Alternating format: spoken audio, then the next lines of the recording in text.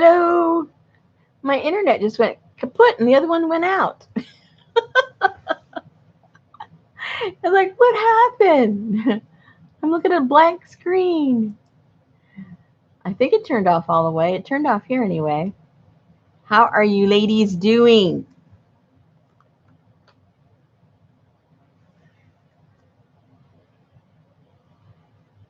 Thank goodness.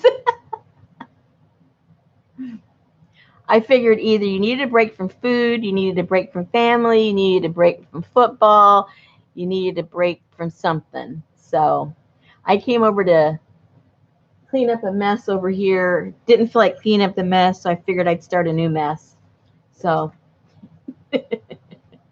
that's where I am. There you go. Couch people. If I had a couch over here, I'd be on the couch. I missed out. I think I missed out on that couch I was telling you guys about. Bed. Did you have to cook today? Did you have family today? Oops.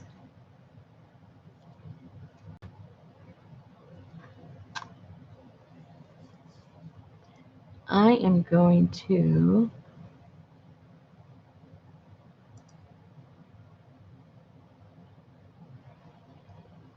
okay. I had to check something. I had to check. All right. I had to see what was going on. I had to put you on the big screen so I can read. So I can read. Oh, no cooking. Well, that's good.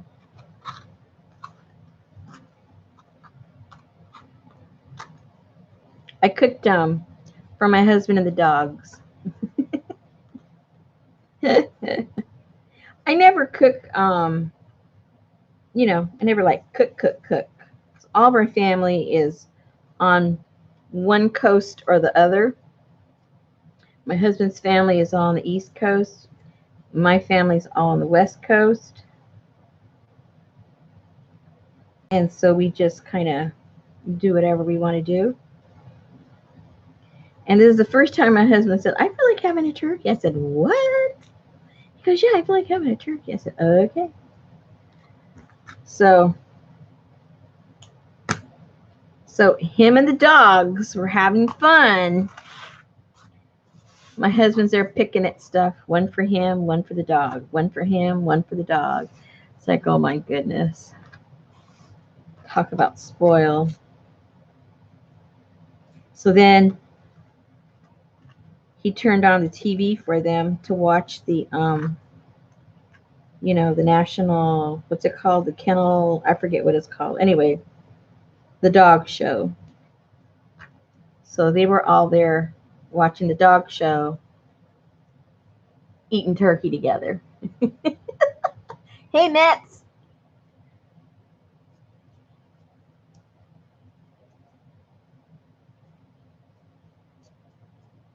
I'm not sure what I'm doing. I'm doing some little paperclip things, I don't know. And they're going into my journal. I almost have finished, but I didn't feel like, well, the next thing I need to do on those journals I'm making is I have to sew in the signatures, and I just wasn't in the mood.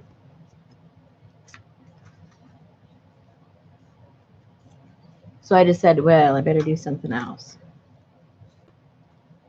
I'm tired of looking at the kitchen.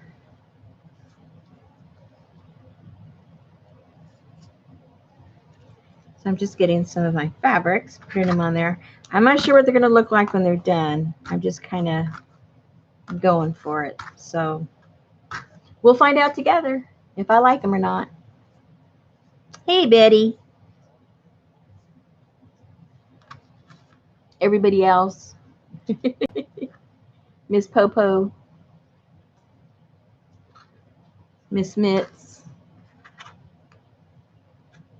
Janice. Ooh, ice cream. I can't remember the last time I had ice cream. I don't bring any of that stuff in the house anymore because my husband has to watch his sugar intake. So I don't want to make it more difficult for him.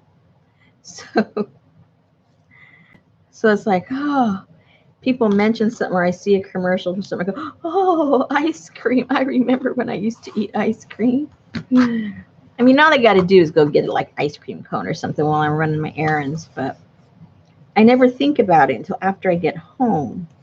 Oh, I think I feel like having some ice cream. Of course, then it's too late. So one of these days, I just have to go out and get ice cream whether I want it or not. Carla.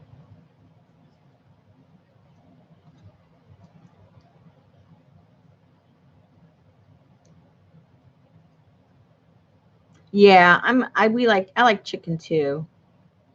I can't even remember the last time I made a turkey. So that was kind of like it was a little treat.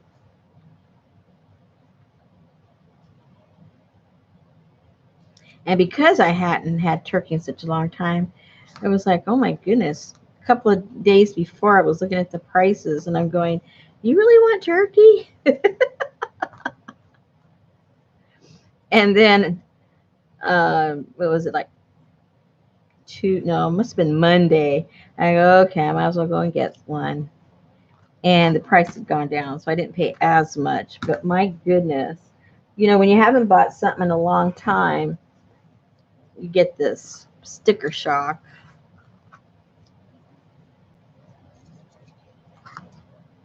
Hey, Laura.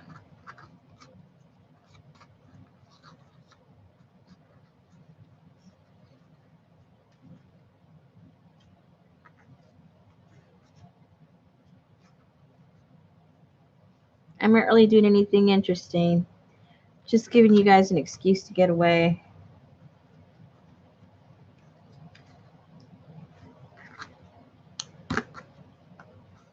Have somebody to talk to. You guys can talk. Talk away.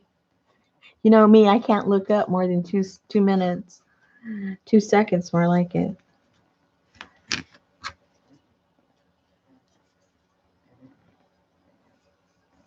I know. Our dogs too.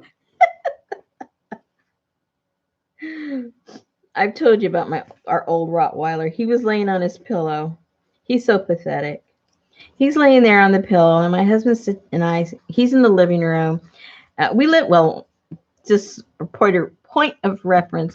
We our living room and our dining room, are open to each other. We live in an old Victorian home, so if you can imagine where the two big giant pocket doors would have been, that's all that separates the living room from the dining room. And so I have a rug that I have Junior's pillow on. So he's technically in the living room, but he might as well have his nose inside the dining room. And the other dogs are in the dining room laying down. We don't feed our dogs, while we're eating. They have their place and we have our place, and that's how we do it. But sometimes, whoops, I forgot to put the paper on. But sometimes, you know how it is, you break rules. And so my husband was there, and the dog sitting there all pathetic looking at him. So he had saved in some pieces of meat and was going to hand it to them. Well, Junior saw that there was action over at the table, and he looks at us like, excuse me, I can't get up, and you're feeding those guys over there? He had that look like we had abandoned him or something, and he gave us that gulp. It's like, okay, I'll go get you some.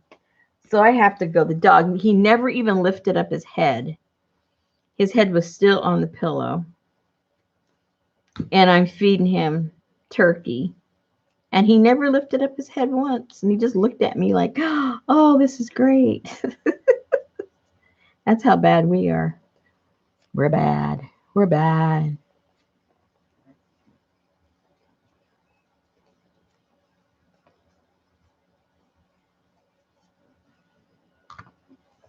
A ball that you put food in? That's interesting.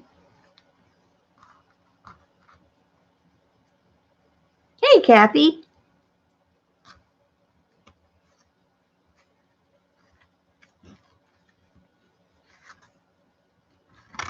I saw nobody was going on tonight, so I go, oh well, let's go for it, guys. And then I saw that there was people going on during the weekend, so this was perfect timing.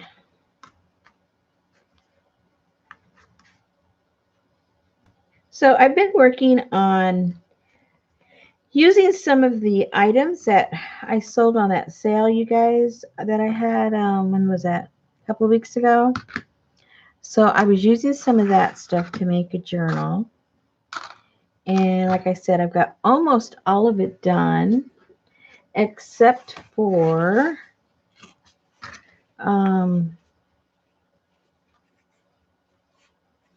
sewing in the signatures. I've got it pretty much done. The covers are done. The pages are done. Things I'm going to put on the pages are done, but they're not on. But I get very bored and distracted if I work on the same thing all the time. So I thought, okay, I'll make some other kind of stuff, and it'll go in the journal. But I didn't feel like working on the actual journal itself. Too boring. Too boring.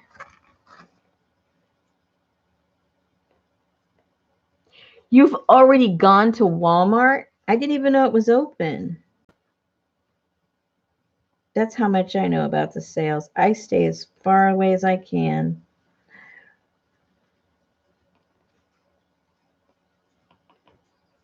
They showed on the news there was this guy here in town. He had a tent out because it's raining here and cold. He had a tent. He's first in line at Walmart. And he had a heater. He had a generator. The whole bit on his tent. It was like, oh my goodness, this guy is serious. I don't know what he needed that bad to get, but I guess more power to him. Ah, no pun intended.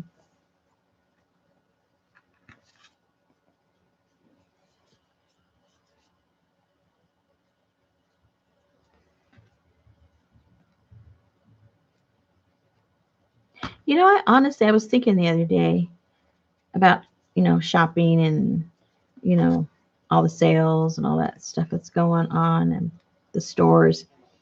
And I realized it's been a long time since I really bought anything substantial.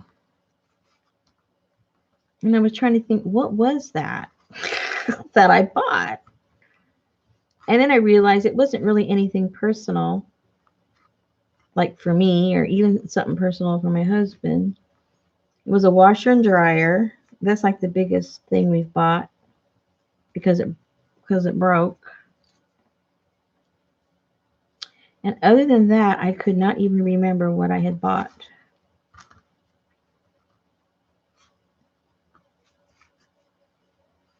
I think what I spend the most money on is glue.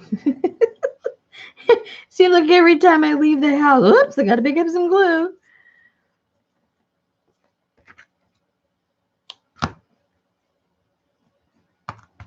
I've noticed that for sure. Too much glue. 3. Oh, I need 4. How many journals am I? Oh, I'm making 4. I made 4 journals. So I need pretty much like 4 of each, I guess.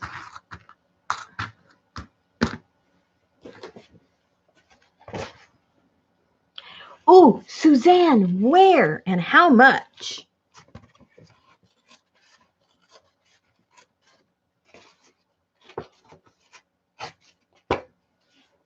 We need to know.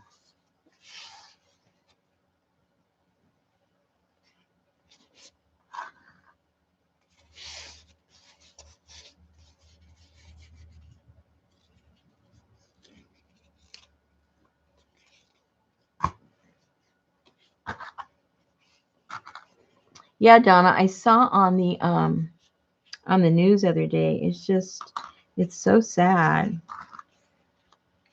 And the fires are still going on in California.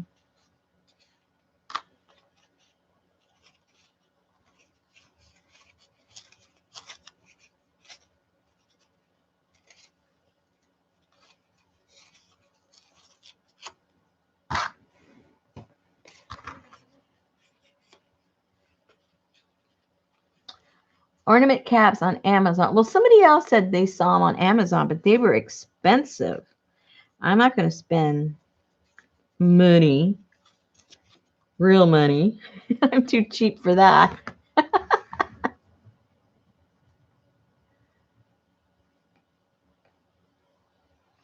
In Virginia, oh wow. I guess nowhere's safe. I saw the other day there was a really bad one in Oklahoma too. It started off out in the bush somewhere, and and now it's worked its way over to some community.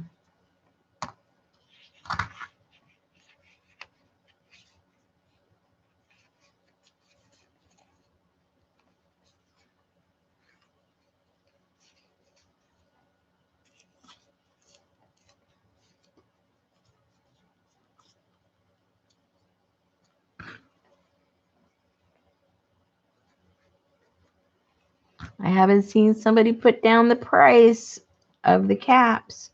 Who found some cheap caps?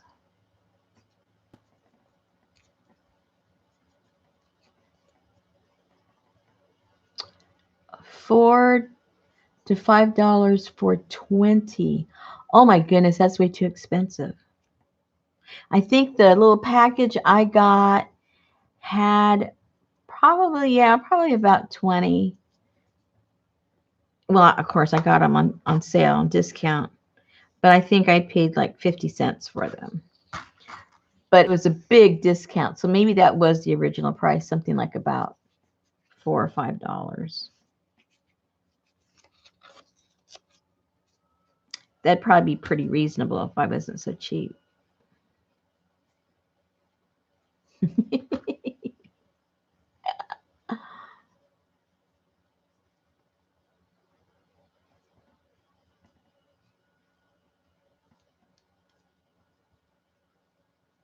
And you know, a lot of those things at Walmart that go on sale, they're online for the same price. They make it pretty easy. And if it is an in-store only one, if it's at your store, you have a better chance buying it online too than fighting everybody. You just buy it online at your store and then you go pick it up the next day.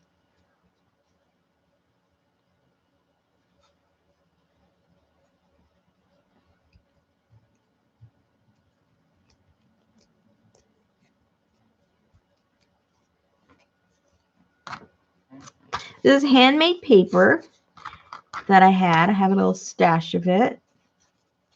Shannon gave me some a little while back. And then I had a few little pieces here and there that I've gotten through Happy Mail. So I'm incorporating the handmade paper on these clips, and then I'm going to hang some of my cloth beads that we made together one night and see what this ends up looking like. I have no promises.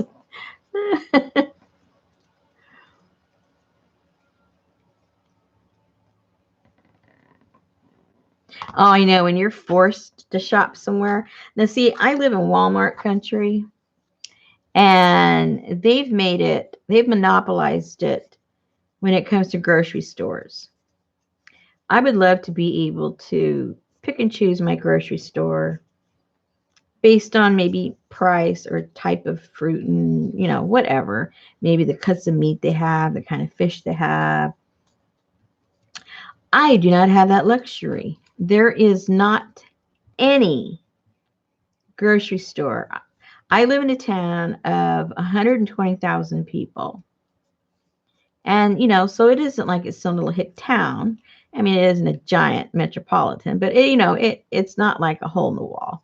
We've got more than one, flashing light. And because they've monopolized it so much, there are no grocery stores here except the big super center Walmart grocery stores. That's all we have. So I don't have a choice of anything. I'm stuck.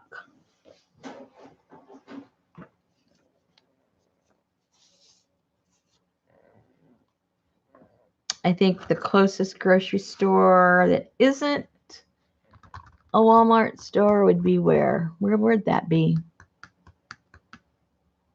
Probably out in the boonies somewhere, a mom and pop store of some kind. But even some of those were being were being driven out of business a few years ago when they were making all those little satellite Walmart places, which didn't work out, and they ended up closing them.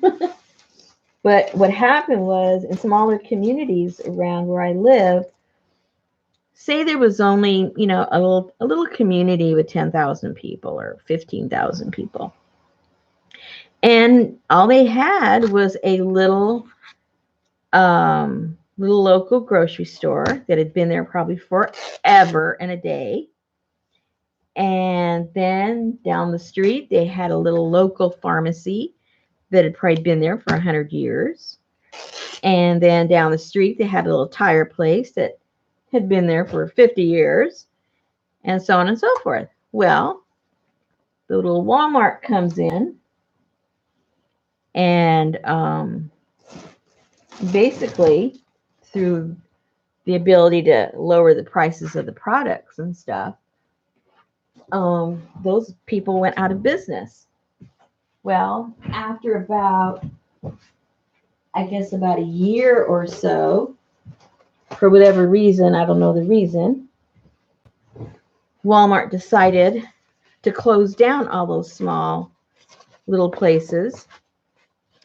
And when they did, before they closed them down, they put everyone else out of business. So the pharmacy closed, so the grocery store closed, the tire place closed, everything closed, and everybody had, ended up going to Walmart. So when the Walmart closed, now that small little community had nowhere to fill their prescriptions.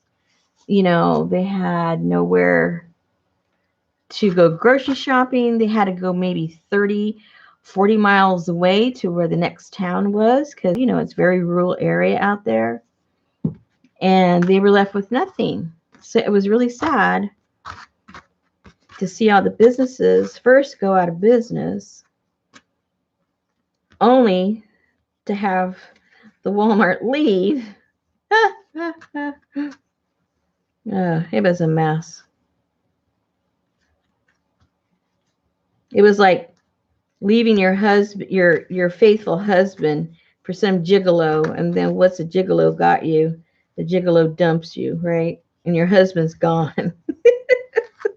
And you're left like, duh, that was stupid. Why did I do that?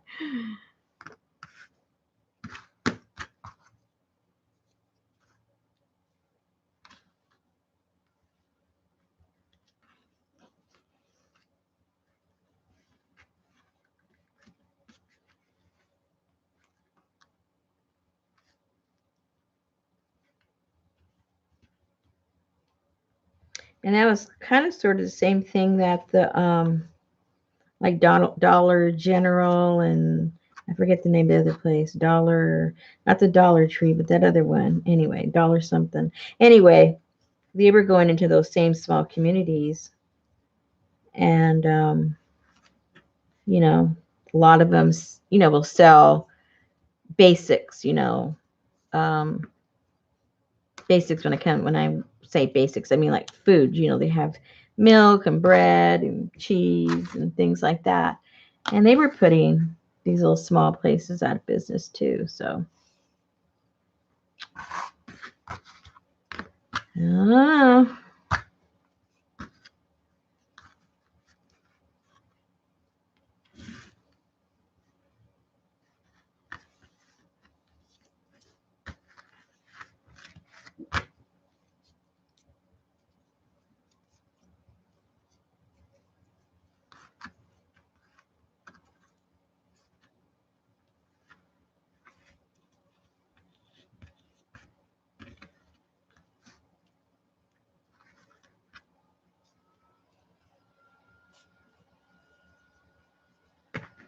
So obviously, I don't have answers. I just have complaints. I just have complaints.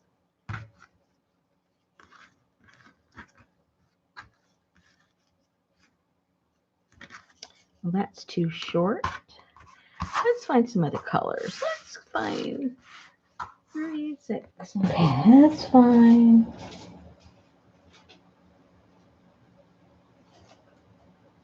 Oh, that's nice and bright.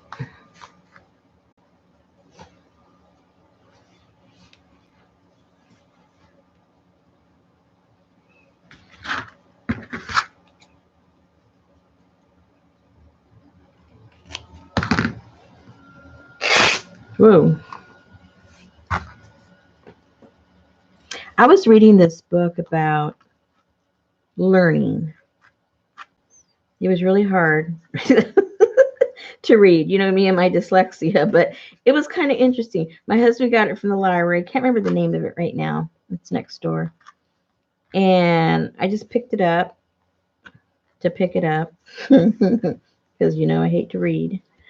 But it was pretty interesting because I know I have a very distinct habit when I'm doing my crafting and stuff like that.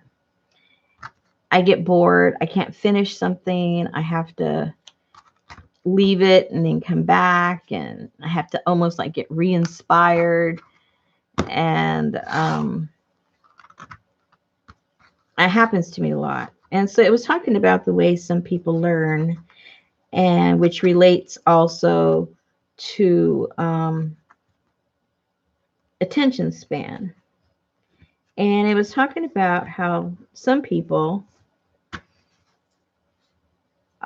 are their endorphins are released at certain times, and then it stops being released. And with those people that are driven by that stimulus or stimuli, once that kind of like dies down, there's this like ebb and flow to it. They just can't function anymore on whatever it was that was giving them that stimulus. So I'm starting to think I'm one of those people because I need to get another hit. That one wore off, and I have to go get another one from somewhere else. And so when you start a new project, that looks too much like a bow. I don't want that. So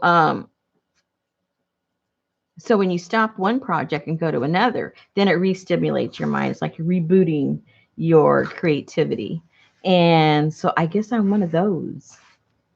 I think I'm one of those people.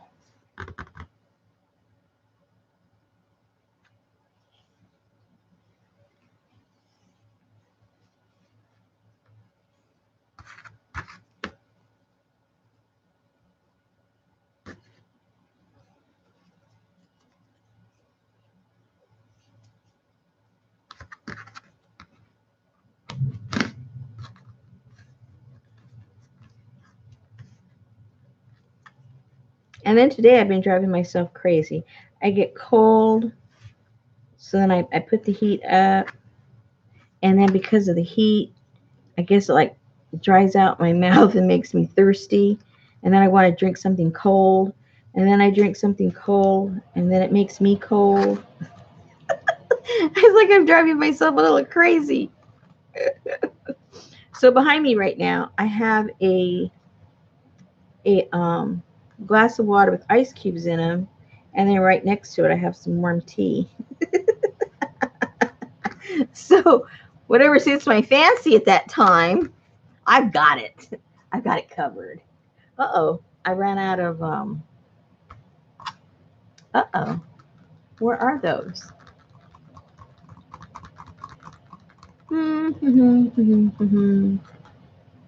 What did I, oh, here they are.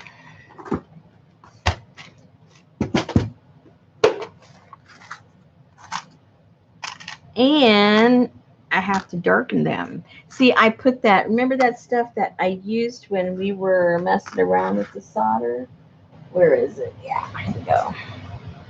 So I got just the regular old paper clips and put the black patina on it to turn them dark. They're not solid black. They just have a little bit of black on them.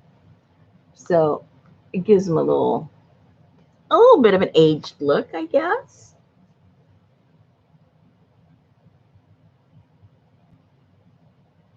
Ooh, all the pretty flowers. Oh, Louise, I wish I was there. I wish I was there. Right now, all I have is dead stuff. And what was so sad, I think I mentioned it before, beautiful trees change colors really beautifully, the kinds that I have in my yard. And we had this frost, a bad frost that a lot of you guys had across the country in September.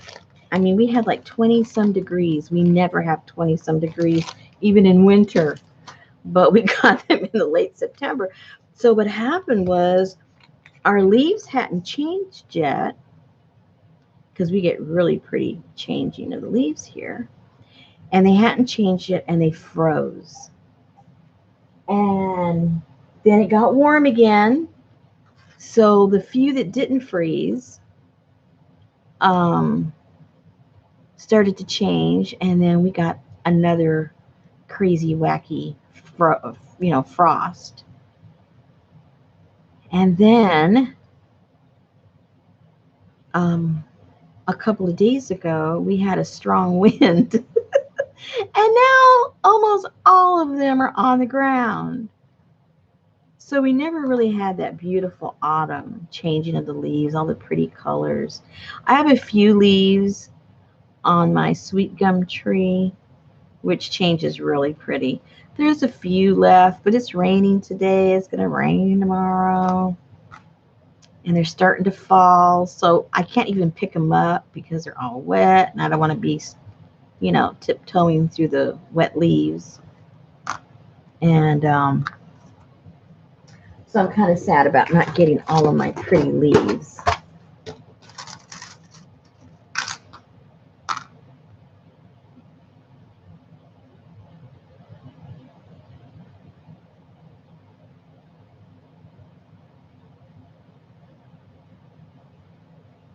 Yeah, Laura, I think a lot of stuff was too dry. Like some parts of the country, they're having the fires, and we're fortunate enough not to have the fires. But I think that same weather, even though we had rain and everything, or some places didn't have as much. And their leaves, the foliage wasn't that great this year in a lot of parts of the country.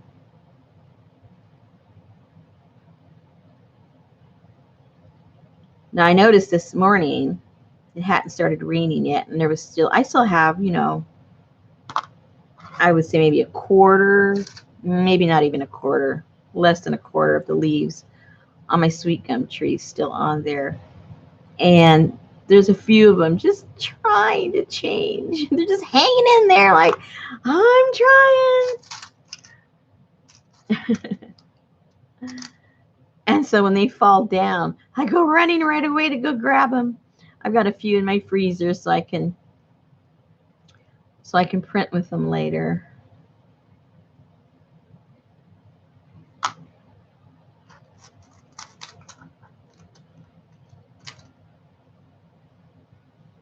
What is this liquid? This liquid, oops, I can't bend it over because the lid's off. I'm using the lid, or maybe I can a little bit. It's a patina, especially for soldering. Novacan is the name of the company. They have several colors of patina, and it works, you know, on different types of metal in different ways. They have some for copper, they have some for brass, they have some, you know, um, for, this is basically what, I don't know what that is. But anyway, I don't know what kind of metal that is. But anyway, I got it on Amazon. I can't remember what I paid for it. I think it was, I'm not even going to say. I'm thinking around 10 bucks, but I can't remember. It might be cheaper. And that's what I use with my soldering and with different stuff like this. So, and it just instantly puts patina on it. And if you don't want it that dark, you can throw it in some water with some baking soda, and that stops, you know, the action. The action, Jackson. Whoops, I don't want a yellow one. So when I was doing my soldering, because I'm not a good solderer, so when you're not good at soldering and you leave it nice and shiny, all of your mistakes are very, very obvious. But if you go and antique it, which I like the antique look anyway, then it kind of hides all those obvious flaws in your soldering. And I definitely need all the flaw hiding. Okay, now, okay, here, look, this has a coating on it, some kind of coating, and it's not doing anything. So these are rust proof, wherever I got those, and these are not rust proof. You could put these out somewhere and they would rust really fast because they're having a reaction. There's no coating on this. So if you're going to do something with, you know, make sure you get the cheapest kind of stuff you can get, because you can pretty much figure out that they don't have any coating on them if they're cheap.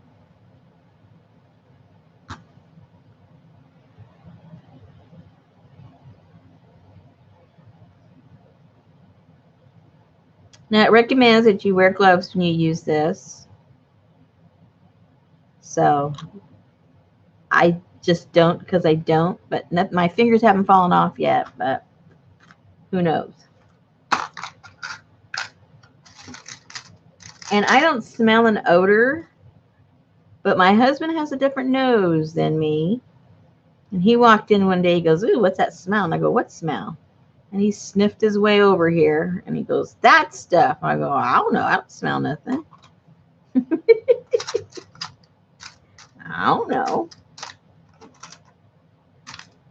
I was using my fabric tack one day and he came in and goes, "You need to open the windows in here. You're gonna kill yourself." I don't even smell the fabric tack anymore. I used to. It's pretty strong. I don't even smell it anymore. Maybe something's happening to my nose in my old age. I don't know. Okay, I think that's quite enough. I think I got carried away.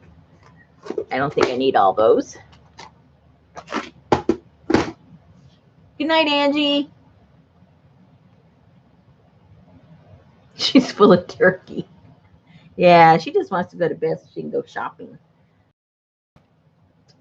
She wants to get up early and go shopping. We know how that is. Oops, how did I put the lid on wrong? Uh-oh. Uh-oh. There we go. Don't want to spill that stuff.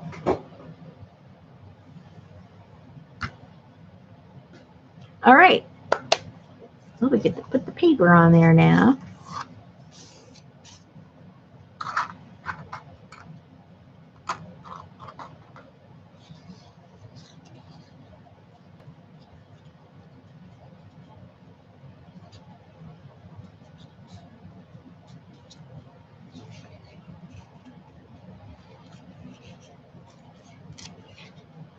Yeah, fortunately, most things really doesn't bother me that much. If it makes me start coughing, then even though the smell isn't getting to me, I know it's getting to my lungs. And so then I'll cut it out. But as long as it doesn't make me cough, I'm okay.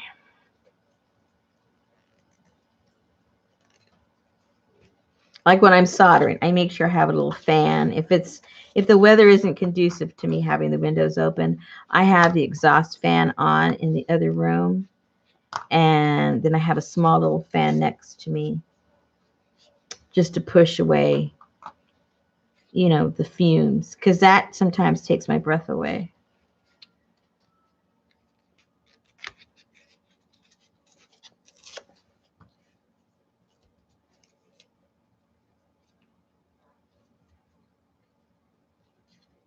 Oh, enjoy yourself. Netflix. I don't have Netflix. I don't have anything. I was thinking the other day, I don't think these consumer places would like me. I don't have a lot of stuff.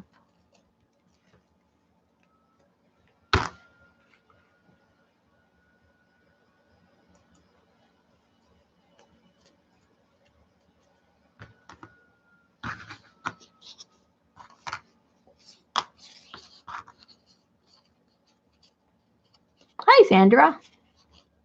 And Sandy.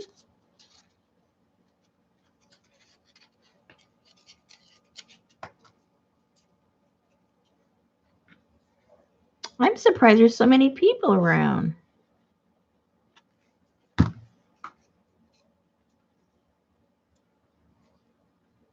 You got tired of your family already, right? There was this guy in the news. There's a local bar that every Thanksgiving he he makes these smoked turkeys, and he serves the turkeys free, and then the patrons bring all the side dishes. And they were interviewing him on the news, and he says, and they were asking, who comes and why and all that. And one of the things he says, well, some people don't have families, some people don't have the means, some people don't like to cook, and then some people just get sick and tired of their family. They want to get away from the family. I thought, oh my goodness. But so true, right? Especially with family you see once a year and their in-laws, and maybe they don't like you, and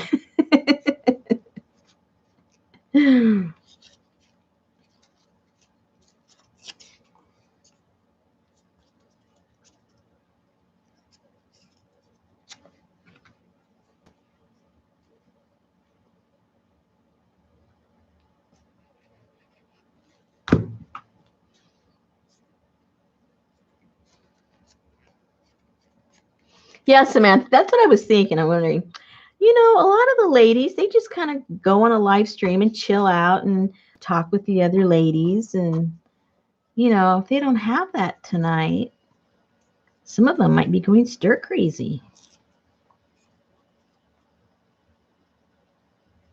They might be actually going and getting seconds on all their turkey and really getting sleepy.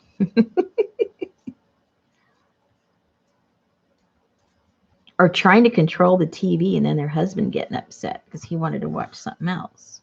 I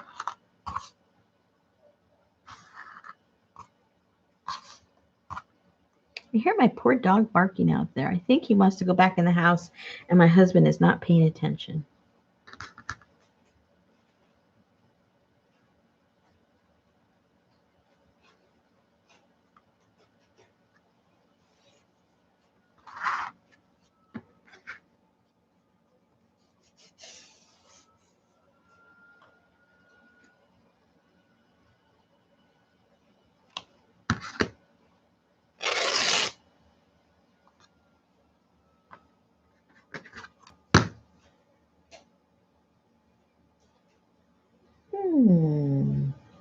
Pretty purple. I don't think of myself as a purple person, but I'm starting to think maybe I am. Purples and this kind of a red. I don't know how that's coming across, but I guess like the royal color, royal red, royal purple, those shades. I like that.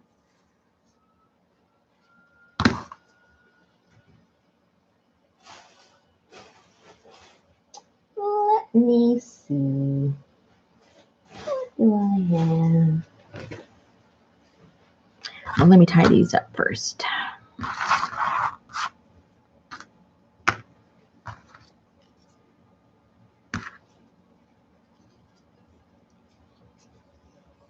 There you go, Samantha. I told you, it'll drive you to eat more turkey.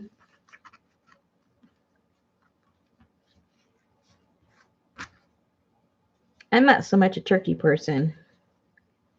The things I do like, I can't even make anymore, like I said, because then I don't want to tempt my husband. Like, I'd have loved to have a sweet potato. But I made some sweet potato not that long ago, and boy, my husband just had half of one, and his sugar skyrocketed so fast. That poor guy, he can't even look at a carbohydrate. He can't even look at one. Well, he's trying to manage all of this without any medication. If he had the medication, I'm sure he could, in moderation, he could eat a lot of different things, but he's trying to keep his sugar down naturally. And so, I mean, he's doing a really good job, but also, he can't eat anything, which is odd because he has not lost any weight. He's going, what is going on? And then what happens is he just eats more of the stuff that he can't eat because he's so hungry. He told the dog, he goes, I don't understand it. I can't eat anything and I haven't lost any weight. He says, well, obviously you're eating something. He's just not eating carbohydrates, that's all.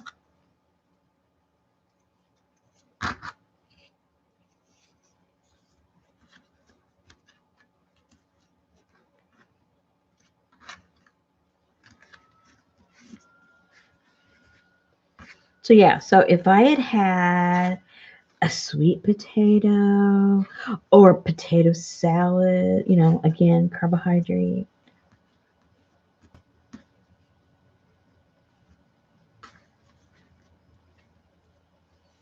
Something, but how appealing is turkey with a side of Brussels sprouts? I mean, tell me, let's get real. How exciting is that? And that's what my husband wanted. That's what I made him. Oh my goodness.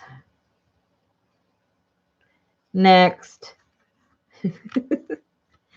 We were running low on dog food, so I have to go get dog food tomorrow. So I might have to go and buy one sweet potato, bring it over here, cook it in the microwave, and eat it before he finds out about it because he loves sweet potatoes. So I have to eat it and then get rid of the evidence, light a candle.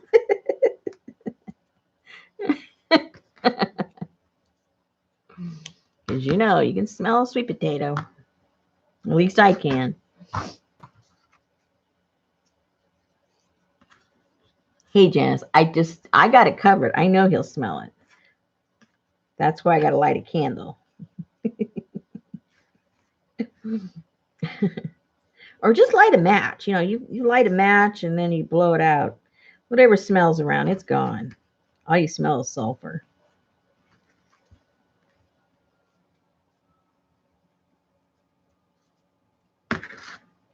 And see, I could do that because see, in my studio here, those of you that haven't seen my video, one time when I did my first workshop, I did a video walkthrough to show how I had it set up and everything the morning before the workshop started. So it shows you my whole studio here. So But for those of you that haven't seen it, and why haven't you? Uh, I have a full kitchen in here because this is a little shotgun house, and we remodeled it for my parents that never decided to come. We were trying to, entice them, but it didn't happen. But anyway, so I have a full kitchen. So I have a stove, I have an oven, I have a refrigerator, I have a microwave. I got the whole thing. So I could have made the turkey over here and threw in a bunch of potatoes in there.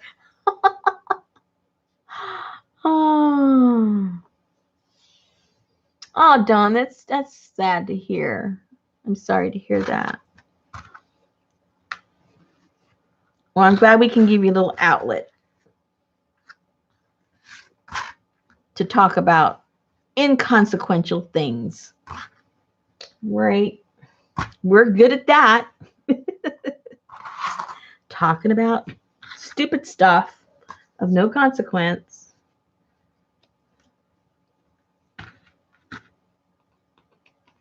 All right. So what are you going to do now, Rosemary? I don't know. These are going to have somehow, I haven't figured out how I'm going to do it yet. But my plan, I'm just not sure how I'm going to execute it. But my plan is to get Darla's here. My plan is to hang my little fabric beads from here somehow. I haven't quite thought that through yet. I don't want a lot of wire. I don't want to, in other words, I don't want a lot of work involved.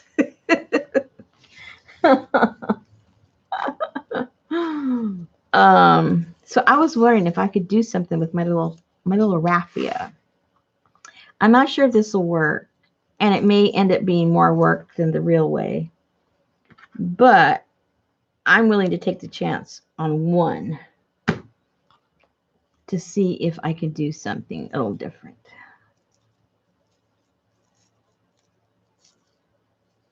Okay, now let's see if I tie this here. I'm just trying, I got to see if this is going to work or not, because this whole thing may not work at all. I need some room for tying.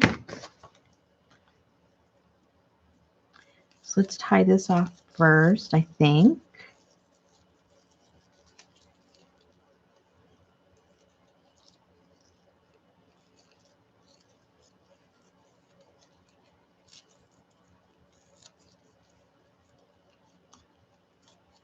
Okay, so now what?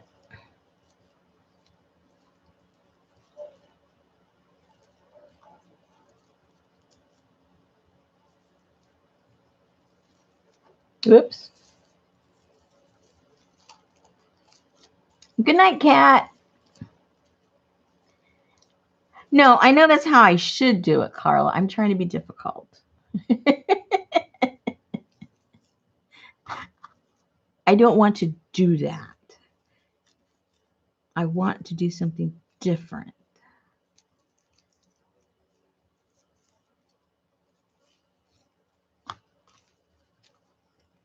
I don't want it to look normal. Because after all, anybody can do normal, right?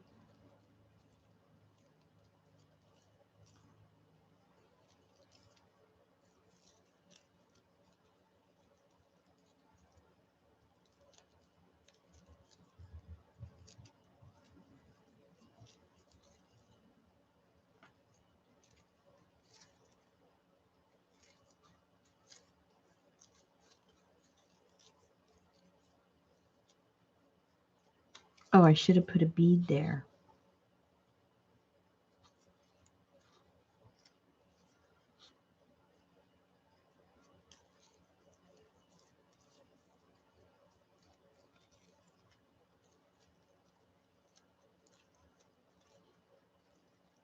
Aha.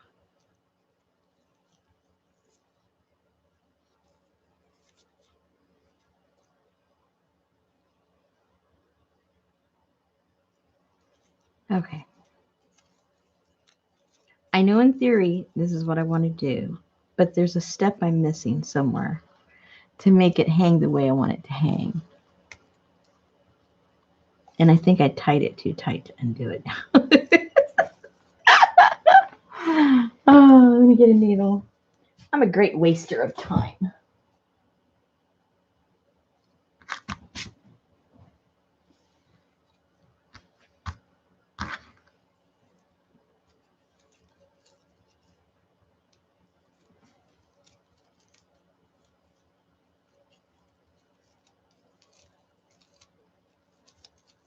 Oh, that was easy. All right. I got to think this through.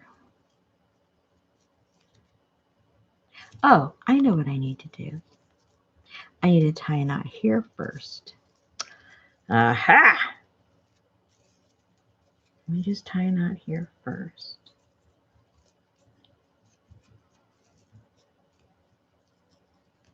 I know. I'd be done already if I did the jump ring. Oh my goodness. Okay. And then, now I can put it in through there.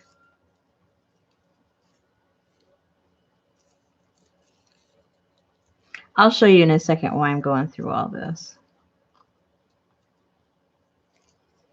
It might become clearer for you. In case you're going, why is she going through all that trouble when she could do X, Y, Z? Why indeed?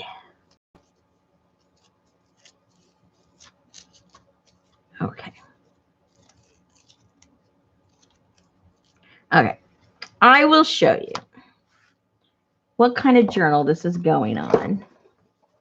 And then it may become clear. Or you just might be more confused than you are now. That's your choice. Hold on. I will show you.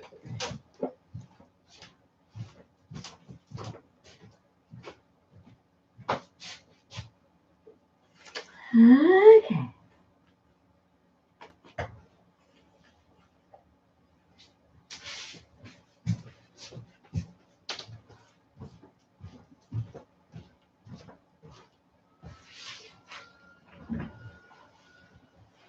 Let me get these out of the way.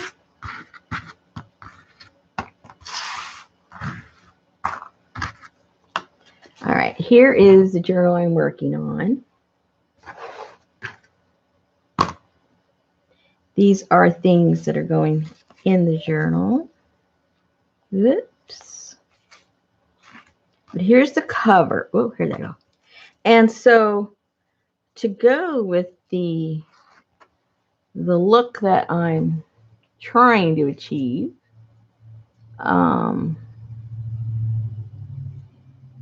these are going to go inside somewhere. So they have to have, you know, kind of that look. So that's why I'm trying to avoid all the normal way of putting it together, the jump rings and stuff like that, because I think it looks more like it goes with the look I'm going for.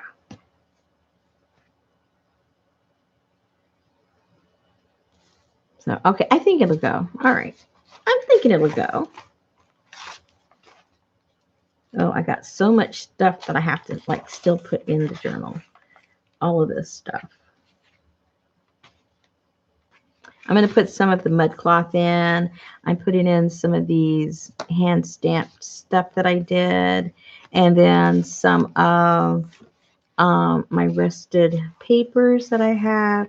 Some of my eco-printed fabrics. And then some handmade papers. And then some of my African ladies. And then some more of my eco-dye stuff. And then some more rust.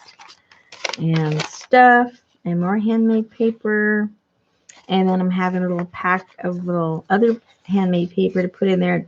You can rip apart and make collage with, you know, when you work on your journal yourself. And Yeah. A lot of stuff. Lots of stuff in there. That's all I can say. So yeah, so that's why I'm trying to make these a little different. So it goes with the different look. So I think that'll work. I think that'll go with that, right? Going inside.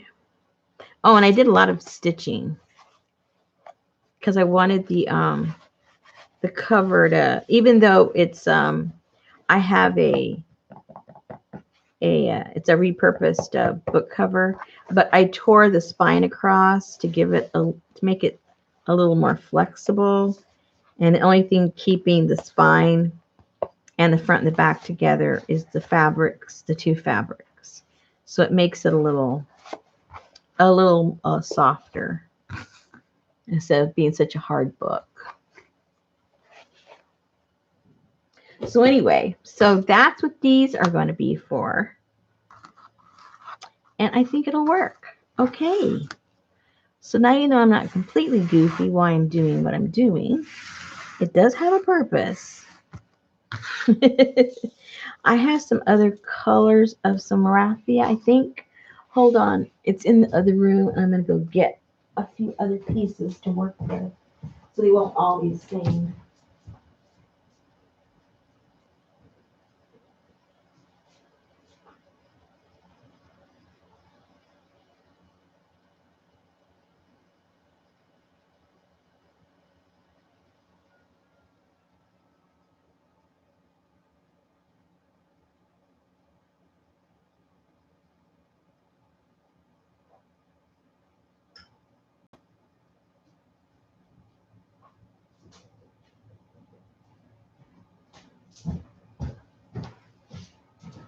Yeah, I have a few colors.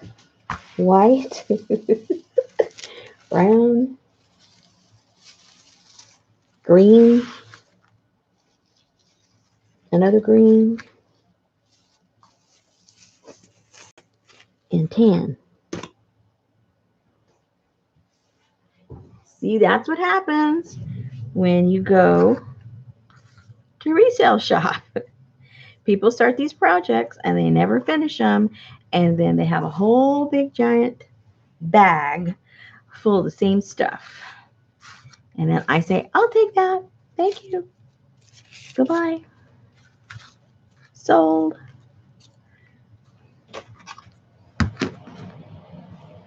Sold. All right, so now I needed, how did I make that? Okay, what did I do? So I need to find the bead to have a little bit fatter hole.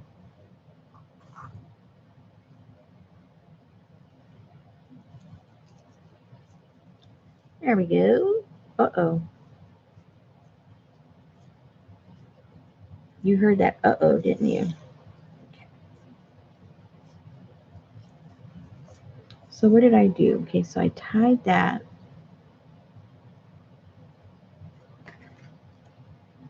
I don't want all those loose ends.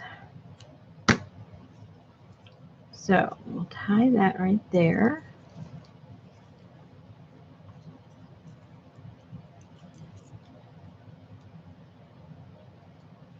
And then you have a big bag of the same stuff.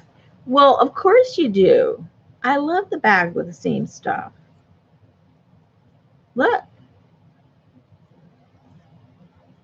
Well, see, I think the trick is I don't buy everything that's a good deal.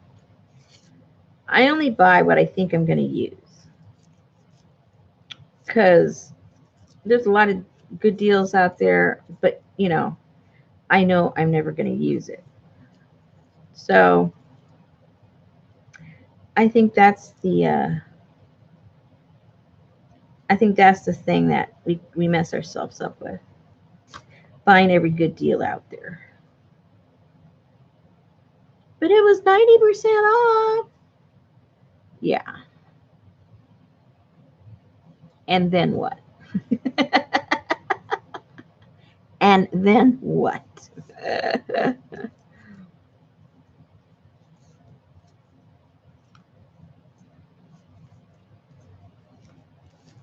Sandra. And do you use even one of them?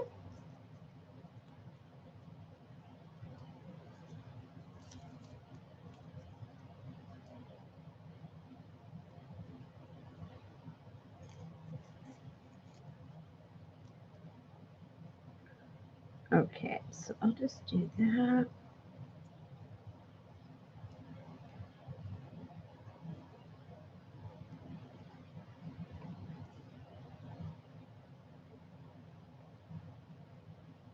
Okay. And then,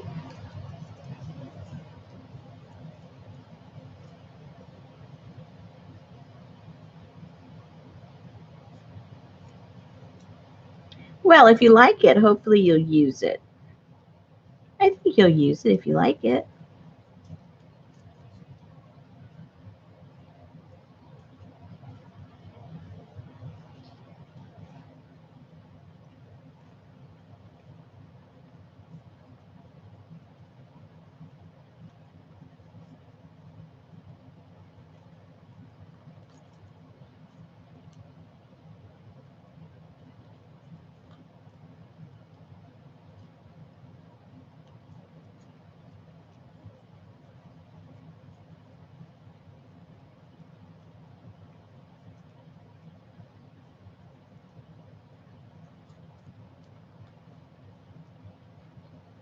Okay. Well, that one's different. All the raffia is a little different the way it folds and bends. I like it. It's different. Okay. We're on a roll now. And now that we're on a roll, I'll change. I'll change the raffia, and then that one will be different too. Where are my other ones? Here we are. Oops. Oh, sorry about that. Hitting everything where my camera is. Boing. Let me get that out of the way.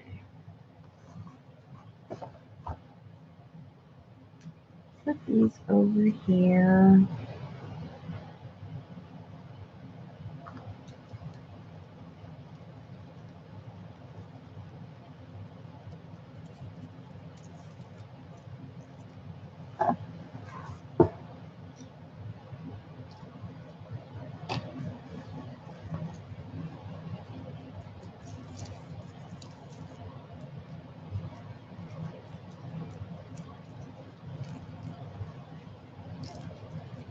Oh, what happened to Susan? Oh, no. Ooh, burns hurt.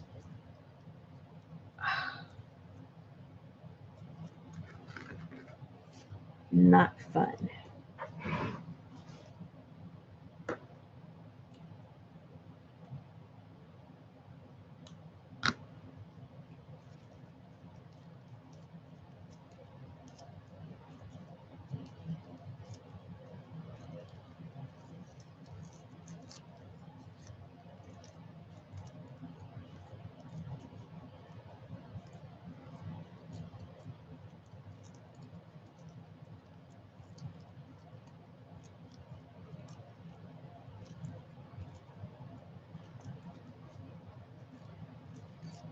You guys like napkins so much. I should have sold you all my napkins. I have to get rid of so many napkins. Unbelievable.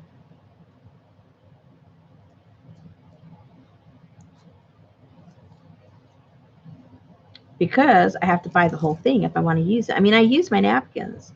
I'm just not going to use all of them in the package.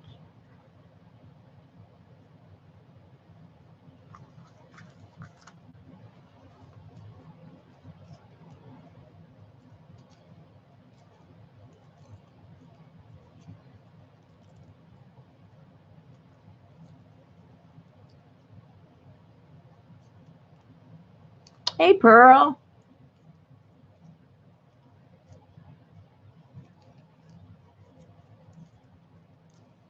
Oops, forgot. I need to.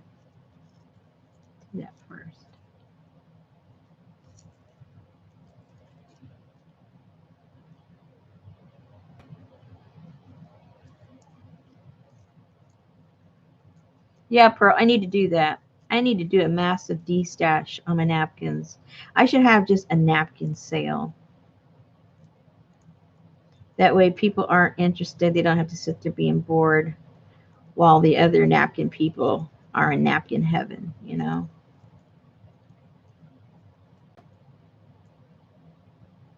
If you saw my napkins, you'd probably have a heart attack.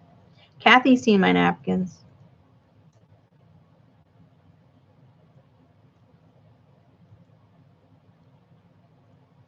Kathy can tell you.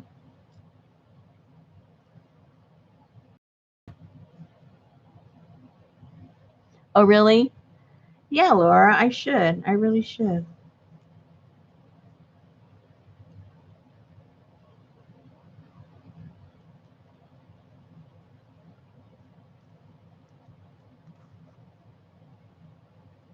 I'll have to see what everybody's selling them for.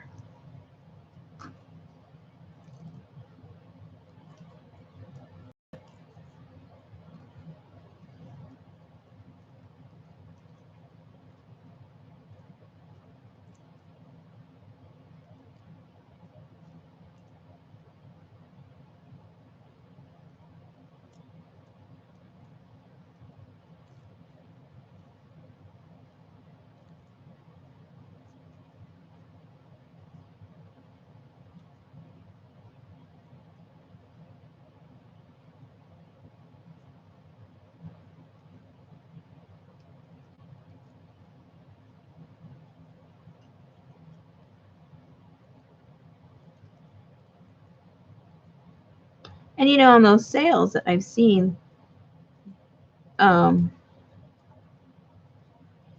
as far as the ones that I like, because of course, you know, everything isn't for everybody.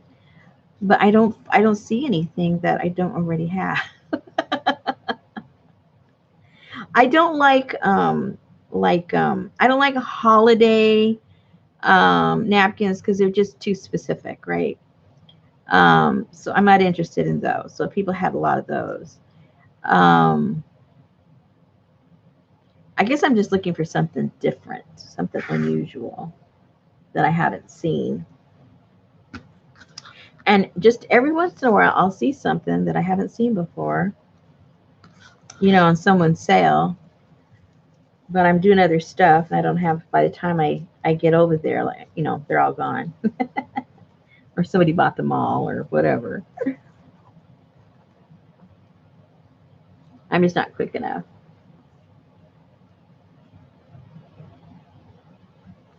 Hmm. But I do need to get rid of mine. Ooh, I hope this goes through there. I like that.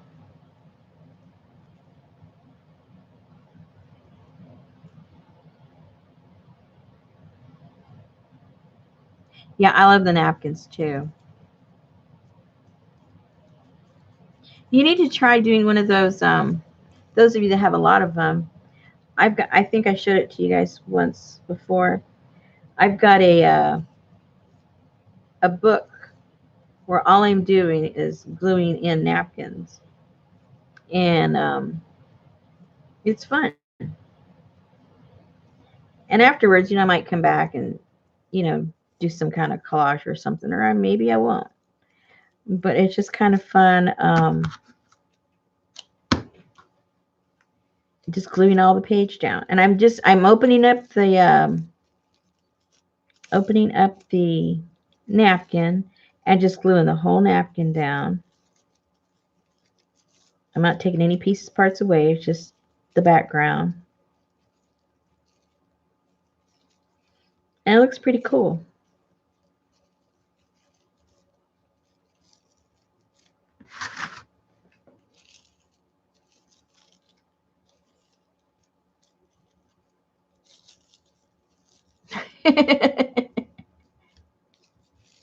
What kind of person is that using a napkin as a napkin?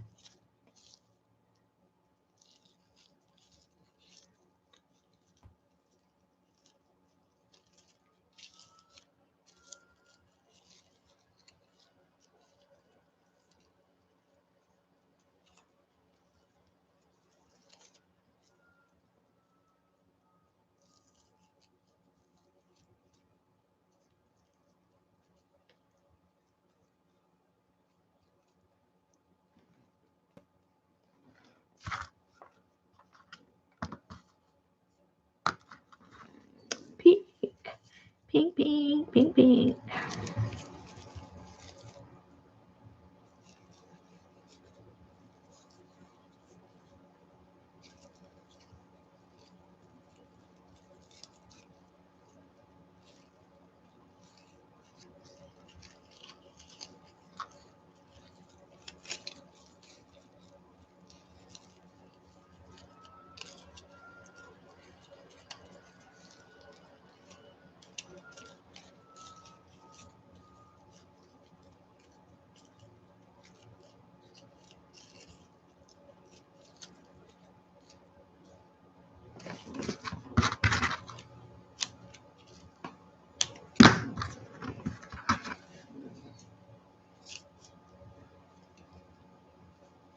Boy, if somebody's watching this this video for background noise, I'm being awfully quiet, huh? For once.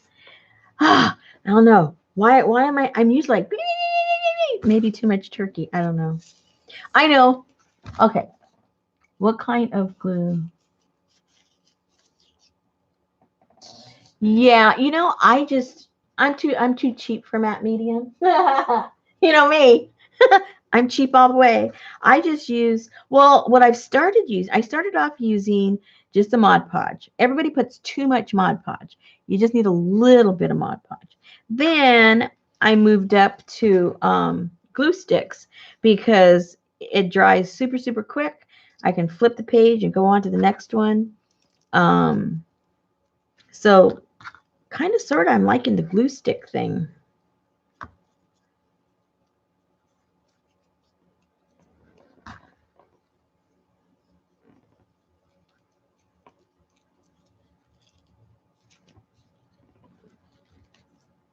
Oops, what am I doing? See, I started talking and I forgot what I was doing. I need the bead first. Okay, I don't know what to talk about. Okay, I'm taking questions. It doesn't matter what the topic is. I'm taking questions. This is probably the one and only time. I'll let you ask me whatever you want to ask me. Doesn't mean I'll answer it, but you can ask me whatever you want.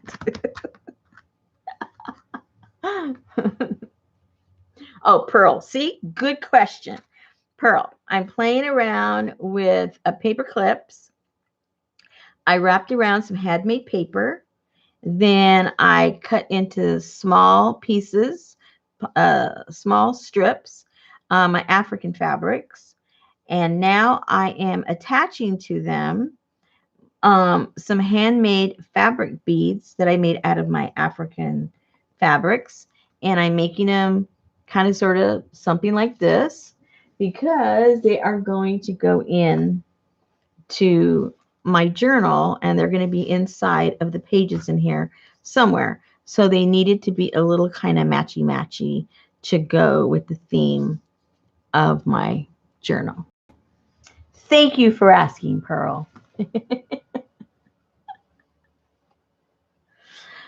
What do you use to roll those around? I use a chopstick. Where's my chopstick? It was here a second ago. Where'd it go? Oh, here it is. I use a chopstick. Ta-da!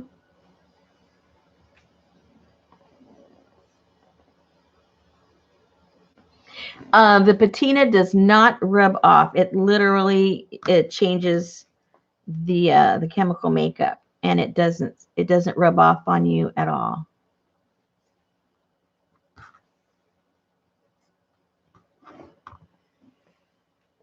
Hey, Patricia.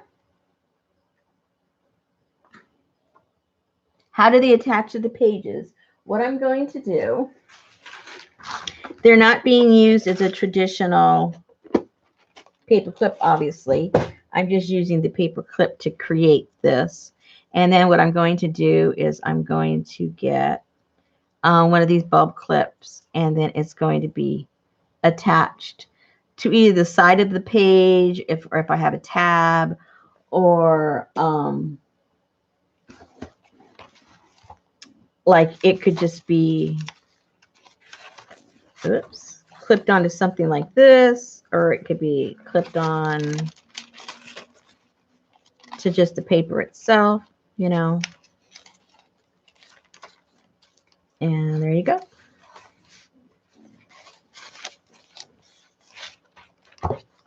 Or on some of these that I have, they could be attached to the fabric that I already have made for these cards that I made. So you could go like that too. So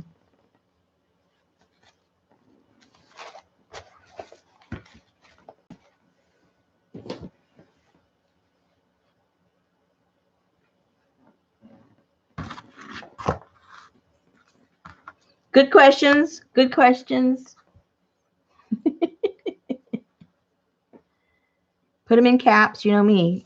I don't see anything.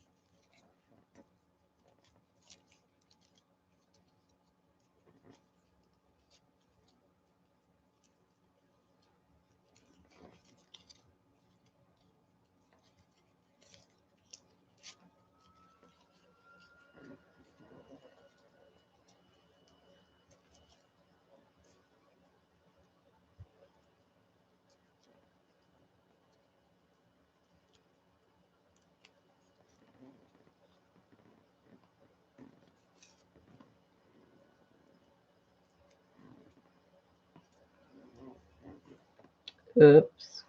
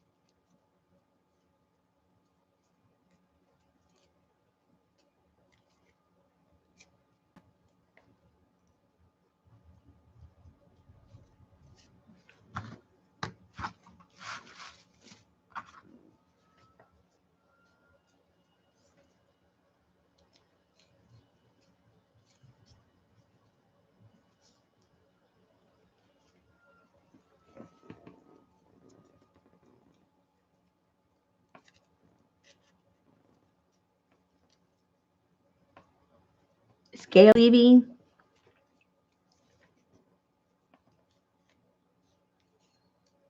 Thank you for you coming by, Gail.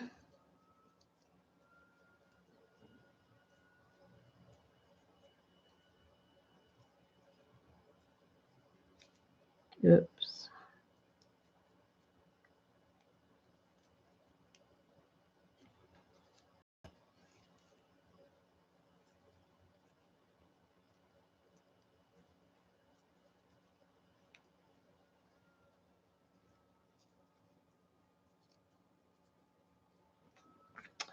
Oh my goodness, I really got 5 done.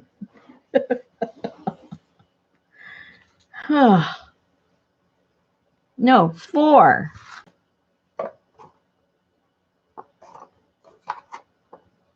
Holy moly.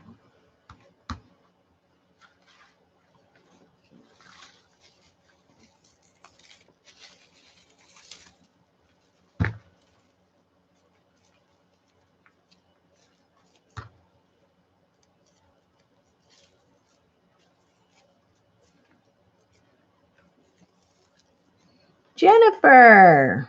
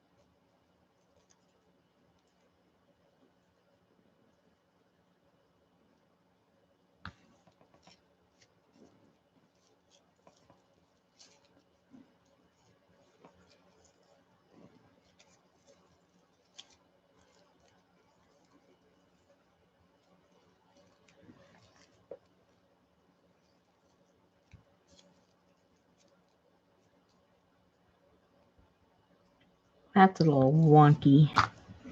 It's a little wonky. Oh, there's another one I made. Okay, so I do have 5. Never mind.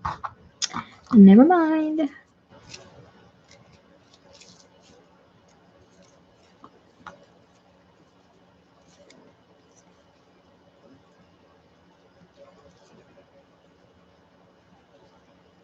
That's what I should do. Sell gift cards for you to buy stuff at my shop. You can give them away. Yeah. Yeah.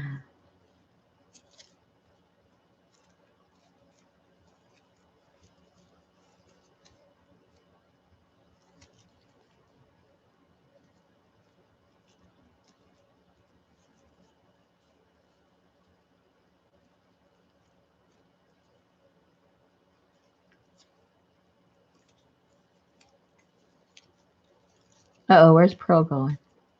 Good night, Pearl.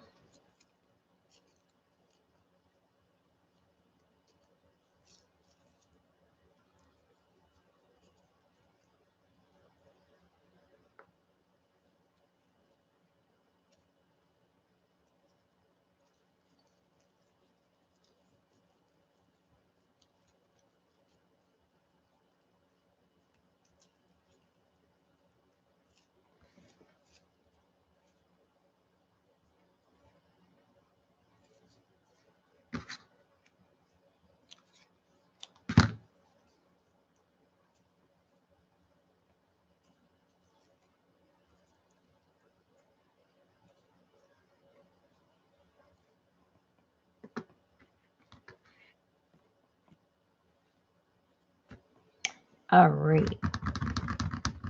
Oh, I haven't done a white one.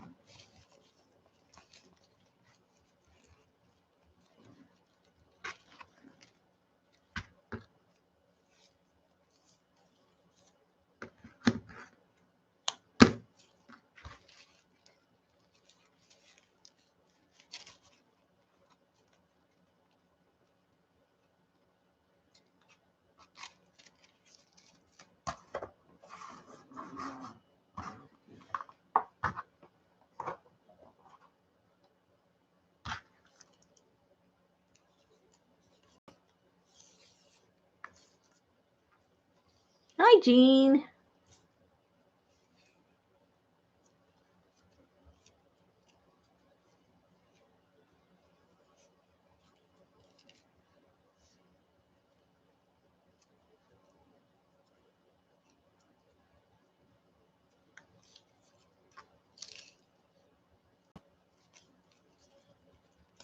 Oops.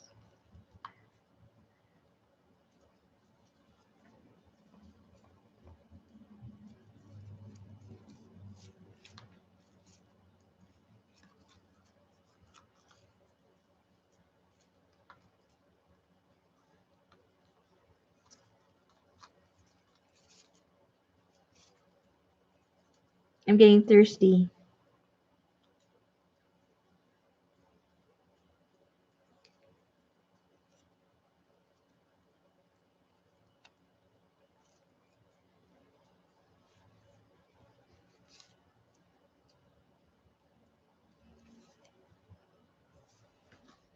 What would it look like if I threw another one in there? Same color.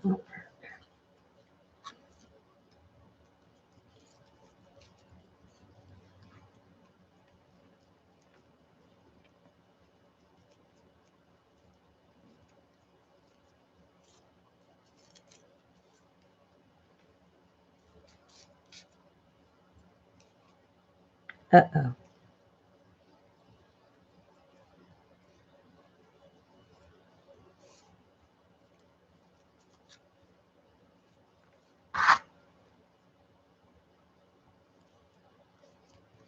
I think my endorphins are leaving me.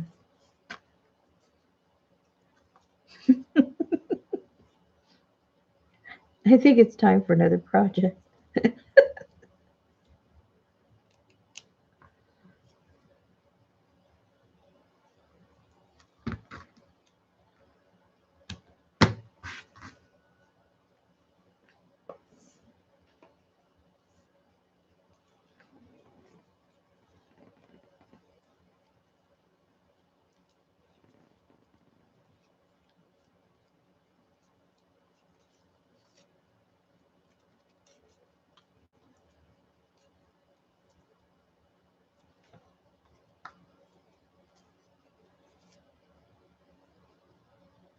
Oh, this one's kind of cute.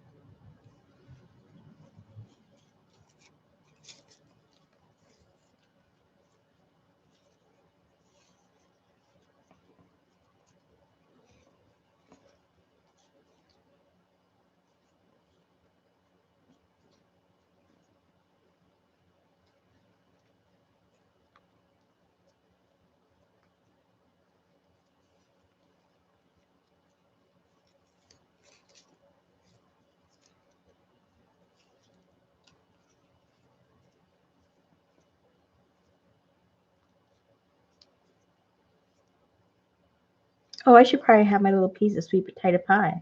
See, my husband can't have that either. So you know what I did? Don't laugh at me. Don't judge me. I'll show you what I did. Hold on. Let me finish this one.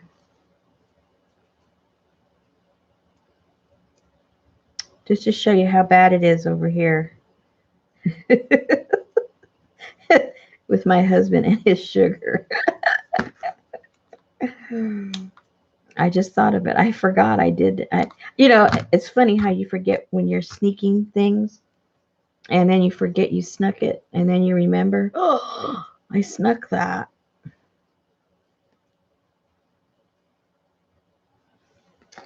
Okay. I gotta clean up this mess on the floor before I fall over it.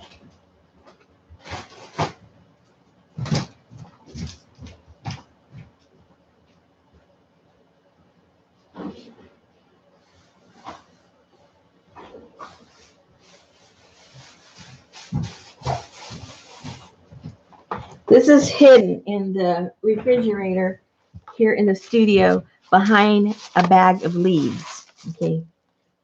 This is what I got. It's all my husband's fault that I have to sneak these things. And it's Walmart's fault. There's only, like I told you, only one place to go.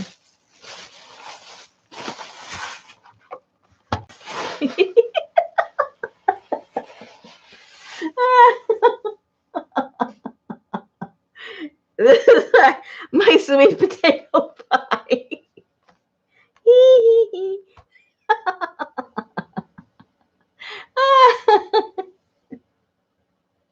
It's something my husband can't smell it.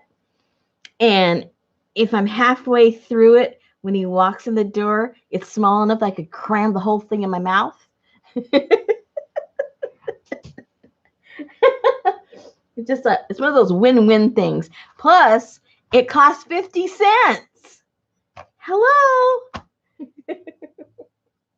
Told you I was cheap.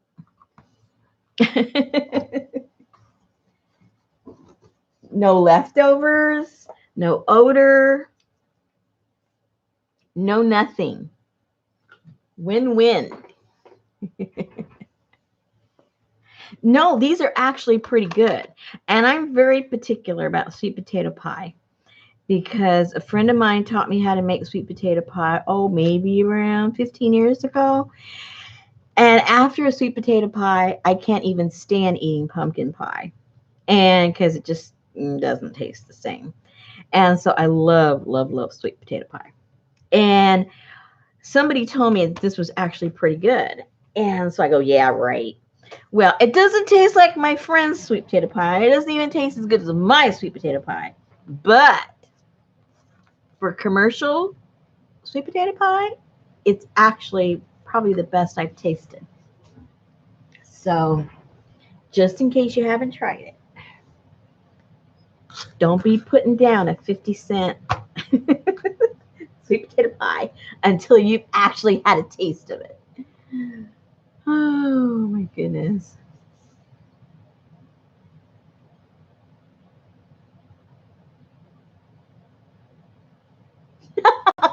Jennifer.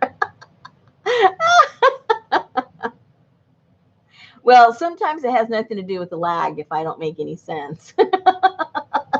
Sometimes it's actually me.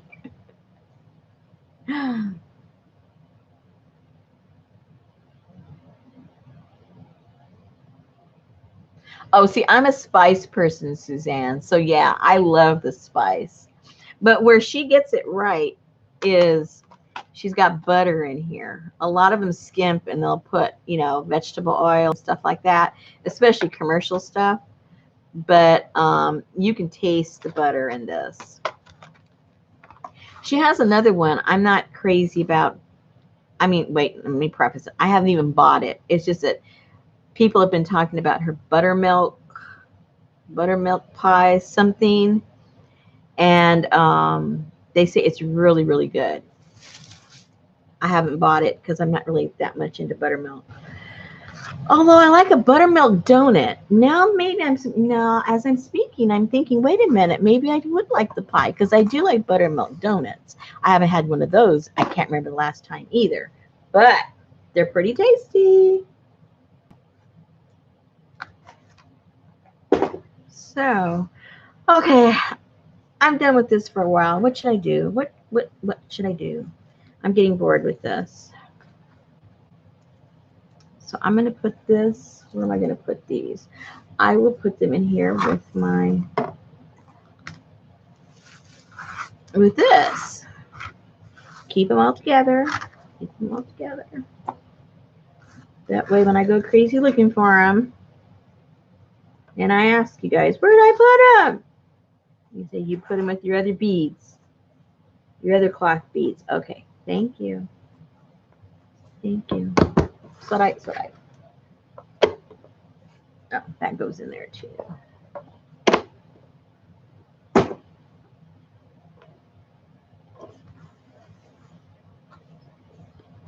Oh, buttermilk pie tastes nothing like buttermilk?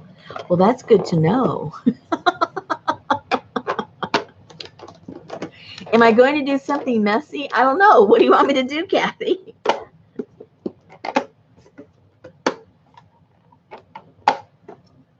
I'm up for suggestions.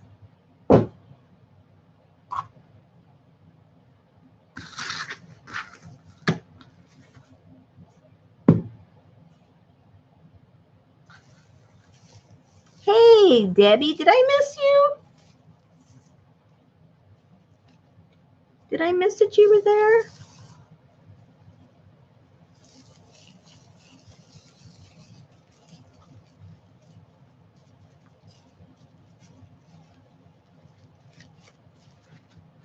Okay, I'm going to put these away. I'm going to put these away right now. And I need you guys to tell me what we should do next. And by the time I get back from putting those away, you better have some ideas, people. I can't think of everything.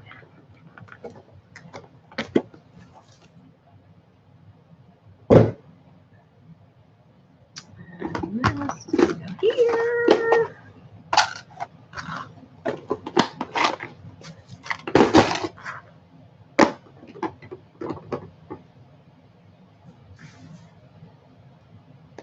They're extremely sweet. Okay. I don't like, even though I like sweets, carbohydrates, I don't like really sweet stuff. Like, I don't like icing. I don't like cake with icing. I'll scrape all the icing off. When I make my brownies, I never ever put frosting on them. I don't like candy or Hershey's and Reese's. I don't like the stuff with the marshmallow stuff and all that sweet stuff. Yeah. I mean, yeah. I like carbohydrates, sweet carbohydrates, but I don't like them when they're sweet, real sweet. Yeah.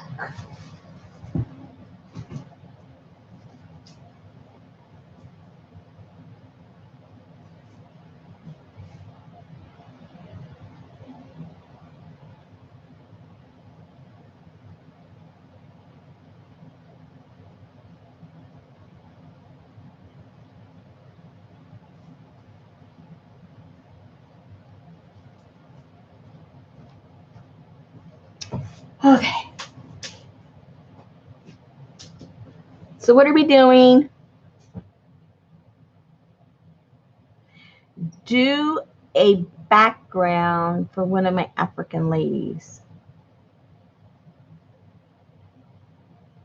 I don't do anything holiday, Debbie. I'm sorry. I'm just not into it. I never do stuff that is like specific to any time of the year. I just never do. Just trying. I don't have anything Christmassy to do Christmas.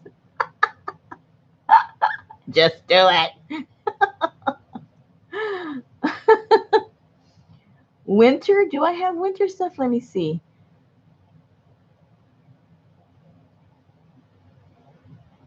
I love my Reese's. I could, you know what? My favorite, like, really junk thing to eat is, and I don't have to go to the movies to do this. I can do it just sitting at home, nothing else, not even the TV on.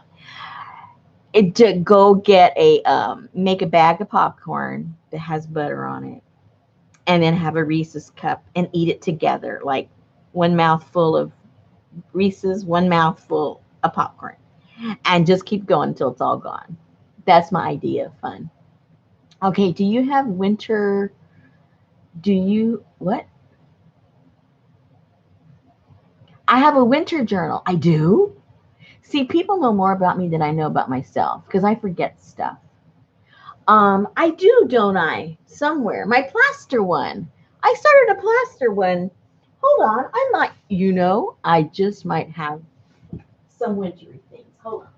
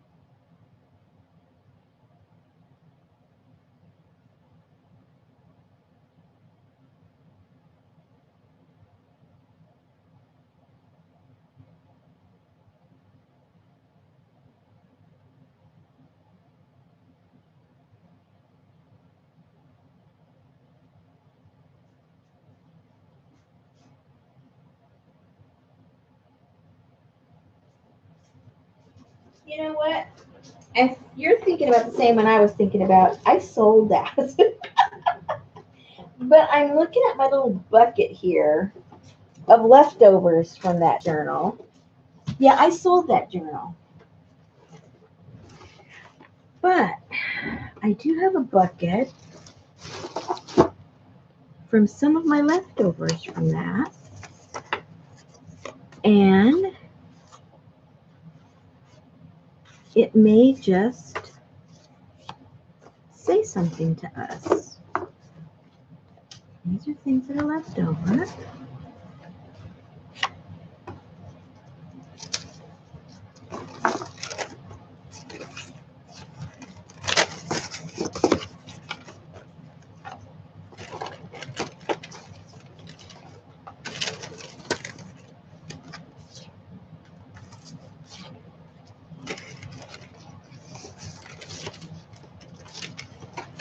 What else is wintry?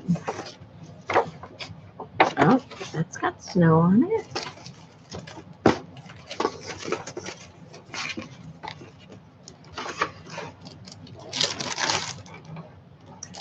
And on that one, on one of them, I did, and she was like, I took all those other colors out of there, and I made her sort of like a snow queen or something. I remember that.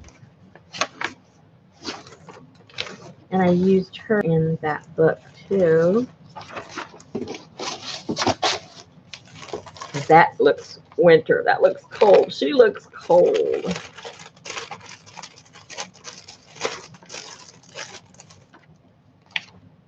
And then I have those. And that. Those are my leftovers.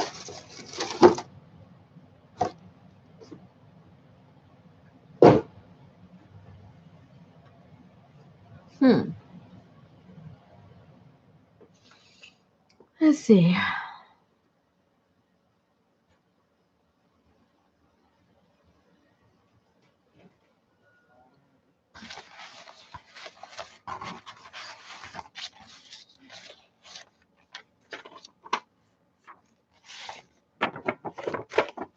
Maybe some postcards.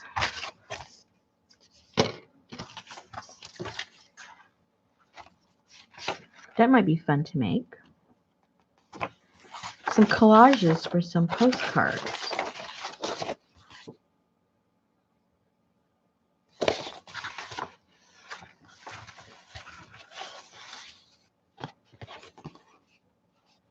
Some postcards made out of watercolor paper. How about that?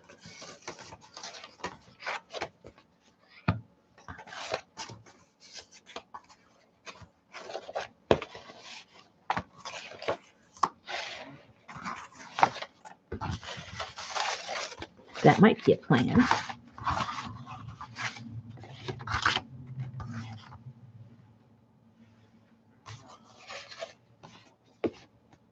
What size is a standard postcard? Anybody know?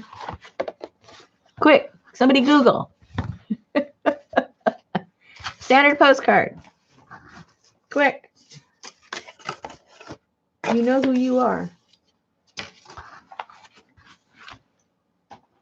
Well, I taste my sweet potato pie before my husband comes over and smells it. 4x6? That answer was too quick. I didn't get to get a bite of my world-class sweet potato pie.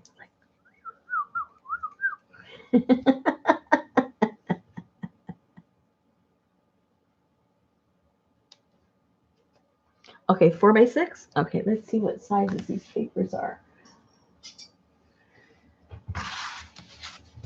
These are,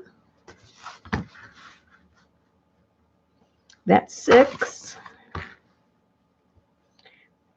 That looks small, 4x6. Well, that's okay.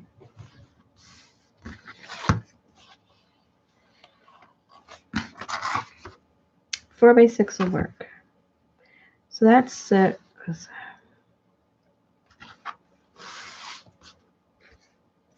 All right. Let me get a pencil.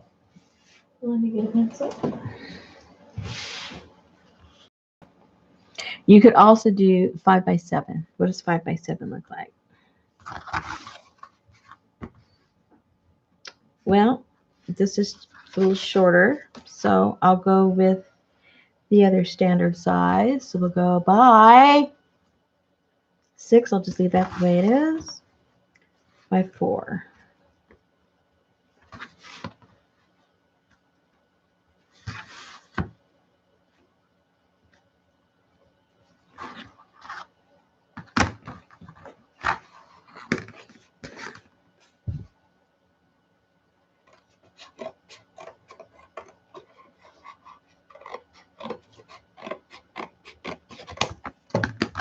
And I'm going to leave it wonky.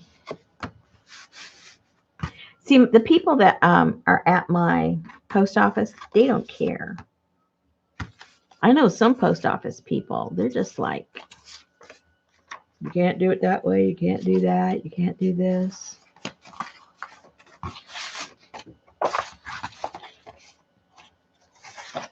All right, I have to think.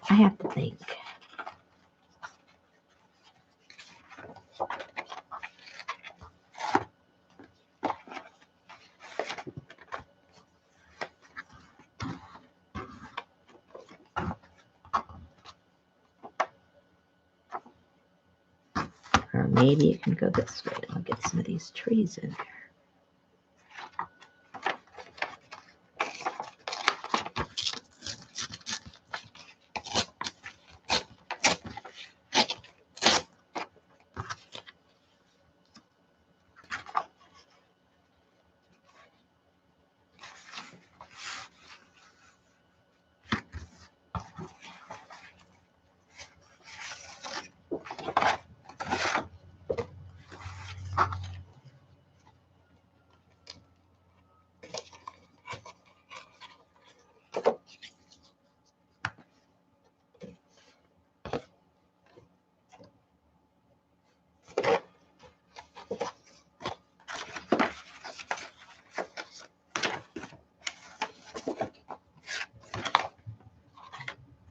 I might have some napkins that I need to get rid of.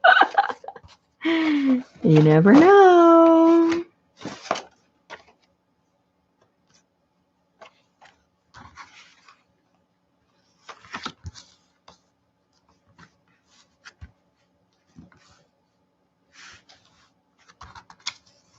Let's start off with this and see what happens. You just don't know.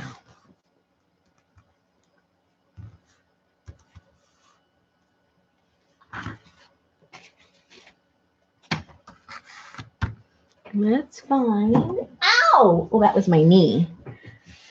I forget that my new computer thingamajigger is down there.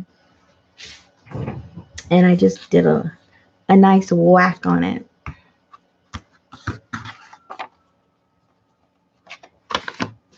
A nice little wacky doodle.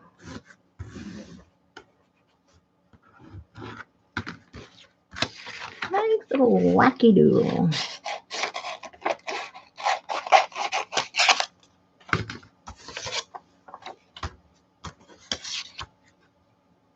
And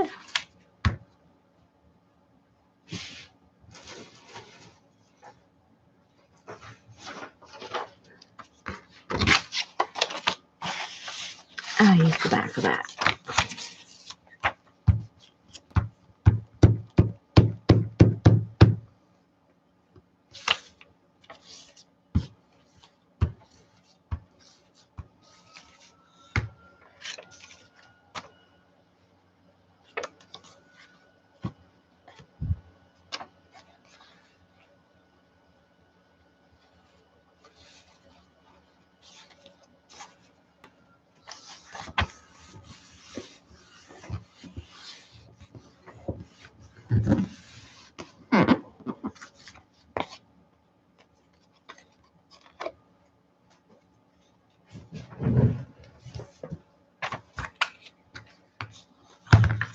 And as you know, I like to tear as much as I can.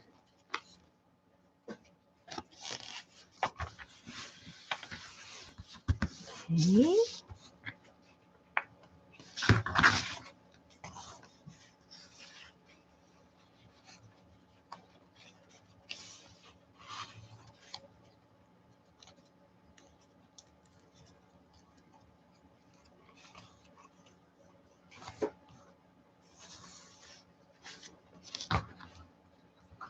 It's a little thicker. I'll put a little bit of, oops.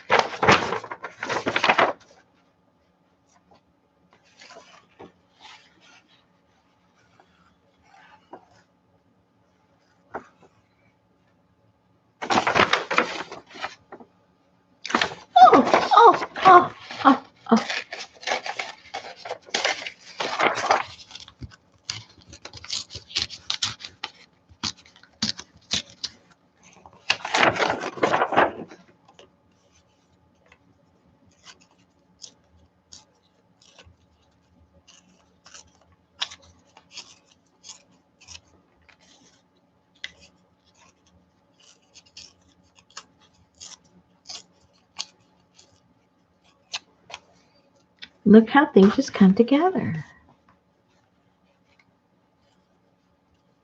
That looks like the moon to me.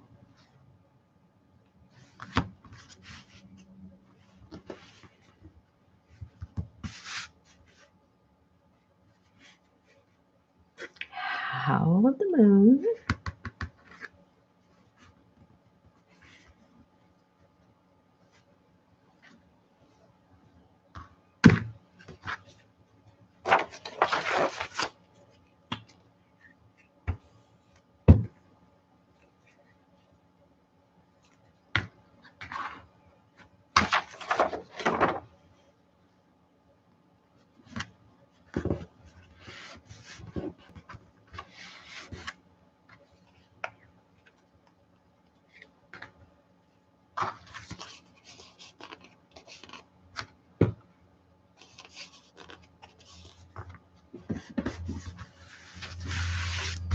And then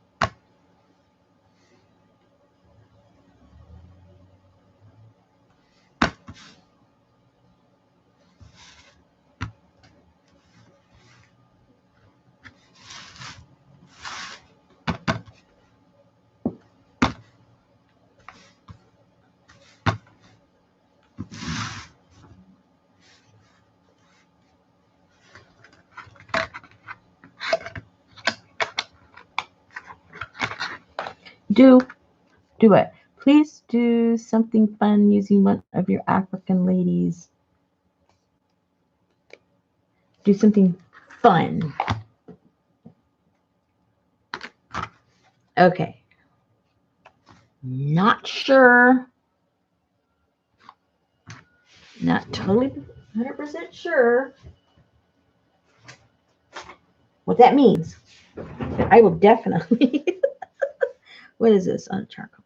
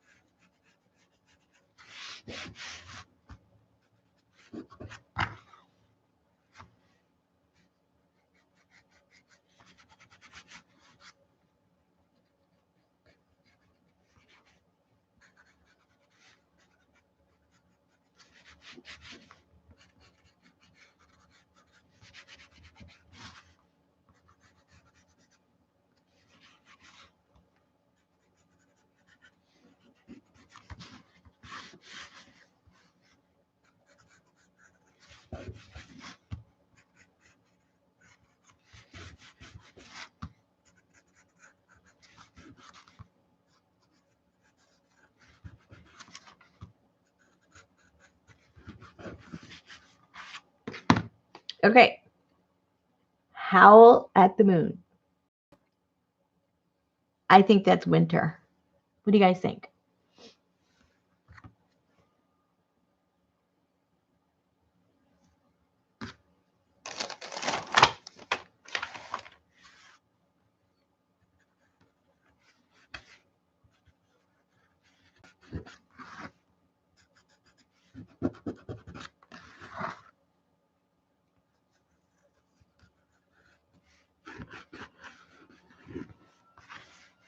There we go. I need some glue. I need some glue.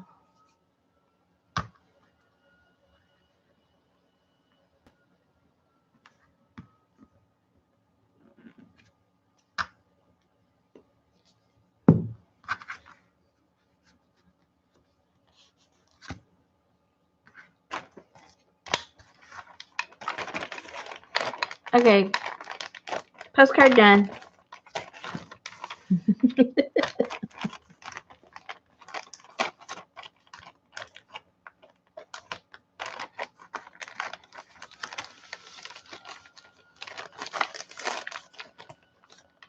Good night, Sandra.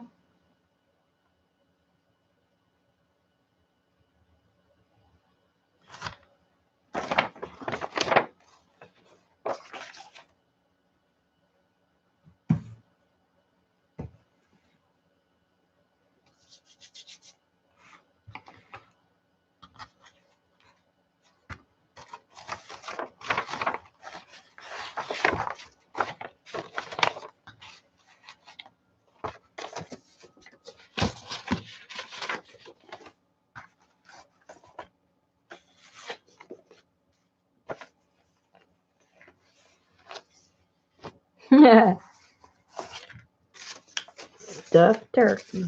Gobble gobble.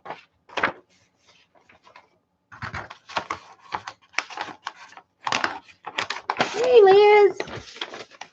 Miss Lizzie Pie. Well, we've been doing a lot of different things.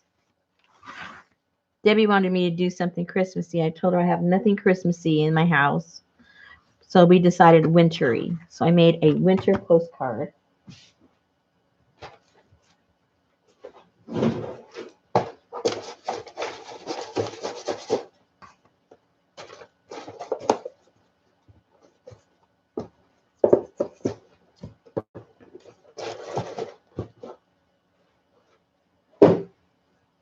And now I got to figure out what I'm going to do for Suzanne and my ladies. Pretty much what I did is I used them for the covers of my books. I'll show you the other covers. Because they're, I used my ladies on the covers. So that might, what do you call it? That might suffice. Whoops, I can't pick these up. They're kind of falling apart because they're not sewn in, but here's one of the ladies, what I did with her. And that cover.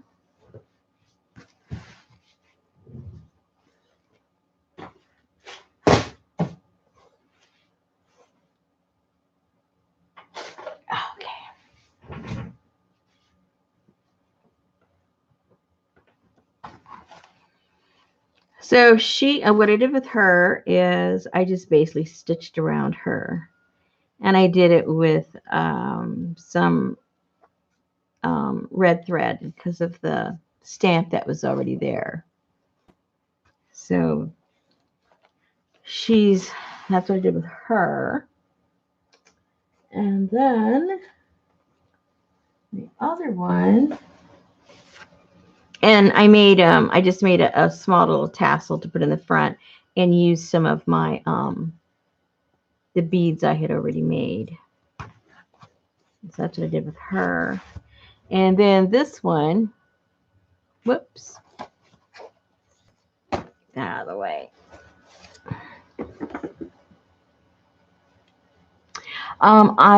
Let's see. I want to put them on a canvas. Okay. This one I used one of the small frames that I got out of one of my vintage albums. And so I have a couple of those pieces. So I put her inside of that one. And then I used some of the mud cloth and then some of the beads and then just some twigs and then wrapped some of the African cloth around the twigs. So that's that one. And then on this one, whoops, I put a piece of cantha cloth on the background. And then this back here is wood. It was a, what was that? A 4x6. And my husband had shaved off an end of it because it wasn't level, so straight. You know what I mean? So he shaved that off. Who knows when? I've had that for quite a while in my little stash, and I thought she really looked good on that. So I put a little bit of that amber shellac that I like to work with. I put that on the wood, and then I glued her down on there. And then I took one of the beads I had already made and just ran some of the fabric through that and put that down. And then this here is, there's a vine in our yard that I hate because it's just green and it just chokes everything up. I don't even know what it is. I think it's a weed. And then in the fall, it sends out these pods that are full, I mean, full of the seeds.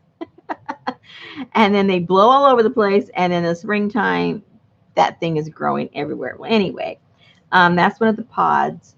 So I opened it up and gently threw away the seeds in the trash so they wouldn't fly everywhere. And then just put some of my beads on there. And I had a piece of leftover trim. I cut off the tassel from there and just glued that on there. So that's how she is. And then the one I showed you earlier, it's another one that she's, I put her behind one of the those frames also from the album, the photo album. And then I just put some twigs that I have that we've cut them down. And then this was some driftwood. And so she's all set there. So that's how I did the cover. So you're wanting to put it on a canvas. Interesting. I got to think about that.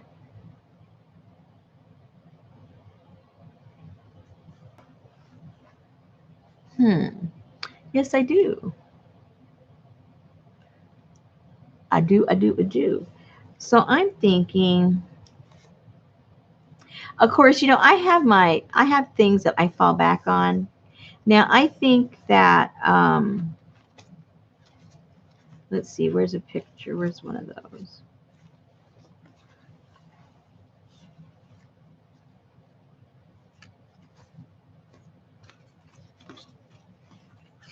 Wait, where'd they go? Where'd my ladies go? Oh, here they are.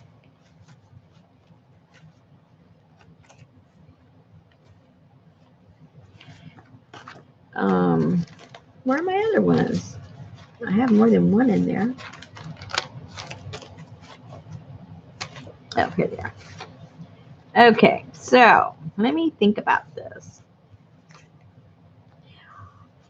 I think that a collage, I would probably end up using some of my eco-dyed papers or my throwaway papers, you know, stuff that have a lot of different colors and textures on them. And I'd probably cut them up into, you know, odd pieces and then glue that down in the background.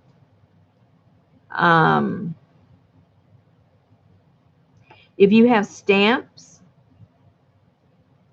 that have, anything botanical, leaves or anything like that, I think that would look cool in the back if you just stamp it on a bunch of paper and then cut those up and put it in the background.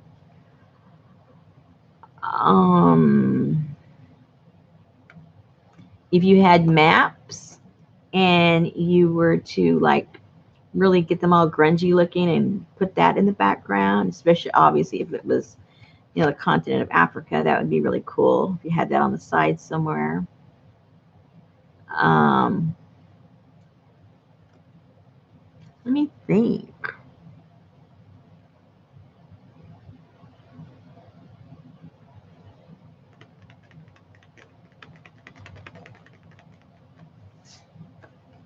Yeah, because even if you had small canvases and put one on each one, and then you know arrange them together, that would look really cool.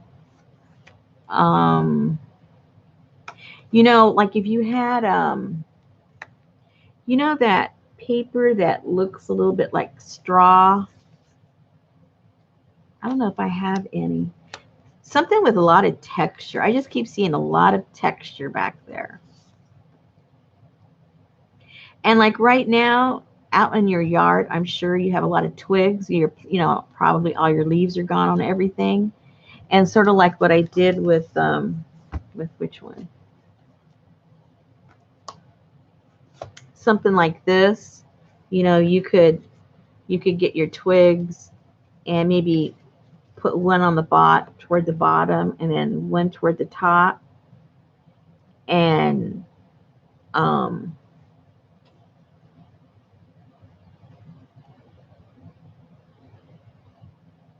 and then if you had other textural things that you could put underneath. Even if you just got tissue paper, white tissue paper, and crunched it all up and glued different strips of it down to give yourself texture, and then if you have distressed inks or, the oxide inks, or even if you just have, you could just use your regular acrylic paint and water it down and put it on there and then kind of put it down and wipe it up and get the depth that you like and have that be your background, and then put that on top and then, do your twigs and stuff. Those are a few ideas. The girl with the headdress. Oh, her. She is my absolute favorite. I mean, I did, I forget when I did it. It's been at the beginning of the year.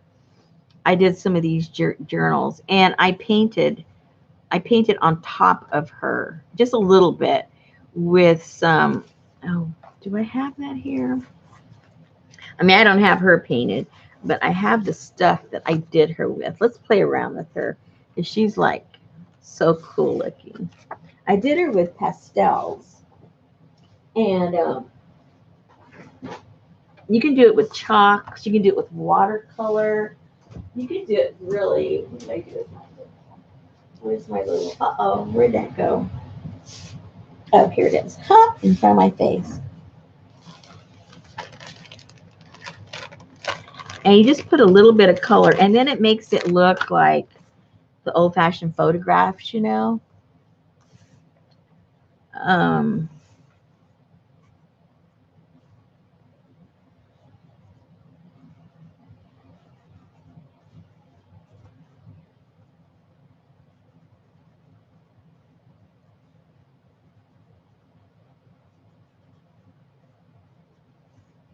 because whatever you put on there, you want it to be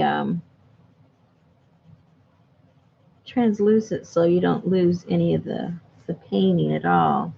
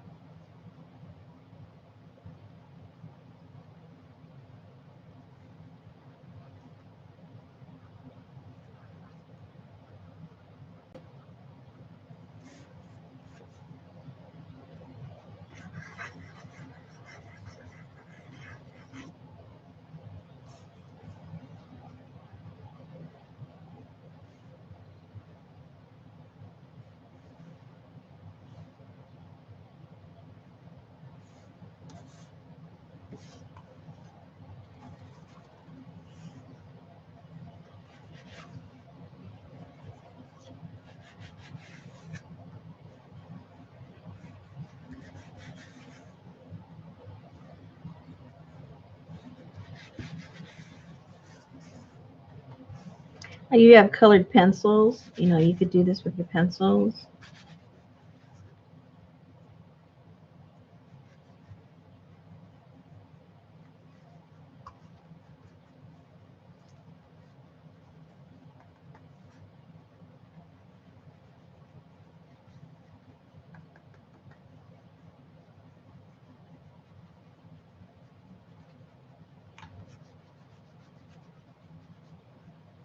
I'm too heavy-handed with pencils.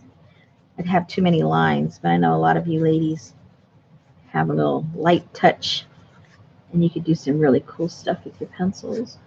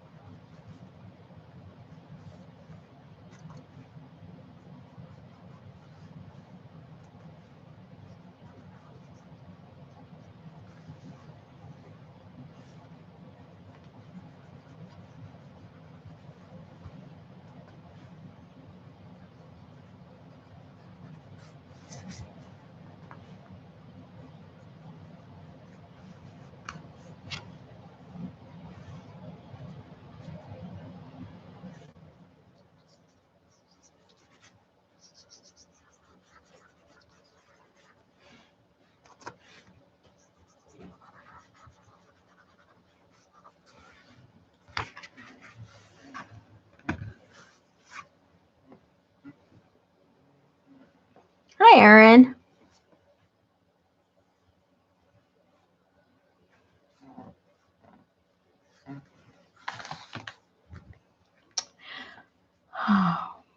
Okay, I want another page of ladies.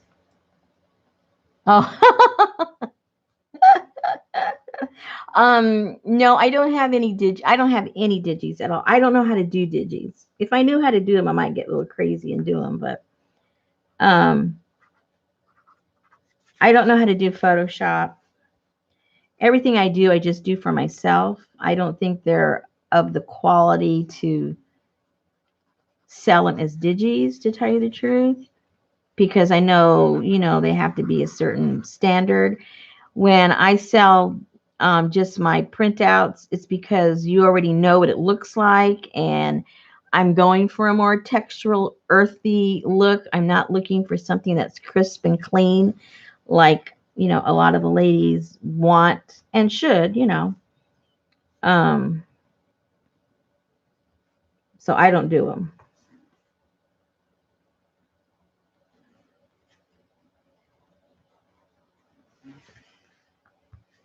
Now, I would put, instead of the purple, there probably should be a pretty blue of some kind there to highlight that blue, or a burgundy. I think a burgundy would look pretty there instead of the purple.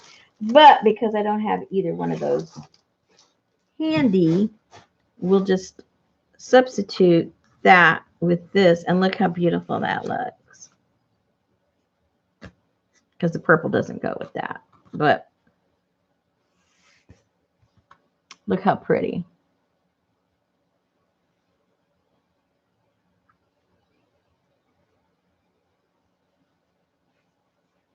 So now that I've done that to her, I'll probably rip this out and sew that on there, or just put a piece of that on there. It doesn't have to be the whole thing, but it needs to complement these colors a little bit better than that does.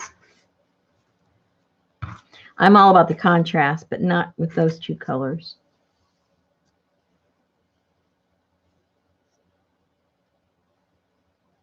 Let me see. Oh my goodness, all my ice in my ice water melted, and my hot tea is now cold. How about that?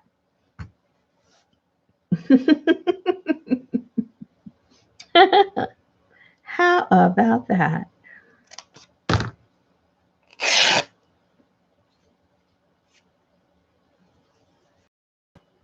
Yeah, that looks better already. You have to have a little bit of the complementary color in there. I can live with that. I don't have to tear the other one off.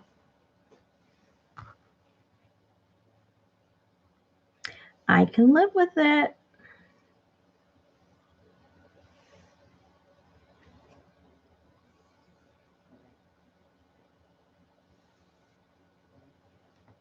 You didn't get one, Jennifer?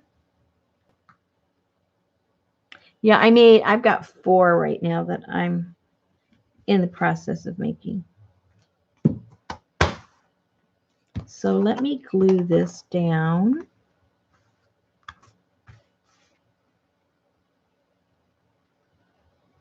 Hey, Dorinda's here. Emma's here. I'm missing out on people.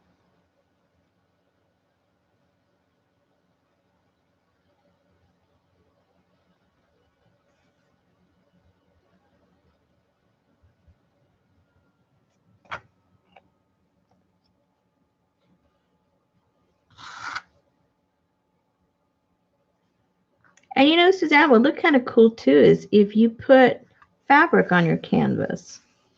You know, if you had some muslin and you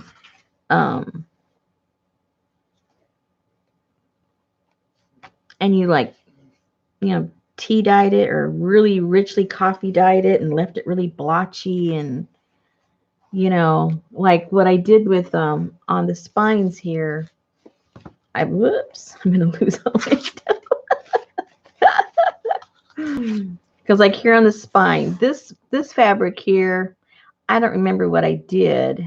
It started off a bright yellow orange, and I think when I was eco dyeing some papers, I just kind of rolled it up and stuff and threw it in there with all that stuff. So that's what all of these colors come from, is from the leaves. Now, this one here is rusted. So that's what I used on the spine of this one. So I think on 2 of them, I put my rusty fabrics. Yeah, on 2 of them, I put the rusty fabric. And then on 2 of them, I did that kind of crazy fabric. So you might think about doing that. Excuse me. But if you don't have anything like that, you know, using some papers as texture would be pretty cool. Even if you had some, I keep thinking of autumn colors with this, and then, you know, putting, you know, some bright on top of it, obviously, like I did with all these. These are, you know, very muted colors, and then you put a few pieces of the shocking colors, you know. But if you took all away these beads, everything's just very kind of, you know, neutral and kind of boring. And then the little shock there of color is what wakes it all up. And the same thing with this, you know. Before, when I hadn't painted it, you just had a little strip of color. And now she's got a little bit more color.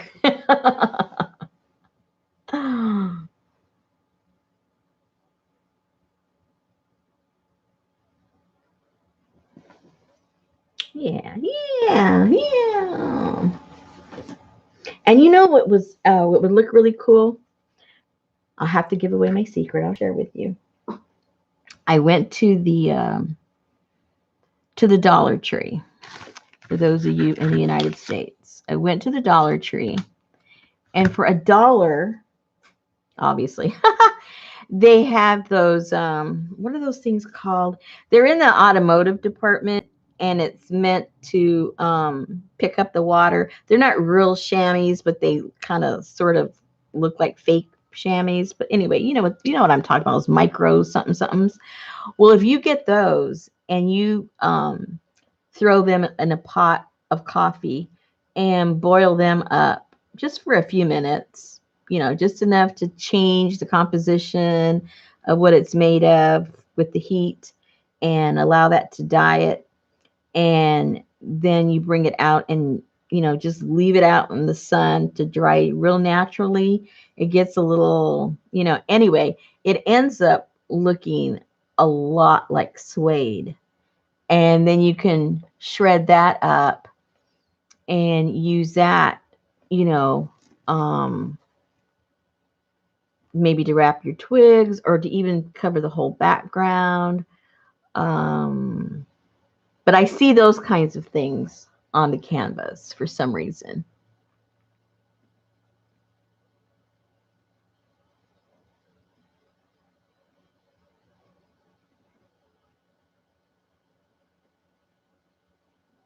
So, yeah, any of the above will work. um,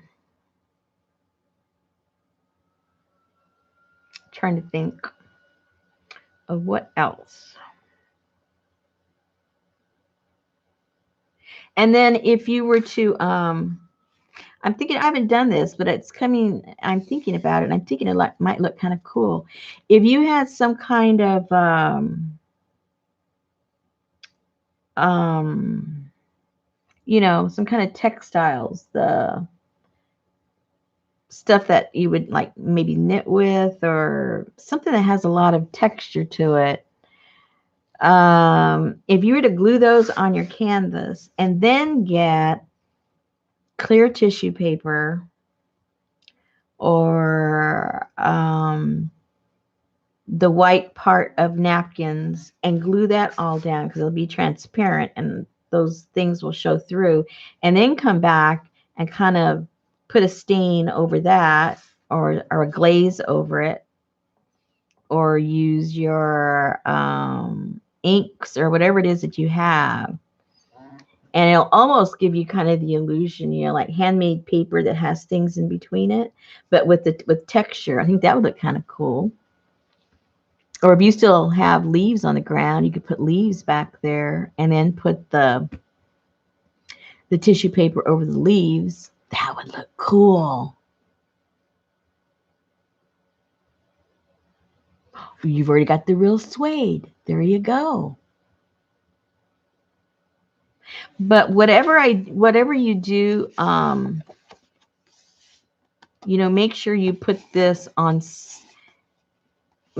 Well, this is just a suggestion. I wouldn't glue the paper directly to your canvas or whatever you do to the canvas. I would make something. I would put it on something stable. Even if it's just the cover to a cereal box or something, but give it some stability and it'll make it look, it'll stiffen it, it'll rise a tiny bit above, and that little tiny bit of dimension will really add a lot to it. If you notice on all of mine, I did that. I didn't put anything on directly onto the canvas. I gave it all some sort of a frame to it to give that that illusion of depth. And the same thing with your canvas. I would suggest doing that. Even though on this one I didn't put it on something hard, I did give it a frame, but this was a frame with a different color of fabric. And I put a different color down here, and then I used that, to give it some kind of a top, to give it another dimension to it. So remember to frame your stuff out with whatever it is you're doing on the background of your canvas. That way it's going to draw attention to your focal point when you have various sizes, to your background, as opposed to just something flat. You want dimensional, and you want your piece to stand out and stand up. Even if it's just, an optional illusion that it's up above, that's what you want it to do. At least that's my opinion.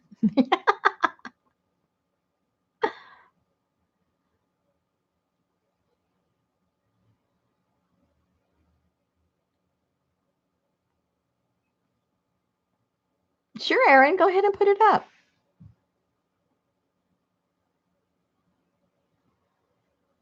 Yes, ma'am. You have to do it because for some reason when I try to post links in my own, it won't let me do it.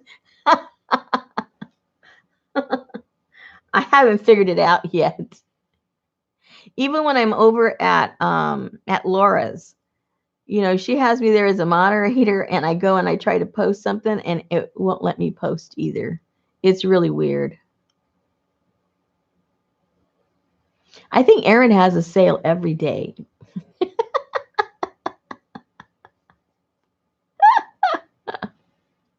Every time I get a notification, oh, there's Erin again, selling her goods.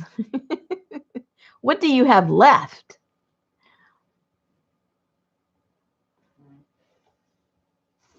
Okay. My sweet potato pie is speaking to me. I think I need to have a taste of it. You know how long it's just been sitting there and I've been looking at it. Too much self-control. I know, Erin. I need to get in the same mode. Because I see what things sell. I mean, what people are selling. And what's so cool is that I don't have anything like that stuff to sell. All my stuff is different. So it isn't like, oh dear, I can't buy Rosemary's because I just bought it at Erin's. No, I don't have anything you guys have to sell.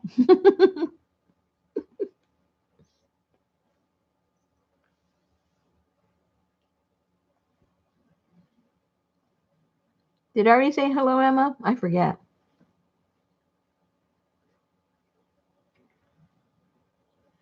I know, Daryl. That's what's cool. Most people do have unique stuff because a lot of the people, you know, at least the sales I've noticed, they're not selling stuff from a regular store. They're selling stuff that they bought, probably at a resale shop. So everything's unique. It's not from the same era. Um, it's not even from the same type of project. Oh my goodness. I think Erin had a monopoly on all that wallpaper. She was selling it like I don't know what the other day.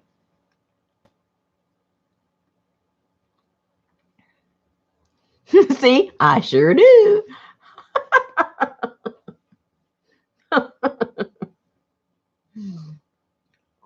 Erin, where do you find all your wallpaper? Is it all at the same place or do you find it in different areas?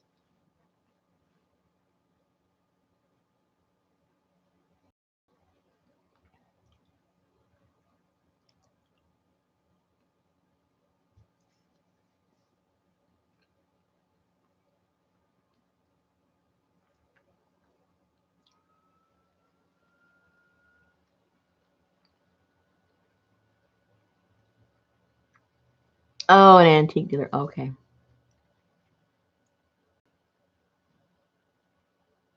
Because I've got like maybe 3 places I go to. There's other places to go to in my town, but I just don't for whatever reason. I'm just kind of stuck in a rut. And I stop at the places that I pass by, like when I go grocery shopping and stuff like that. I think I need to branch out. I think I need to branch out. Ooh, this sweet potato pie is good, people. Excellent for 50 cents.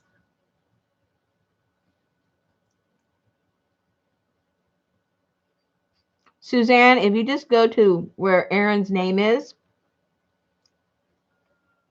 and go over to the right-hand side, and you're going to see 3 little dots. Subscribe to her channel, and you'll get notifications.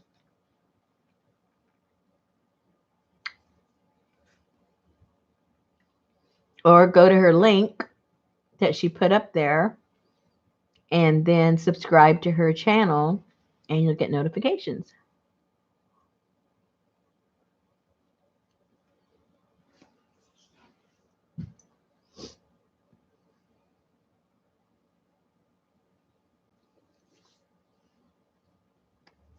I don't know what's wrong with my notifications. I don't get notified for everybody. And then sometimes I go back and go, what's going on?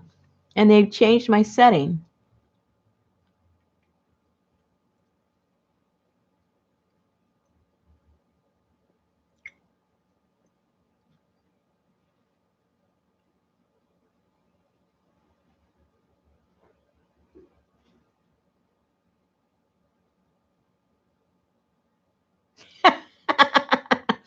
Is that on Saturday?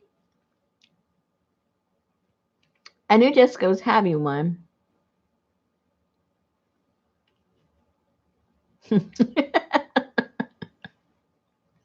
Poor Jennifer.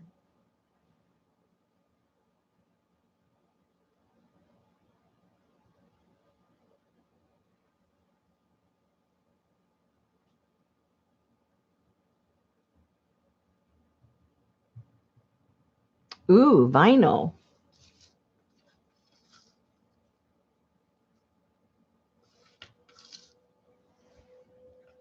That's what Shannon Green makes all her products from.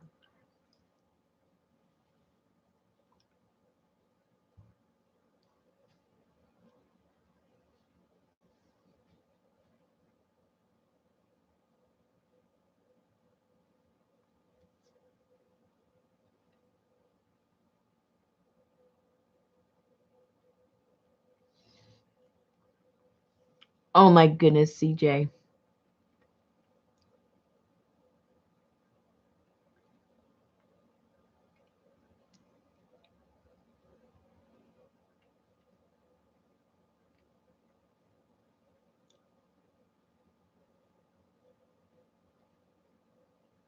Uh-oh, Susan was talking about me.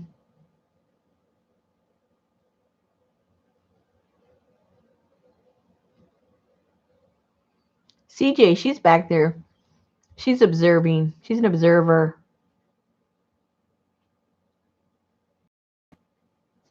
I put together some, well, I've been putting them together. I don't know if I'm going to put them in my shop or get brave and do another live. I don't know what. But I'm putting together scraps because people seem to like my scraps. And I'm putting these bags of scraps together based on color. And I do have an orange one I started. And so everything that's going in there, there's different sizes, and it's just all my scrap stuff. I've got quite a few already put together.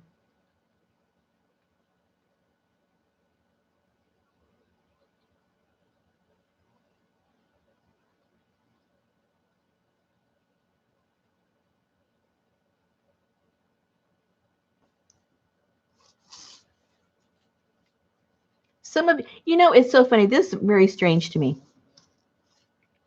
I find it strange anyway.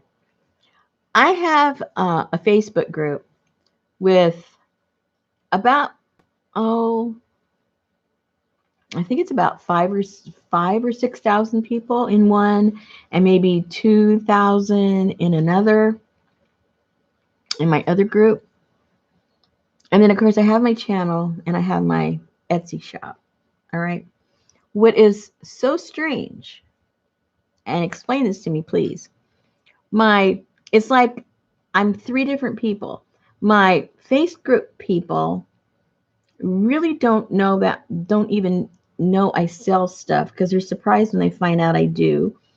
And even though I put videos of how to do stuff, they really, I rarely, I mean, out of all those, maybe 2 or 3 of those people even come over to my live.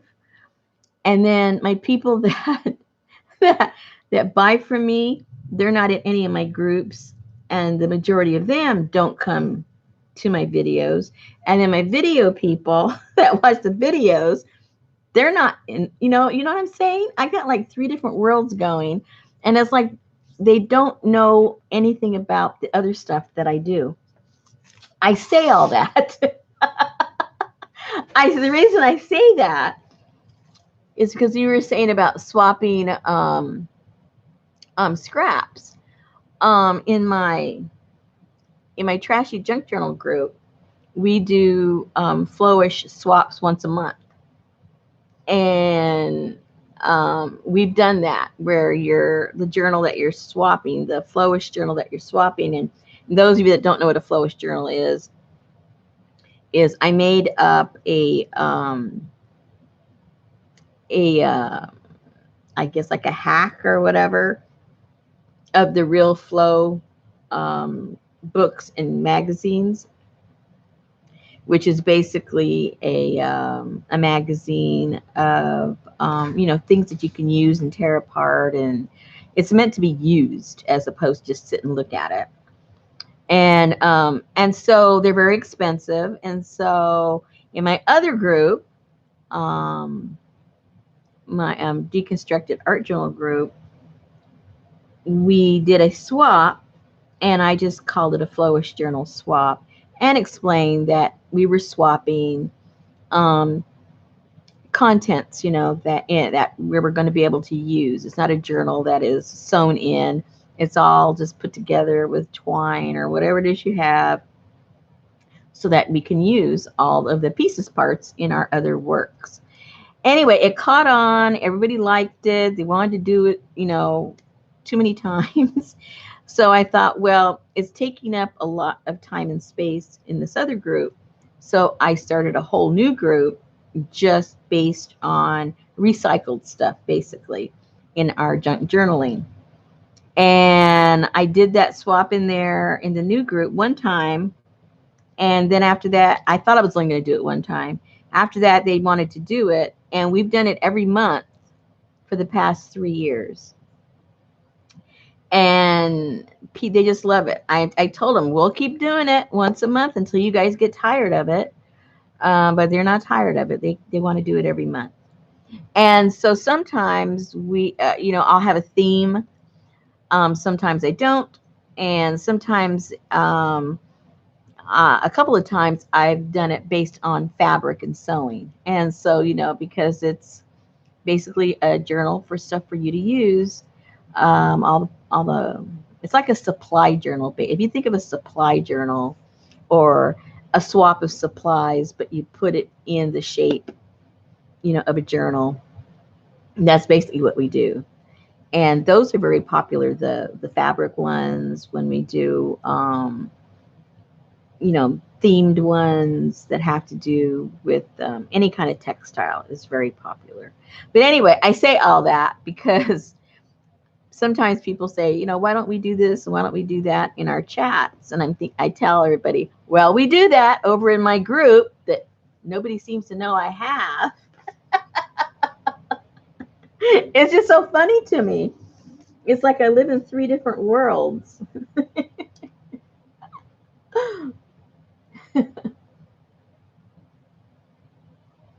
Kathy, I don't do swaps either. I love putting swaps together. I like facilitating the swaps, for the people in the group. But I really don't like swaps myself. The only time I do swaps in my own group, I never do it in any other group. The only time I do it in my group is if there's an odd number of people or somebody backs out, or I make a mistake and forget to give somebody a partner or whatever. Then I'm usually the stand-in for my own swaps. But I don't join other swaps, and I don't join my swaps either.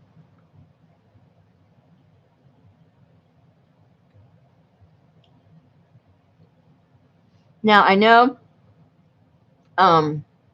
after I started, because like I say, I've been doing it for like about 3 years. And so the term and the type of journal caught on. And there's other people now that have groups doing those journals, and there's other people that sell them on Etsy. What's so funny, excuse me, I'm eating and talking. What's so funny is that, again, people don't know I did that. They don't know I do it in the group. They don't know I do it once a month. And when I talk about it on my video, for whatever reason, I've had several times people tell me, that is so rude. You should give credit to blah, blah, blah, whoever they're talking about. And I'm going, excuse me, but I'm the one that did the first one. So I don't have to be acknowledging other people that, that were inspired by what I'm doing. You know what I mean? It's just so funny. It's like, hold it. Like, there's this one YouTuber, you may know her, Tammy Brackett. She does Flowish journals, and she sells them on her Etsy shop and everything. But she contacted me when she saw my video. she's in my group, and she contacted me and she says, do you mind if I blah, blah, blah, make this and do that? And I said, no, not at all. So she started doing that and she sells them. Well, several people when they view my videos, they'll chastise me. You should be giving Tammy credit, and Tammy's the one. I'm going, no. I mean, I don't even answer them anymore, but in my mind, I'm going, no, I don't need to be giving Tammy credit.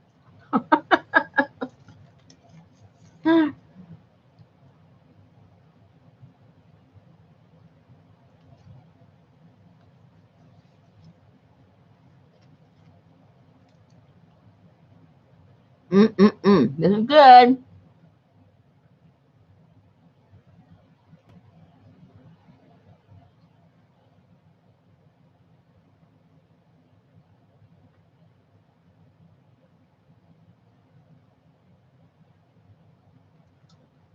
That's right, Suzanne. I threw one together. Did you like that bag that I gave you? I gave you. Sold you.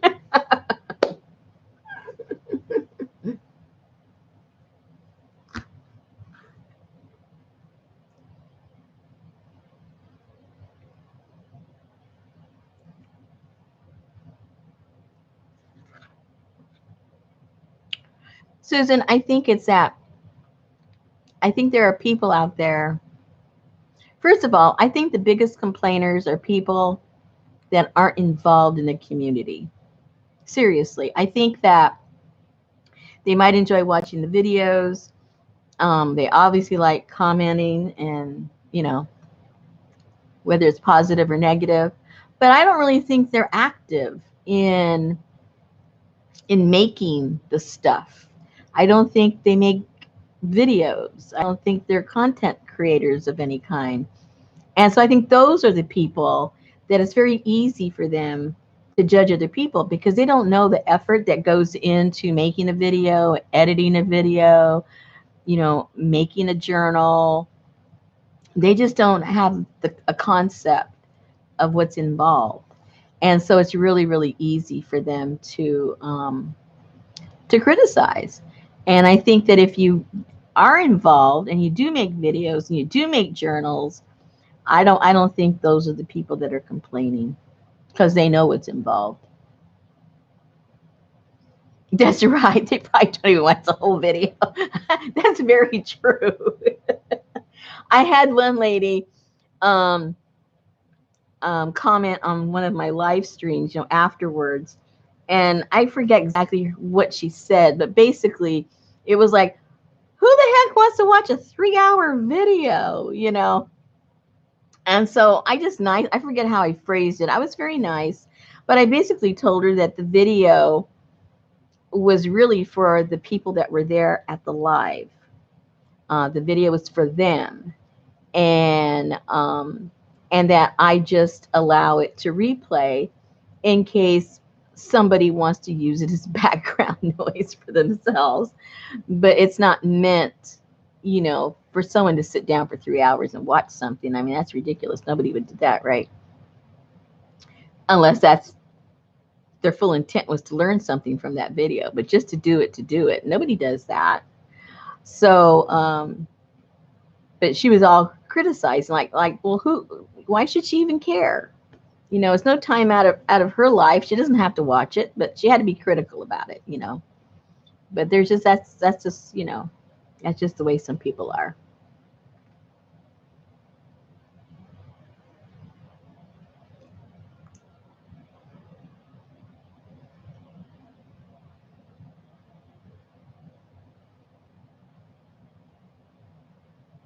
Right.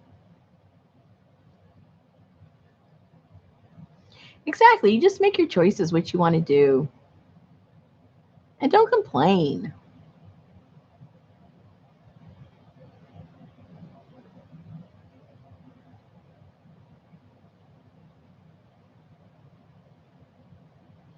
Yep.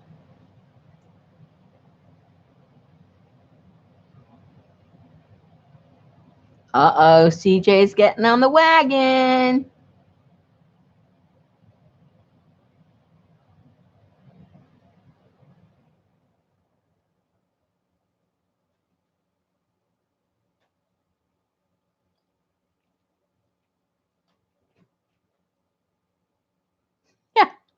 Brenda.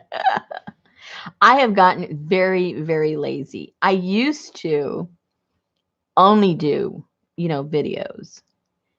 And then after I did my first live, I go, well, that's so easy. You don't have to edit. You don't have to do this. You don't have to do that. You sometimes sound like a rambling idiot, doing your lives because you aren't editing it, but then who cares? That's who you really are.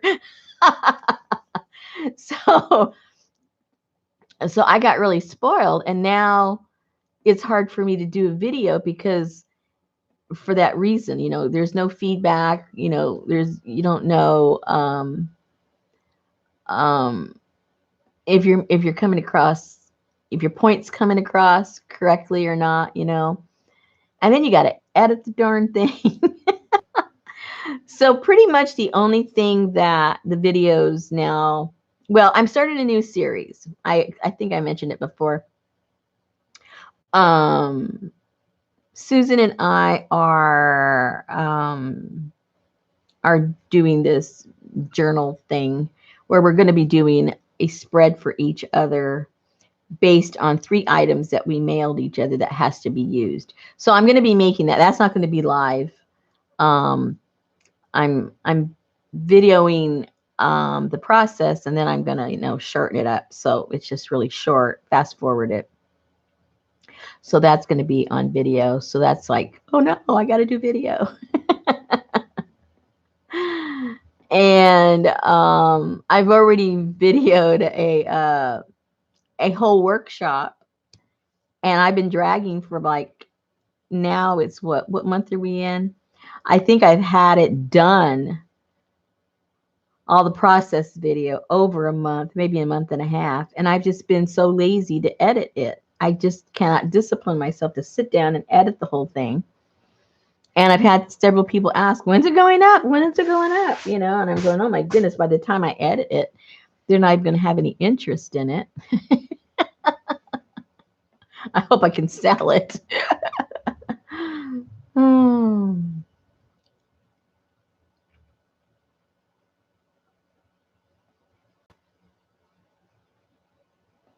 Right, Kathy.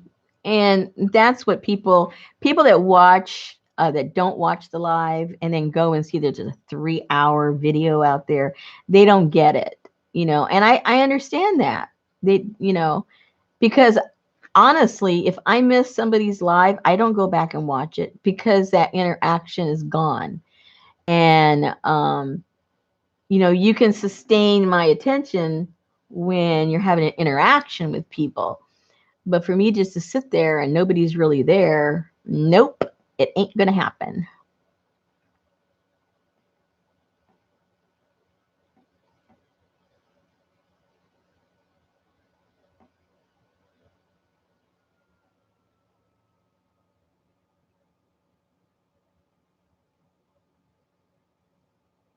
Yeah, we are kind of crazy. And before I even knew anything about mixed media or anything about this,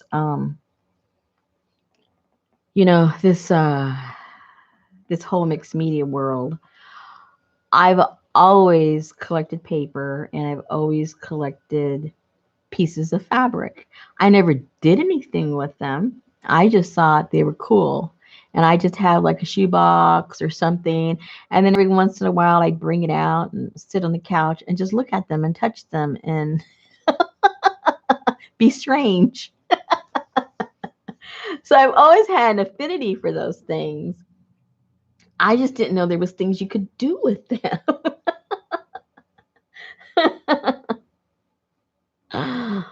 So then once I found out, oh my gosh, you can actually do something with that. And then when I discovered glue books, I almost had a heart attack because I would go through magazines before even, like I said, before I was involved with any of this, I would go through magazines and I would cut out things that inspired me. And I just had a manila folder full of stupid stuff that I would sit and get re-inspired with, bring them out, look at them. And so now that's what a glue book is for me. I get those things that inspire me, whether it's a color or a texture or a look or architecture or whatever it is. And then I just glue that thing down, and there is my glue book. And now I can look at them instead of being some creepy person getting a shoebox out from underneath my bed and looking at the pictures. A paper pervert.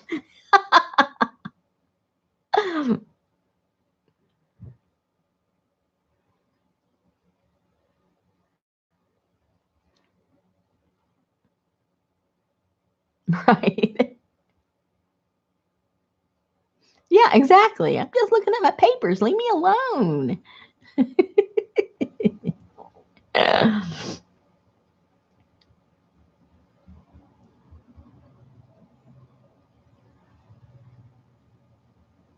Right, Jennifer. Right.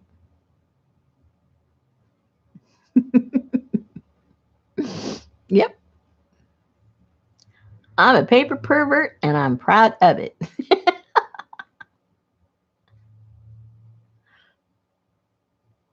Let me show you my little stuff I'm putting together. That's my scrap thing. And let me know if you think that, these are the kind of scraps that I could keep putting together for my next sale, or if it isn't, ouch, or if it isn't the kind of stuff.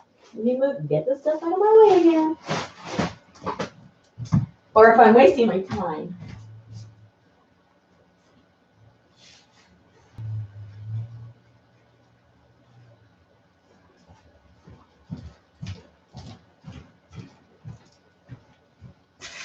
Ooh.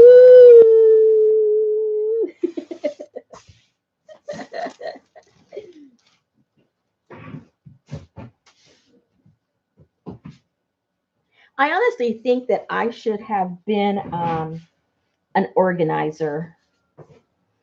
I like putting like things together.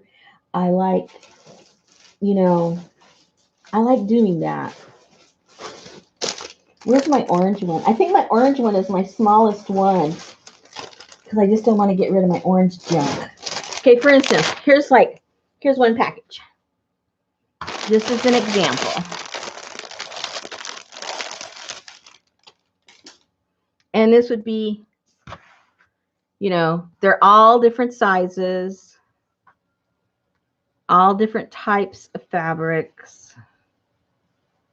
And some are big pieces, some are small pieces. This is kind of big. That's kind of a big one.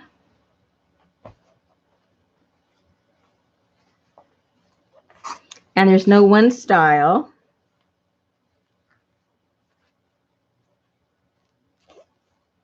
This one's kind of big too.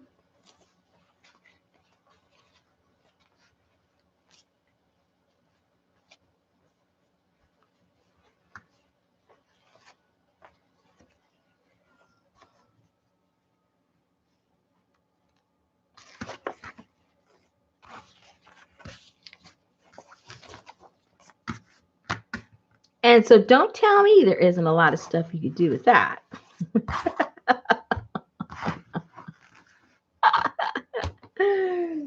Don't tell me there's not a lot of stuff you can do with that orange puppy.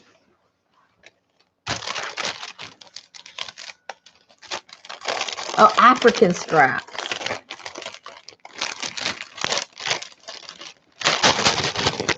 Now, African scraps are harder to come by.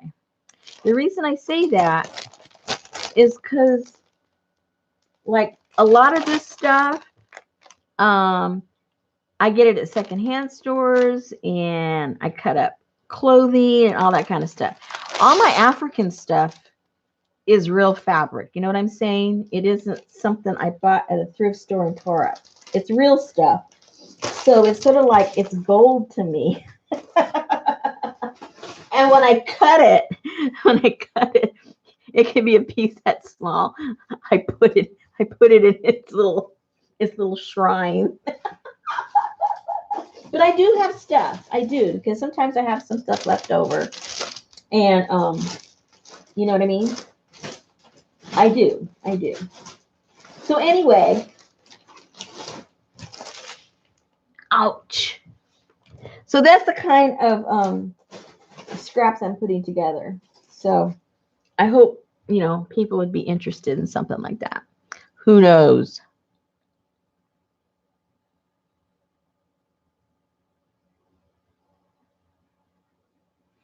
Oh, you used to quilt.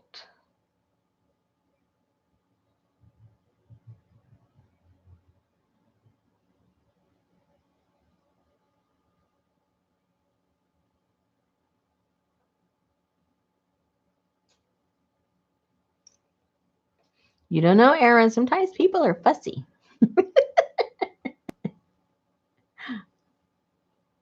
People are starting to know what they like. Let's see. These aren't scrap. These are here because I was going to steal from them for my journal, but I didn't. I think I only have 2 of these left. I don't know how many I have left, but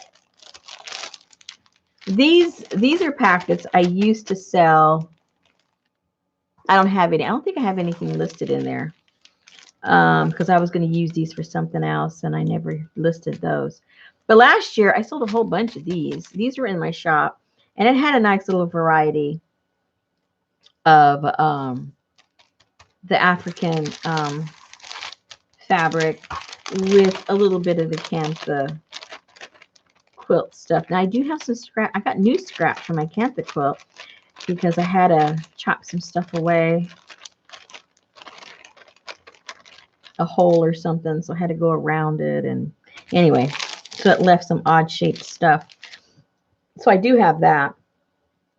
So yeah, I should probably hunt through my stuff. And then I have, yeah, the more I think about it, I think I do. I think I do. I think I do. So, and these, it had lots of different, it's kind of hard because it's so abstract, but it had a lot of different fabrics and they were all different sizes. And like 3 of them was enough to make like 2 journal covers. So that's like 6 covers right there.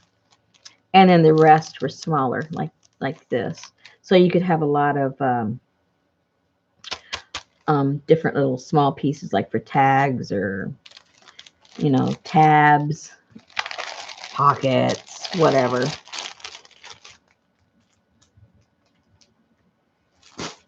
But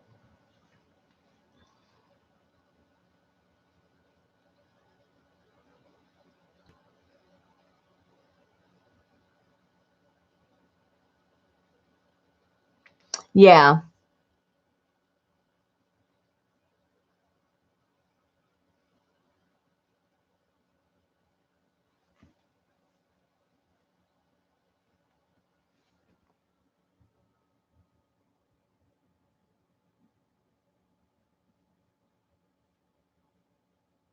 Oh, thanks, CJ.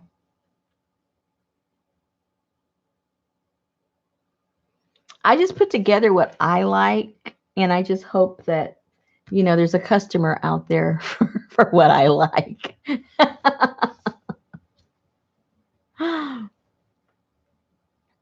I got, my friend sent me some new mud cloth. So I've got that. It was a little bit late, but so I've got some new mud cloth. And oh, and I have my bark cloth. People mentioned they were interested in their bark cloth. I got that. I think I was gonna put I think it was Jennifer that suggested that I put together, like a sample pack of that because not everybody can afford it. But still, you could still have some and use it in your journals and stuff like that, or whatever it is you use with your, you know, whatever it is that you do with your fabrics.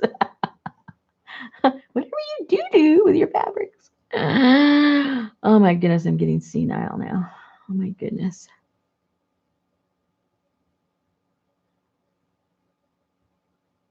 Hey, Susan, why not? What is your problem?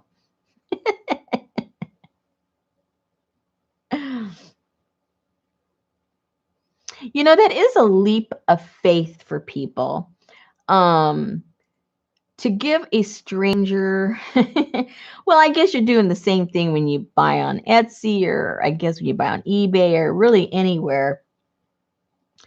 Um, but I think even more so when you're doing it online, you're taking that chance of, giving somebody some money and hoping that they send you something.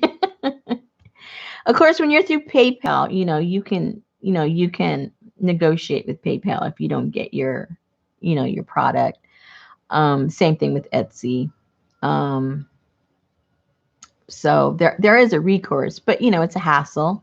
It's a hassle to go through. Um, but you know, so we all of us that that do anything, whether it's on Etsy or doing it on YouTube. We really need to be grateful for those that take that first chance with us. And once they've done business with us, they don't even care anymore. But but that first time, that's got to be scary. It's really got to be scary. I think the first person I ever bought anything from online, I'm trying to remember. I don't know. I can't remember if it was Patty or if it was Jessica. And I'd never heard of doing that. So it was all kind of weird to me. But it took a leap of faith the first time. I didn't know who these people were.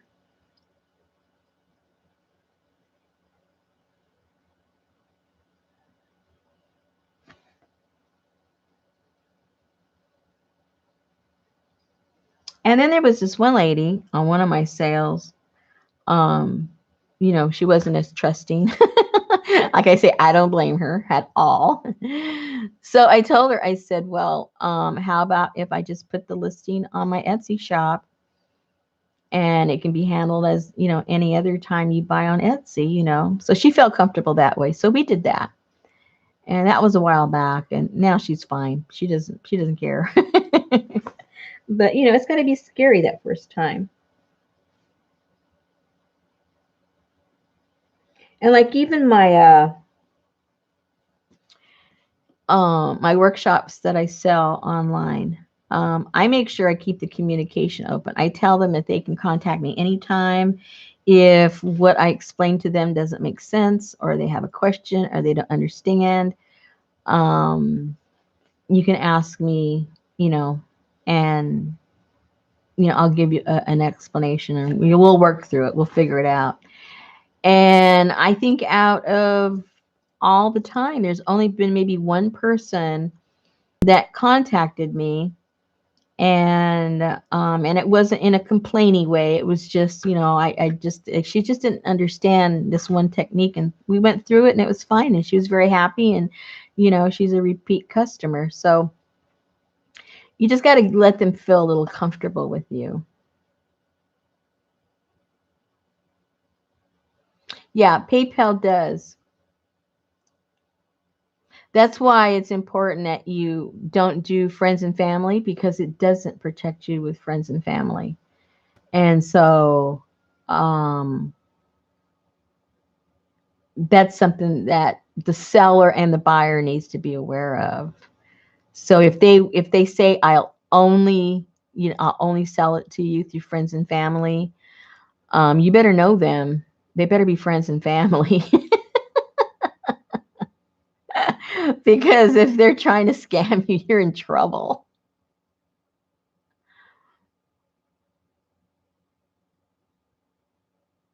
Hey, Beth.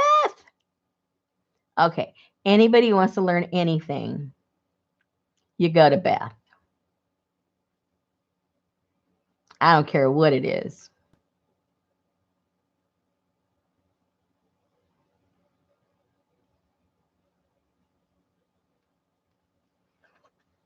She knows how, let's see. She knows how to do everything.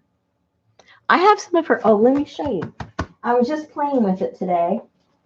Paper that she made. I've showed it before, but there's other people here. Look at the paper she made and sent me. Look how beautiful this is. Now you guys all get to guess what it's made of. You get to guess.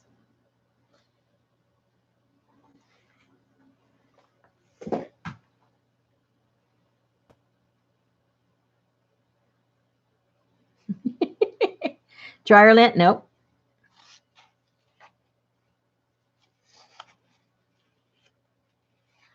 Oh, there's even an embossed one. Oh, Beth. And I say this respectfully, but I know you know everything. You're a know-it-all in a good way. What do you know about sublimation? I have the ink. I have the ink. You know I have the press. What do you know anything about it? Do you do it? No, it's not, Darla.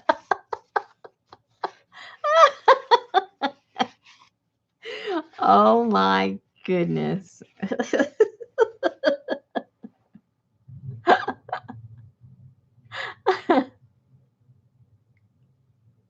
I didn't know it would be blue. That's like, yeah. I don't visualize it. Not that I've seen much of it. Well, I have been to the zoo. I don't think it's this color. Junk mail? Nope. Oh, Aaron got it. Ding, ding, ding, ding, ding, ding, ding, ding, ding. Yep. It certainly is. Isn't that cool? Come on, Beth. What do you know about sublimation? Supposed to be helping me out here. And then she took a regular paper and kind of went woo and got some of the stuff on it. Look how cool that is. But she has one of those big giant, I mean like a commercial thingamajigger to make paper. So, you know, I can't be too impressed. You know what I'm saying? Can't be too impressed. She's a professional. Beth did. Beth, you don't know what sublimation is? You better get with it, girl.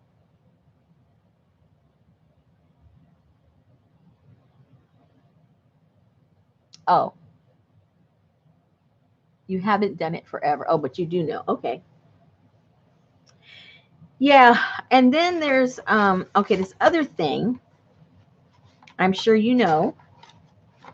Let me think of the name. I'm forgetting what it's called now.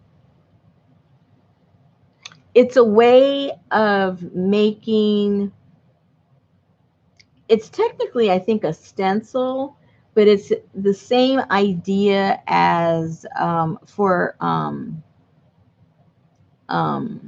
silk screening, but it's made out of something else, and it's printed by some kind of like a thermal, like the old-fashioned kind of printer. It's a thermal type of thing. Oh, I'm not explaining myself. If I knew what I was talking about, I'd make sense. And if I knew what I was talking about, I wouldn't be asking about it. So, Beth, you're supposed to figure it out for me. What am I trying to say? Yeah, she has a Hollander beater. That's why I can't be too impressed, because she's professional. She's professional.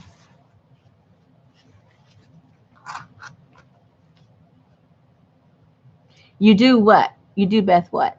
You know what I'm talking about? I love her. She always knows what I'm talking about, even when I don't know what I'm talking about. Yeah, but it isn't the traditional, yeah, it's not the traditional way. It's emulsion. I don't know, maybe. But it's, you can use, like for instance, it's, oh man, see, I don't know what I'm talking about. You know the old-fashioned printers? It prints sort of like a laser, but not really a laser, but it's still heat, and it's literally burning something. So they use those old printers. I forget what they're called. And they have a certain type of material that is sensitive to that heat, and basically it eats it up and creates that yeah, no chemicals, dot matrix. Now see, that I don't know. I don't think so. Maybe all I know is that I tried to, what, to do that you have to go and find, like a 1990s printer, and find those and kind of fix them up to print these things. But the same principle I figured out. I don't know if it's true or real. I figured it out, so it may not even be right. But the same kind of printer that you can get that prints out the design for a tattoo is very similar. I think it's a thermofax. No, it can't be a thermofax.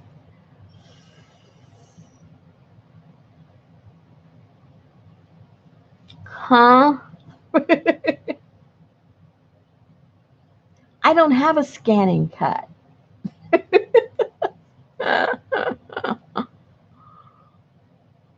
Thermoweb? No. I know what you're talking about. No, it's no.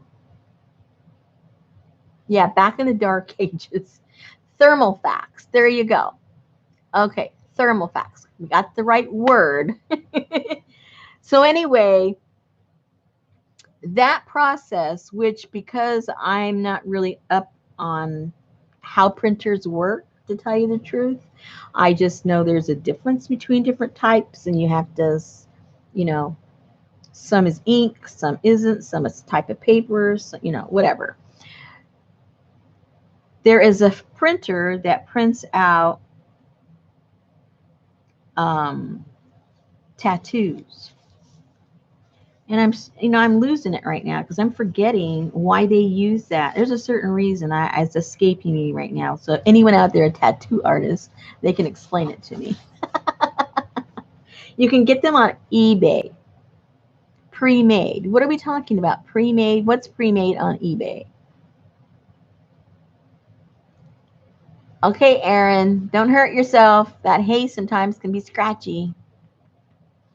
Yeah, they found the paper. Oh, great.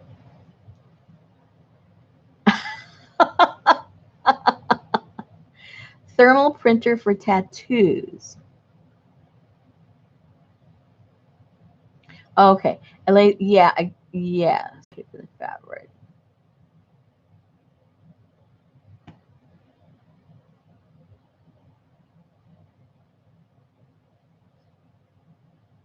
Oh, okay. Speaking of all this thermal stuff, I've seen probably like maybe 3 already people that are doing like, what do you call it? I'm losing all my words right now. What is going wrong with me? I just got through having my my pie, so I should be okay, and I'm not. I think I'm losing more words after the pie. Anyway, um, they've been showing these little small printers, and there's like 4 or 5 different brands that are popular right now that you can print, from your phone, but they aren't regular photographs. They're off of this thermal paper. It's the same type of printer that prints out your address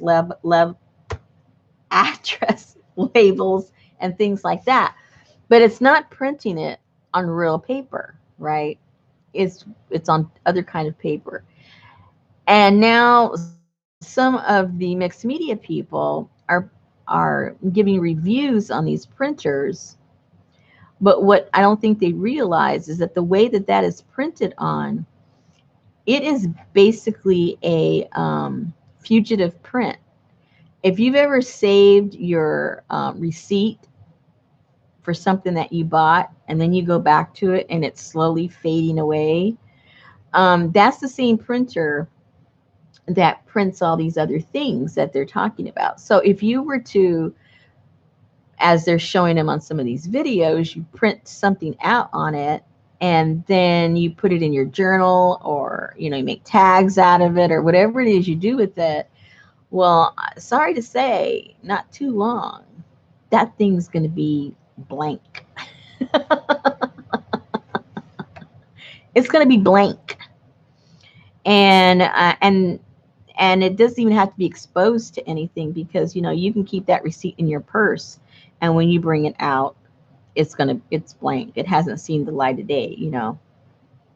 So, you know, beware of that. If you get caught up in that trend, you know, in a year from now, your journal is going to be blank.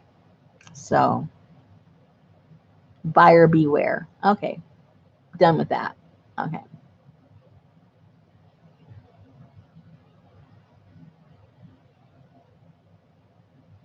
Say what? See, I'm telling you, Beth knows too much. She's got all this stuff.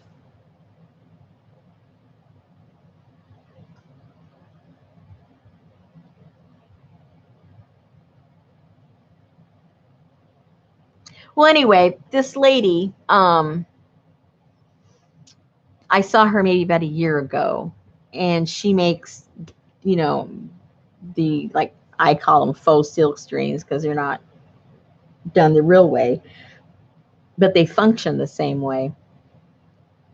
And you can send her whatever pattern you want, and they will make it for you. And they have a because they'll make them, and they'll do the Photoshop stuff for you, whatever they you need to have done, and resize it and you know, refine it and everything. And they sell you a subscription.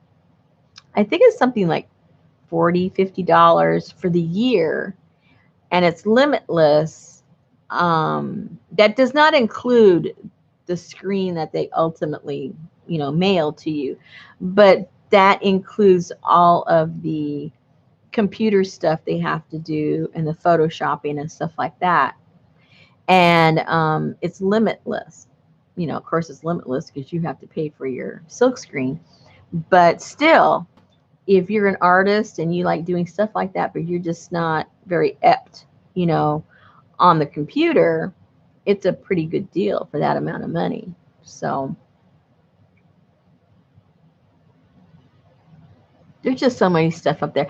You know, I get to a point where I just want to stop looking because everything interests me, and then it's just like too much stuff.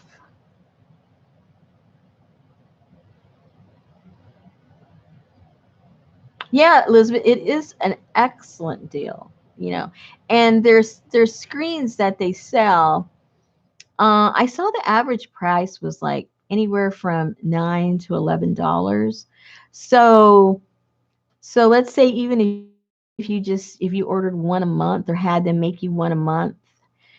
So for all that work, it's only going to cost you like $4 for them to do all the editing and, you know, whatever it is that they're doing. It's going to cost you like $4 if you have them do one a year. I mean, one a month. And then it'll cost you another $10, you know, for your screens. So you're talking about 14, 15 plus shipping. So maybe for $20 a month, you get something that you've designed um, to make one of these cool screens. So I thought it was kind of neat.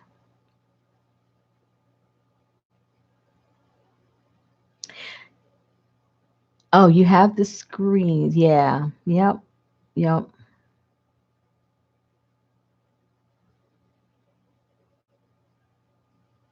I know there's too many things out there, Susan. There's just, you know, I wish I was only interested in one thing. It would make my life easy, you know, or even two things. It was just fabric, fabric and paper, and that's it. But no, there's a whole bunch of other stuff that interests me. Ooh, Elizabeth has a setup. I like how she thinks. She's got the whole setup. We need to go to her, let her sell us some stuff. Come on, Elizabeth, you're holding back. What can you do for us and what would you charge?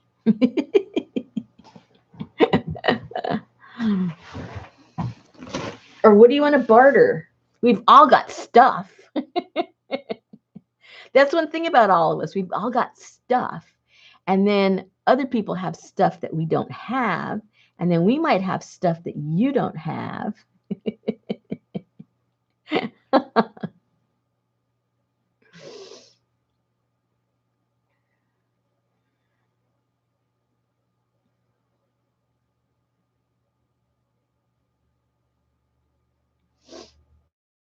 Oh, discontinued.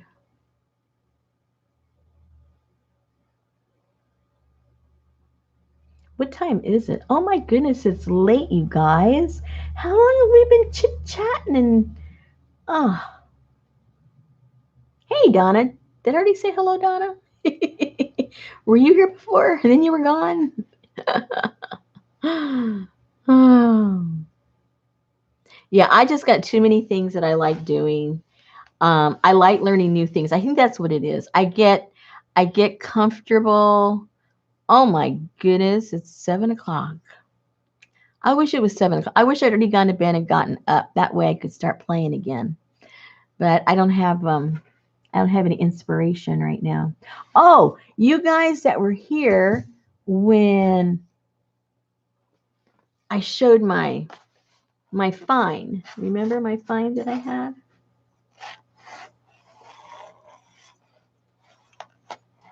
I found out a little bit more about these. These originate in, I'm learning to spin paper with a, what? How do you spin paper? I don't even want to know. I might be interested. Okay. So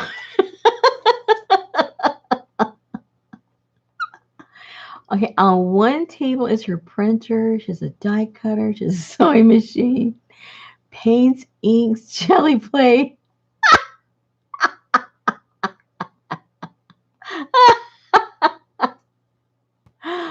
Oh, hey, there's a lot of space on the floor. There's always space on the floor. Come on, get real.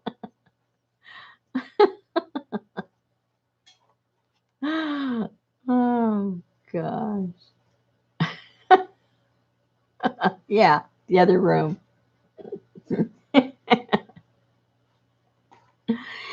Anyway, I learned some new information on these, and these originate in France. And the original ones were made to put on the statues in churches. And it was sort of like a crown for the saints. And that's where this originates.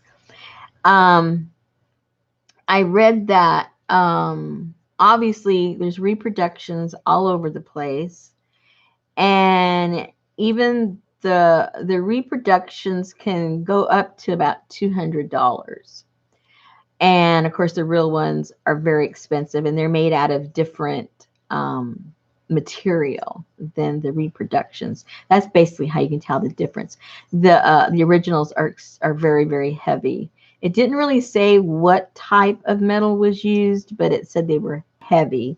This isn't super light, but it's not heavy. So obviously, these are, part of the reproductions. So, tearing it apart doesn't make me feel so bad. Although, in good condition, this would still be worth maybe $200 or $300, but it's not in good condition. It's in bad condition. Let's be honest. So, so it wouldn't hurt my feelings if I, did what I was going to do with it in the first place, which is tear it apart and make pins and jewelry and stuff for journals and things like that. So it won't hurt my feelings to do that, especially since I didn't hardly pay for it. So it's more than just a little tarnished. And where did that little thing go? I put it somewhere. Oh yeah, put it over here. I cleaned one of the pieces. One little piece fell off while we were playing with it. And so I decided to clean it off once it came off.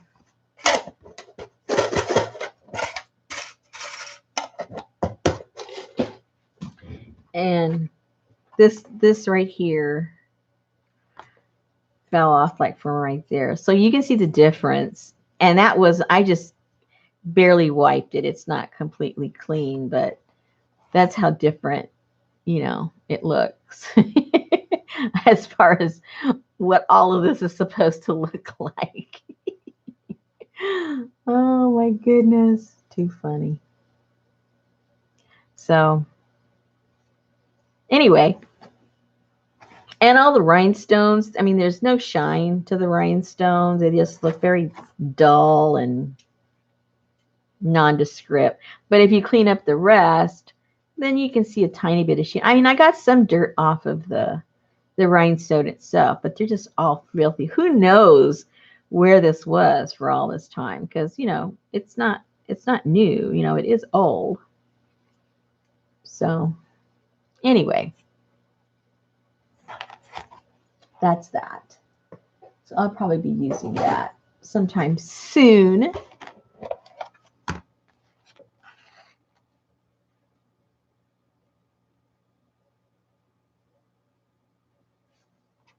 Oh my goodness.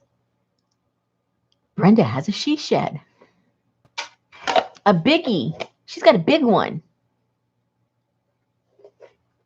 Yeah, I'm going to, Susan. I think so. Because even though it's pretty and unusual, what the heck am I going to do with it? I'm not going to wear it.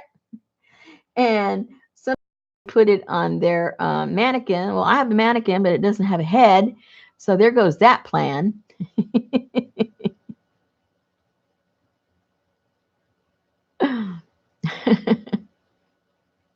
See, I told you Beth has everything. She knows everything and she has everything.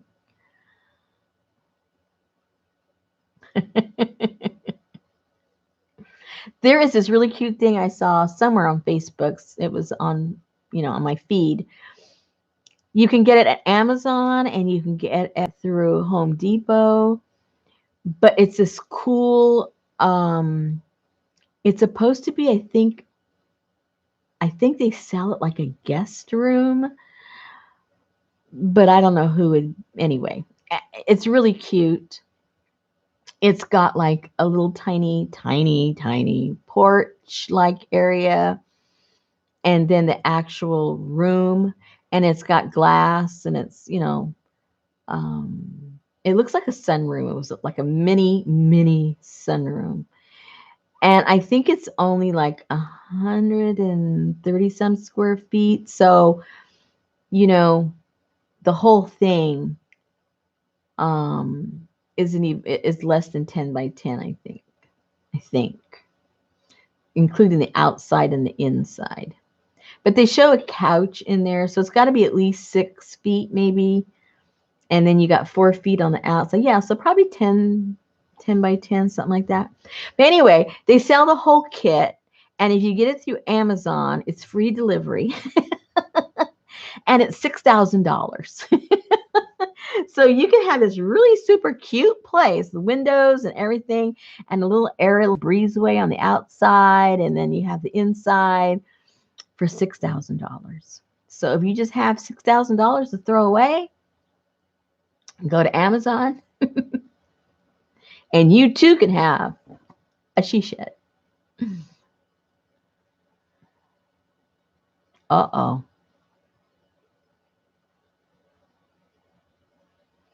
Dorinda, you're still here. Man, you weren't chit-chatting, or I missed it. Sorry about that.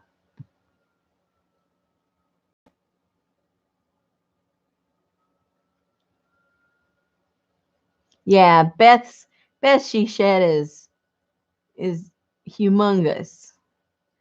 Go and click on her to subscribe, and then go watch her later. She has set someplace sometime. She did a several walkthroughs of her studio. It's gorgeous. Brenda, you wouldn't be my husband. He's crazy. My husband, we have a vacant lot next door. Let me start all over. We have our home on one lot. It's not, the properties are not big here because we're in the city. We are just a few blocks from the old downtown. So our lots are very long and narrow. So we have one lot, which our house is on. Right next door was a shotgun house, which now is my studio. So I'm next door in that. And then the third lot is empty. And so we have those three lots. Well, my husband he keeps bringing it up. I don't even know what to think about it, but he keeps talking about putting up, goes, why don't we put up a big old building next door? And that way, you can have retreats and the ladies can come and, blah, blah, blah, blah, blah. And I'm thinking, oh my goodness, have you seen what they cost? They're not cheap. Maybe years ago they were cheap. They're not cheap anymore. You could build a house, in this town, you could probably build a house for the same amount of money.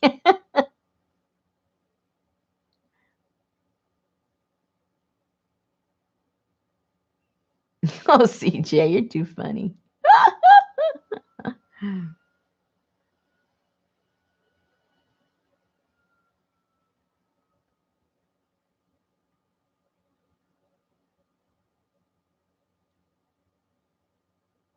Yeah, build it and they will come. Ah, oh my goodness.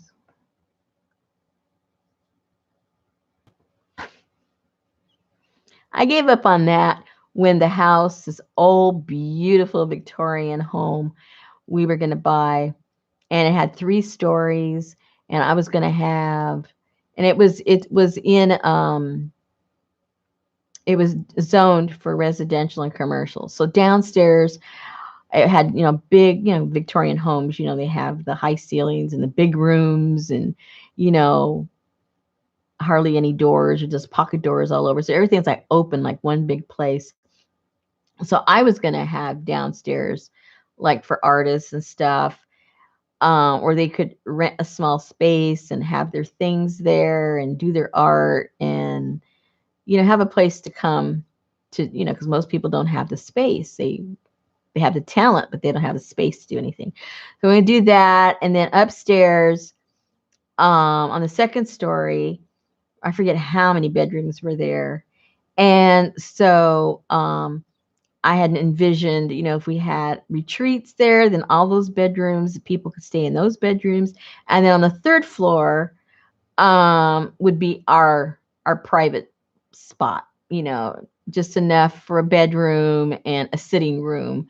And that would be our go-to privacy place. Well, just before we were going to finalize the deal, literally, it was struck by lightning.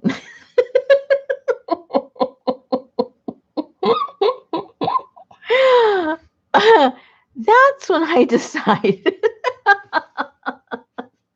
Literally, my dreams went up in smoke. After that, I've kind of lowered my expectations. Oh my goodness. Yeah, better before than after. Well, no.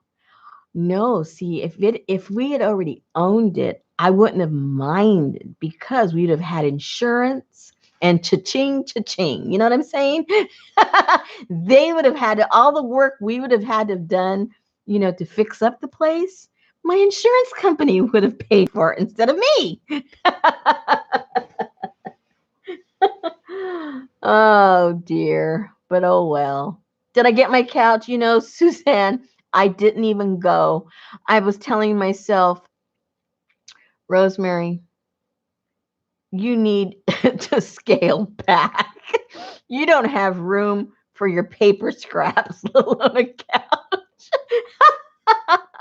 It was one of those nice dreams, I just, it was like, come on, get real. How is this going to work? Maybe if it was a chair, but it was a big couch. Okay, let's see what Brent's saying. I see dollar signs. What is she saying? Yeah.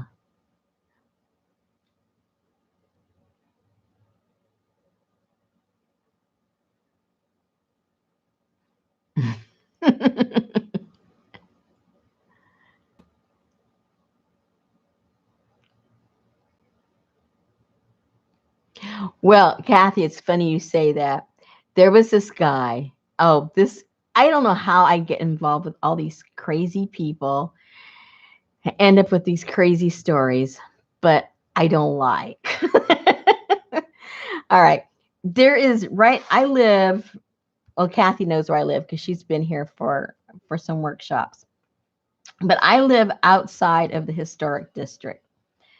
Um, And every once in a while, I'd go to the historic district and I'd kind of drive around. So I was trying to get inspiration for some colors and architectural design and stuff like that.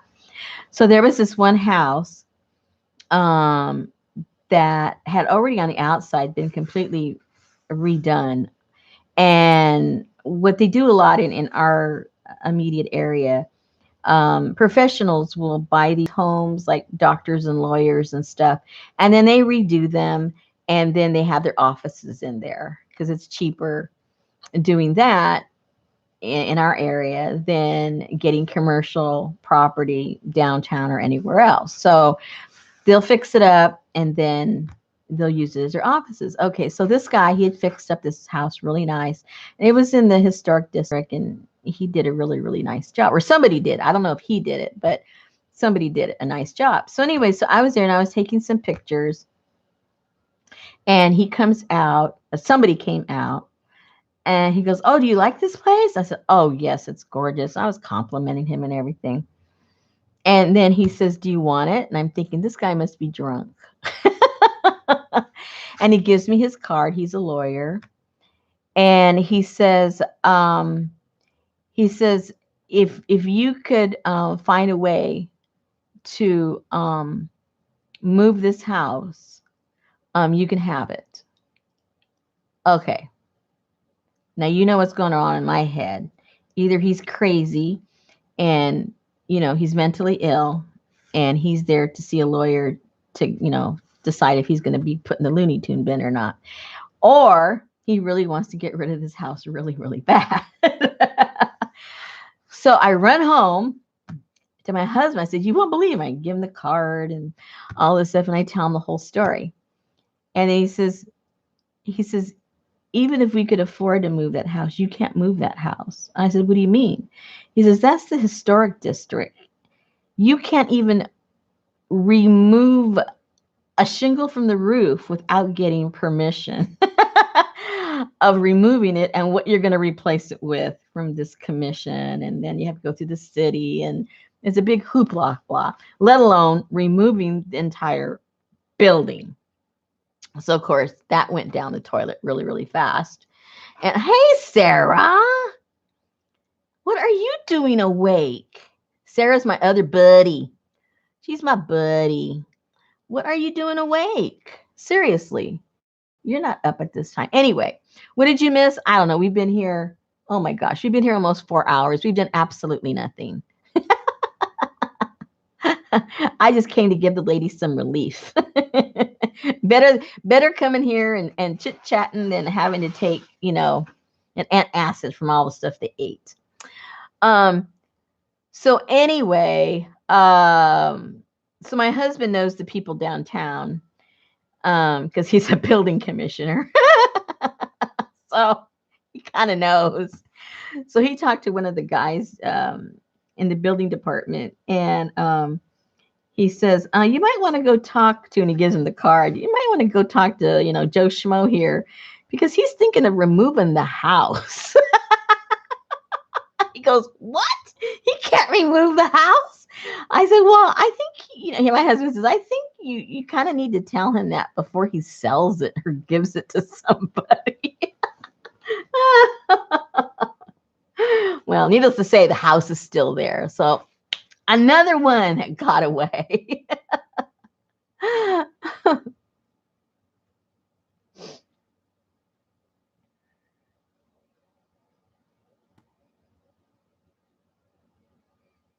Oh, yes.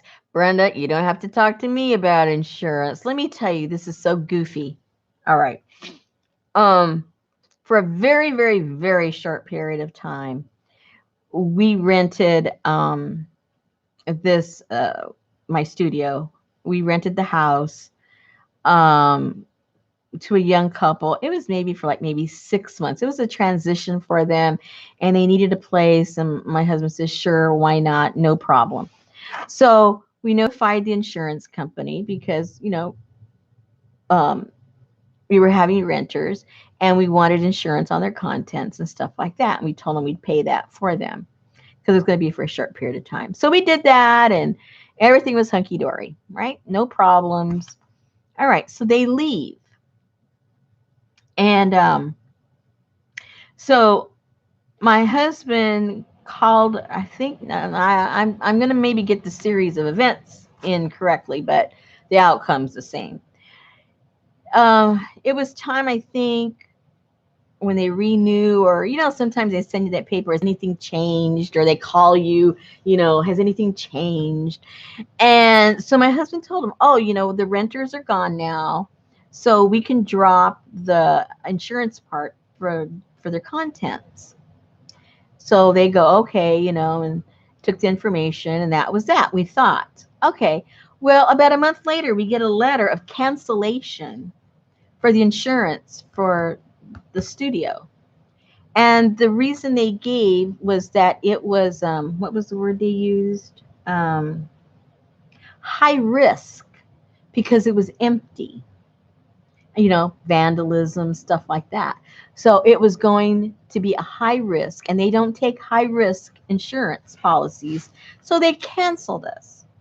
Well, anyone that's been here knows it isn't like we have a separate house out in the Tules that's vacant and it's going to get vandalized and broken into. It is next door to us, and the way we have our place fenced, all three lots are in one fence. If you drive by, you think it's one piece of property. You don't know that it's three different. Well, insurance people, they're not logical. They did not care. They canceled our insurance. So So my husband, for being honest, telling him, "Oh, there's no more renters in here." My husband thought that the insurance would be cheaper because it wasn't, commercial. It wasn't being rented. But no, now it was a high risk because it was empty. So we had to hunt around, find new insurance, and they gave us the new insurance company gave us a good deal. If we did both, so we canceled the main house and got new insurance, with a different company. I mean, it was crazy. So, what are you gonna do? Too crazy. And if and another one that we did find before we ultimately ended up with the one that we had decided on, it was going to be like 2 times as much as we were paying before for, it was crazy. So yeah, insurance companies are pretty crazy. Their rationale anyway, I mean, I know they have to charge, but the rationale behind it all was pretty crazy. What? He's in the hospital? Oh, Sarah. Is what happened? Is it he got the cold, the pneumonia, or what happened? Did you miss a lot? No, Maria, you only missed 4 hours. That's not much.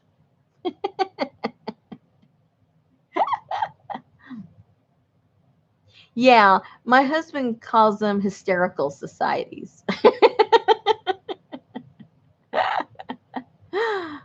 Oh, but it's to the detriment. Uh, it's to the detriment of the community in the sense that we have a lot of beautiful old homes here, but because they have to, follow their rules and guidelines as far as um, remodeling or refurbishing them, it's cost prohibitive. They can't do it because they can't. Like for instance, if you want to change out the windows in these old homes, you can't put a vinyl window.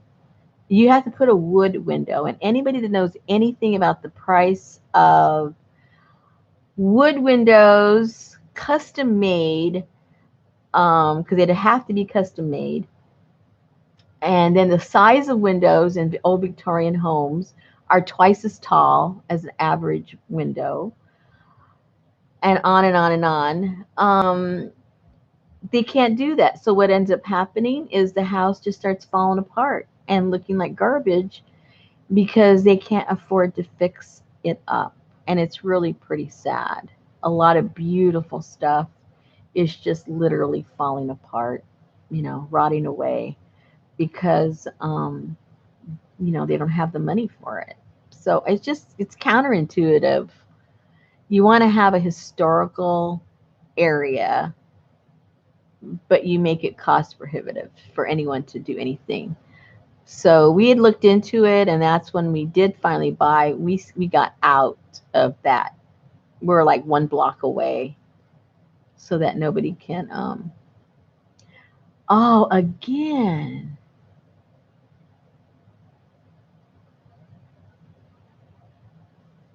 He had a nice ambulance, right? Oh no, Sarah. He looked. See, Sarah and her husband came over the other day to pick up something, and he looked just fine. He looked good. He was all smiles. When was that? Tuesday? Tuesday, right?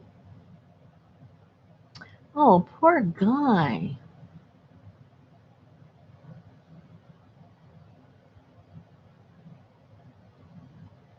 I know when I was younger, I had pneumonia 2 times. Not fun. And what I didn't realize, nobody really told me for years and years and years, is after my pneumonia, even to this day, obviously, my back gets cold all the time. And there's a spot in my back that I can literally feel it get cold. And so even when it's not really cold outside, but the weather just starts to change a little bit cooler, I would have to have like a little light sweater or something underneath, like a camisole, a warm camisole or something underneath what I'm wearing, just to keep that one little spot warm. And I didn't know for years why. Finally, a doctor told me that when you get pneumonia, it scars your lungs. And part of that scar, you know, um, various things you get colds and things like that a lot easier, and part of it is that feeling of coldness. And the fact that I had the pneumonia twice, then, it was double, obviously, the scar tissue and all that kind of stuff. So once they explained it, but then I didn't feel so weird. I always wondered why there was a cold spot in my back all the time. It's like, okay, this is weird.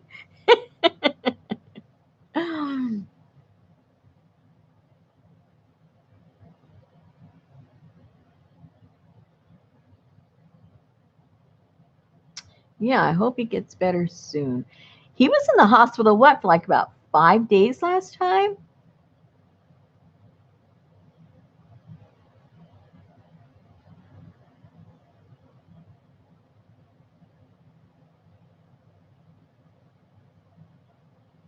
Hmm.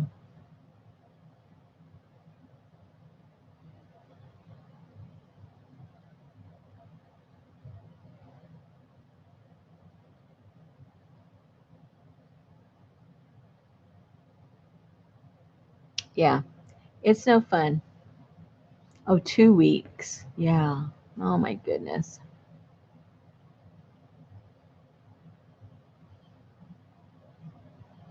Well, Sarah, look. You haven't seen this. Let's distract Sarah a little bit. Sarah, look.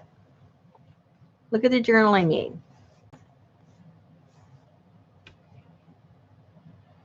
There's the beads we made when you were over and making them out of the cloth. And then here is some of the mud cloth. And then some of my African ladies and some stuff from the yard and then some of the scraps of the fabric. And then I did it on what I like to use, you ladies, if you're looking again for some new fabric to buy, over at Harbor Freights, they're the cheapest when it comes to drop cloths, canvas drop cloths, and that's what this is. I love using their canvas drop cloth, and I just love using it. Make sure you wash it. That's when it makes it nice and soft. And wherever you think you might want it to look kind of raggedy like that, tear it before you wash it, and then when you throw it in the washer, it will do these nice little fuzzies on the side. Anyway, and Sarah will recognize my rusty fabric. So that's how I did that, and sewed up some of the sides here with some stitching, and then put some of my zebra fabric on the inside. I haven't sewn in the signatures yet. They're just sitting in there waiting to be sewn in. So there's one of them.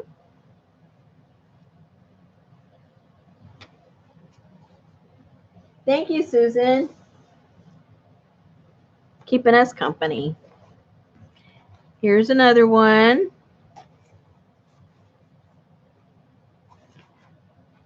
With some more of my crazy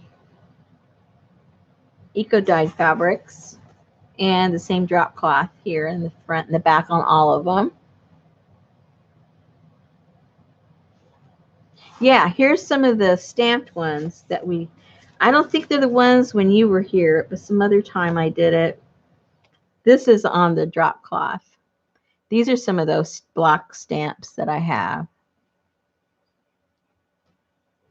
Hey, how come it's out of focus? Is it out of focus with you guys? Out of focus on mine.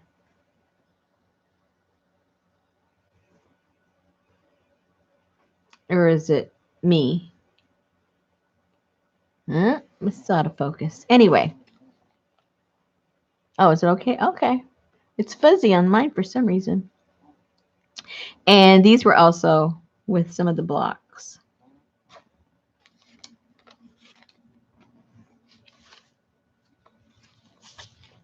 So all this junk will be going into the journal eventually on the different pages. Somebody sent me these. These are so cute. I thought they'll look cute in there. Okay. I think that's it. Oh, and then this is a bunch of handmade paper that I put in there. Just like some little supplies to use in your journal. Oh, and we painted on her today with pan pastels. Well, not pan pastels, but pastels. Soft pastels. And this one has some of the Cantha quilt. And some of the beads.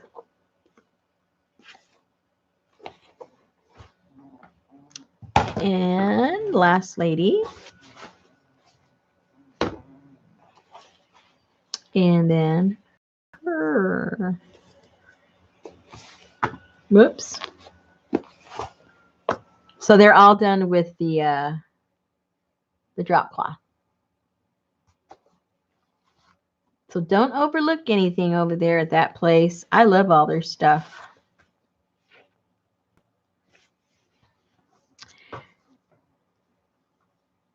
I gotta refresh this thing. For some reason, it looks really weird.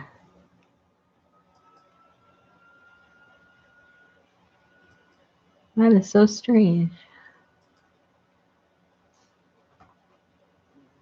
It's funny, I have the YouTube on the large monitor, and it looks really bad.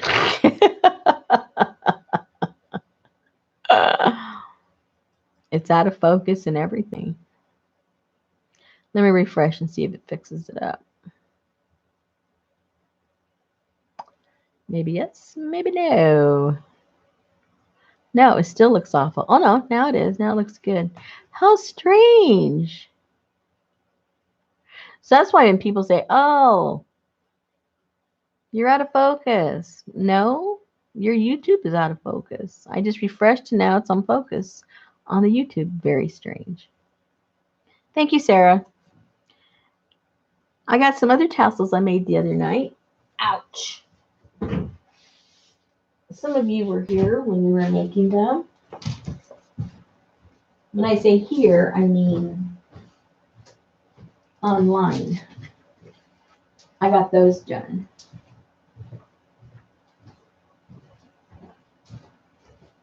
I walk around and I smell turkey. You know, it must be in my clothing, the smell.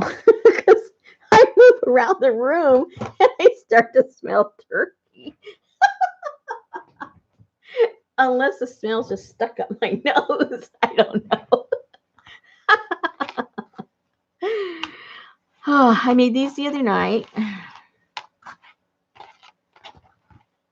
And originally they were gonna be for my journal, but they're too big for the journal now. I put too much stuff, in my opinion anyway. There's too much stuff to add that to it. It's just too much. So at least I think it is. That's just, yeah, that's too much. It looks better without it. So I'll probably do something with these separately.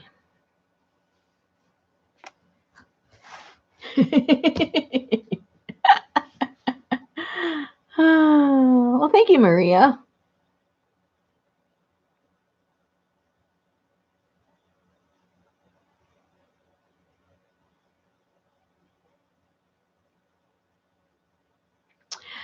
Okay, ladies. Unless you have something else you want me to do, I've run out of ideas. I have run out of ideas. I'm running around smelling turkey.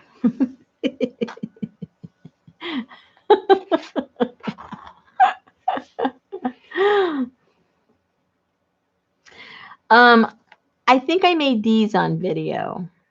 Not the journals, but these I did. I'm pretty sure I did on one of my lives. Well, at the beginning of the video, and I think I say on there tassels, I showed how I made the tassels that I sold on my sale, and I'll show you those. I showed from the beginning how to make these tassels, and how we made that. So that was a couple of days ago, or I should say a couple of videos ago, but I wrote on there tassels, so you can go back and watch that. So we made this and made that, and I think we even, yeah, we made these too. Yeah, we made them all. I'm remembering. It's coming back to me. We made all those. Yes, sirree. I mean, yes, ma'am. Yeah, we did, Darla, right? I'm getting confused. I confused myself. Yeah, it was. I think it was Saturday, right? Just this past Saturday that we did that. Yeah, I made plans that we were going to make tassels on Saturday night. That's right. Whatever date that was, that's when we made them. Yes, sirree, bub.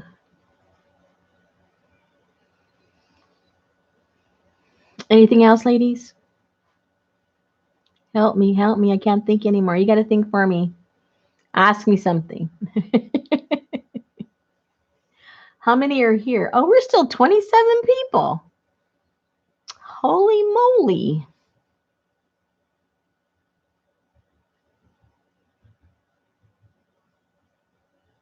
I went to bed. You won't believe what time I went to bed. I went to bed. um, I think I went to bed at 4 o'clock this morning. Yep. I don't know what I drank. I didn't have any soda. I didn't have any sweet tea. I'm not sure what it was. I think what it was, I got on a roll. I had started making these and I had done the pages and stuff and I hadn't done the fronts.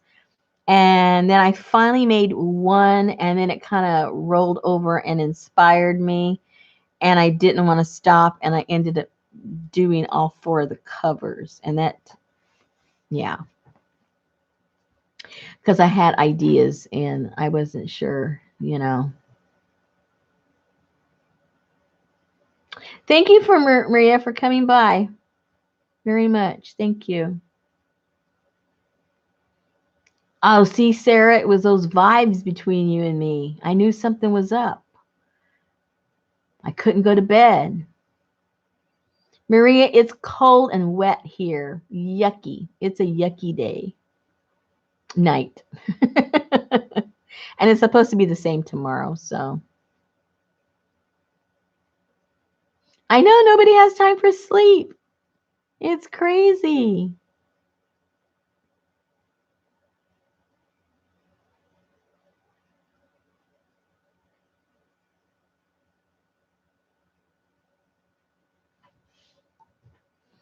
Crazy time.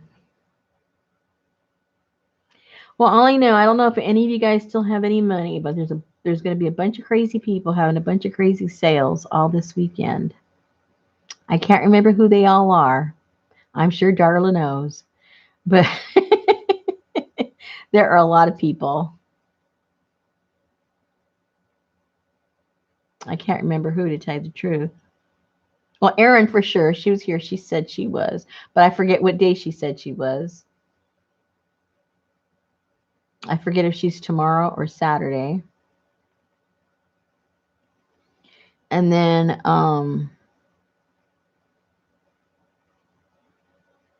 see, I already forgot names. Yeah, Erin is tomorrow. Oh, okay.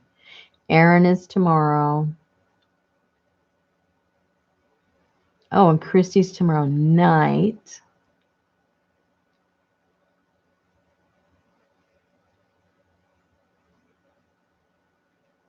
And when is Jessica? Oh, Saturday. And I think Patty's supposed to be on. I don't know when. I don't know if it's tomorrow. I don't know if it's tomorrow or Saturday. Patty's having a sale. And who else?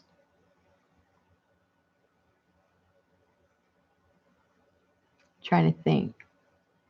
Oh, it's tomorrow? Okay.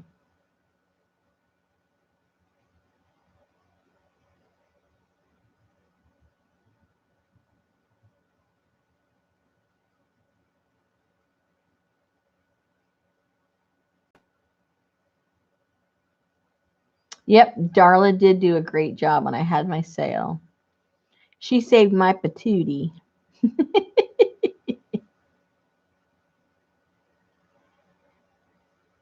Hey, Linda.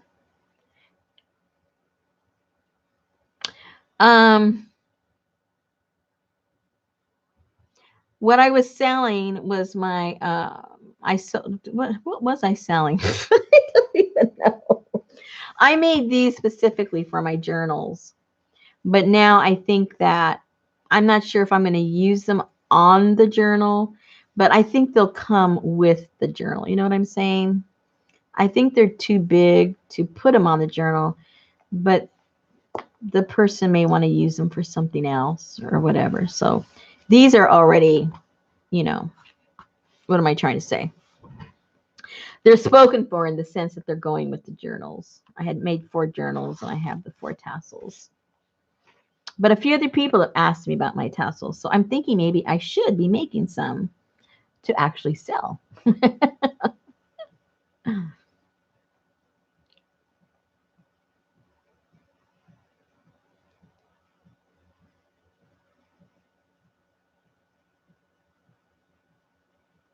And somebody else is having a sale. Who was it? I know there's another person. I think it's tomorrow though, because I think they were talking about Black Friday sale. Black Friday sale. Who was that? Someone I subscribed to. She was having a countdown.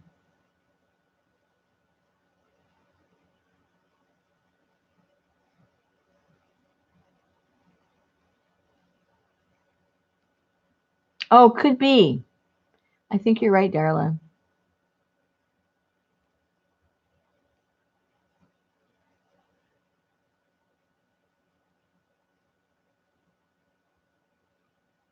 Yeah, Jennifer, that was fun. It was late though. We started late and we ended late. It was good for those kind of people, but people that go to bed early, it was like, oh dear.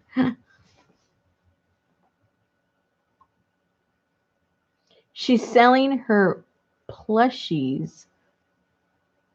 What is a plushie? Oh dear. Another thing.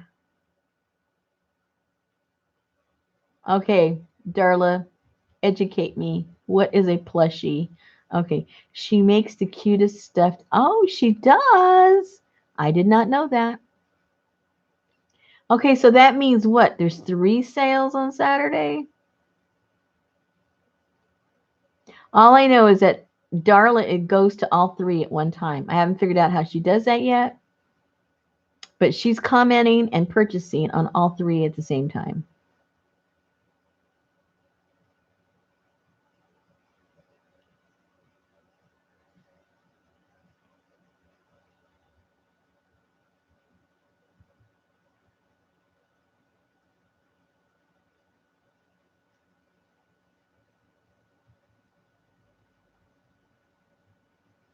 Now, okay, this is strange. Darla, explain this to me. I'm looking right now on YouTube to read the comments because that's what I have. I have my large monitor. I have YouTube on, like you guys are watching it. And right above you, right above your comment, Darla, where you say, oh, yes, my goodness, she's selling plushies. Um, above, let me look before I say something stupid. Okay, oh my God. Okay, so on YouTube, I'm reading YouTube right now. And I just decided to glance over on the studio on my other computer where I'm hooked up, right? Um, where I'm doing the video from. And Maria is commenting. I see her comments over on the live chat, on the live stream on my computer. But when I look over, now she has a comment. When I look over here on YouTube, I don't see her comment. Like right now, I just saw her put a comment. I saw on your Facebook when you made the tassels, it was Saturday. I see that on both places. But on top of where you say she makes the cutest stuffed animals, Maria made a comment above you. Let's make some tassels 7:30. Join me on YouTube. I think she made a copy or something, but I don't see it. I don't see any of that on YouTube. Do you guys see that?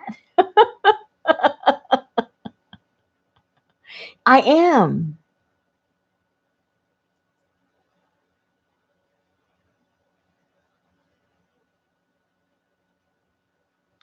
If you're on Top Chat, then you won't see it. Oh, wait, let me see. I don't even know if I'm. See, that's why I asked Darla, because Darla knows everything. Between her and Beth, they make me sick. Okay, let's look. Live chat. Yep, that's what it is.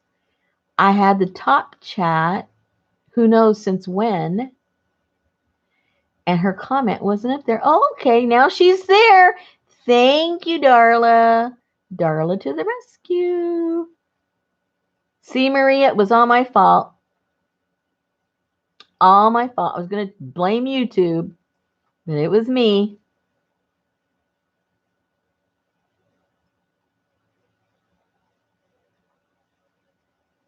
Yeah, Darla's good. She can, like, I was going to say like ambidextrous, but, what's it? Tyrodextrous. Triodextrous.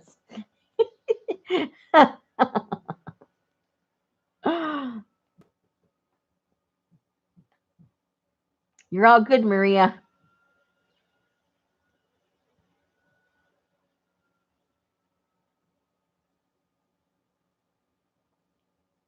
Sounds good. If you have any questions, just let me know, Maria. But we were there a while, and it's super easy. When they're done, they look like they were a lot more difficult to make than they actually are. They're actually pretty simple. I know some people do some tassels, and they're kind of intricate, and you know they take some time and some doing. Trust me, mine are not like that. Mine are easy, very, very easy.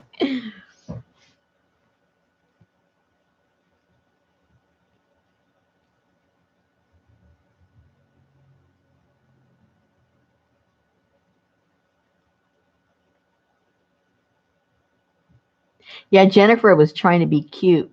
She was trying to pretend she was on one of my lives when she was really at somebody's sale, and I caught her because she didn't know what the heck was going on my place.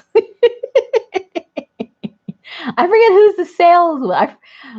Oh, who was that? I think it was Pearl. Was it Pearl? No, no, no. It wasn't Pearl's.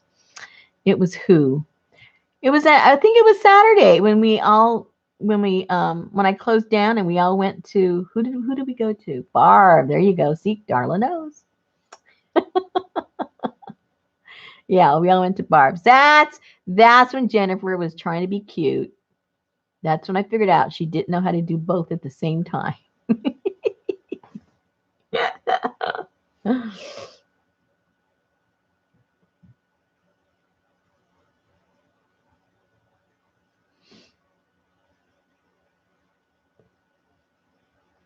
Is Barb selling this weekend? She sells all the time. It seems like she does.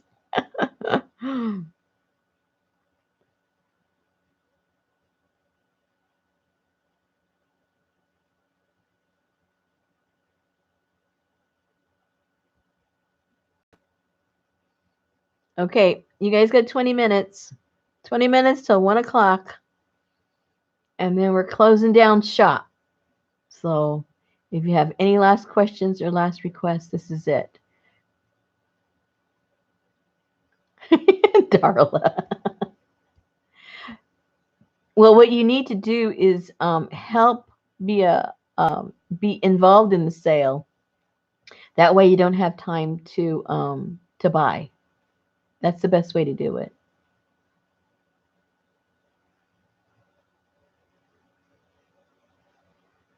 Well, see, that's what I'm afraid of.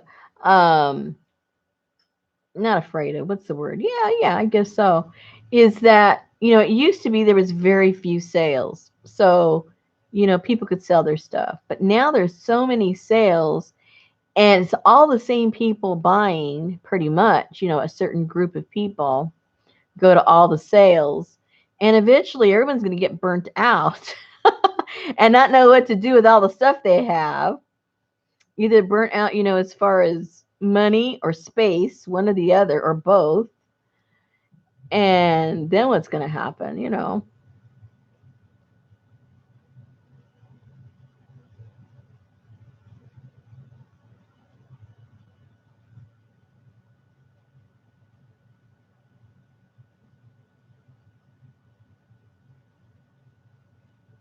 So, Darla, what is your number one go-to item to make? What do you do?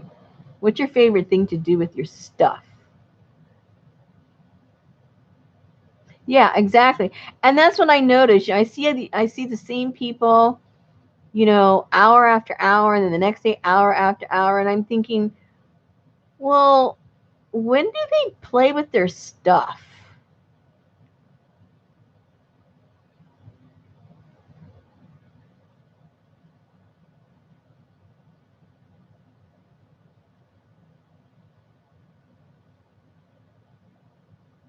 Help other people make things. Oh, that's cool.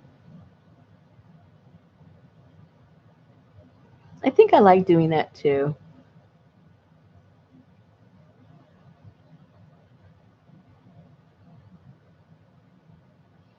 I think my favorite thing actually is learning new stuff, which doesn't really accomplish anything.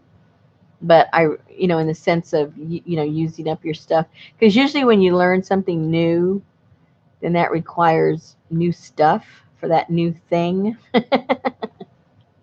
So that's why I like to adapt stuff that I have. Like if I'm, learning a new type of a project and they use X, Y, and Z, I go, wait a minute, but doesn't A and B kind of work that way too? And try to change it a little bit.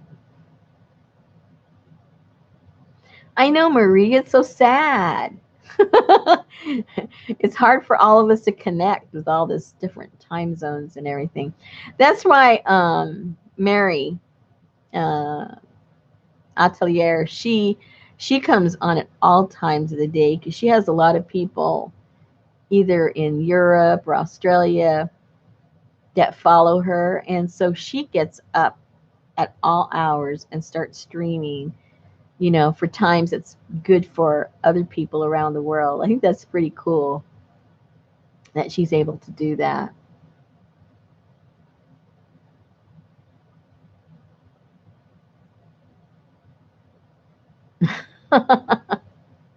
Yeah.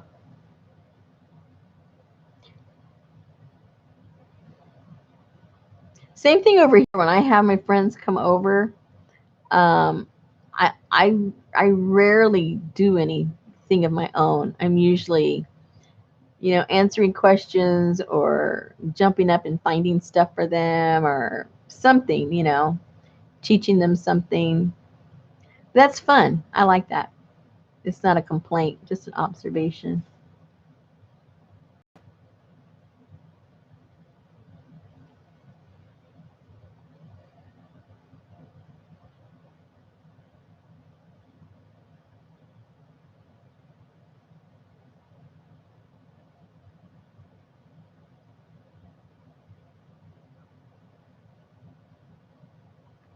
Yeah, it is cool.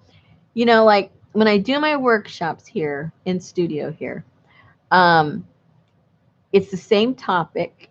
You know, they all get the same materials and they get the same instruction and they never look alike. They bring themselves to it and everything looks different, which is so cool because, I think that's the best thing. You don't want them to copy, what you did. You want them to be inspired by what you showed them. And I think that is so cool.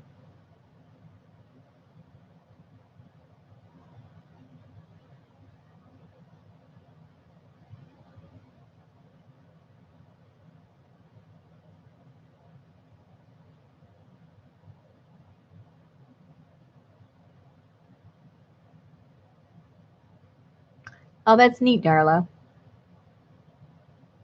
Yeah, Darla, you need a channel and film these ladies doing stuff. Even if you don't want to be on camera, film them. That'd be fun.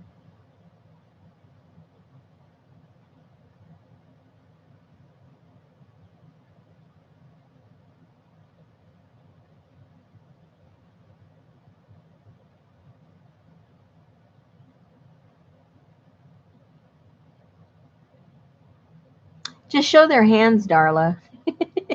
They can't object to their hands.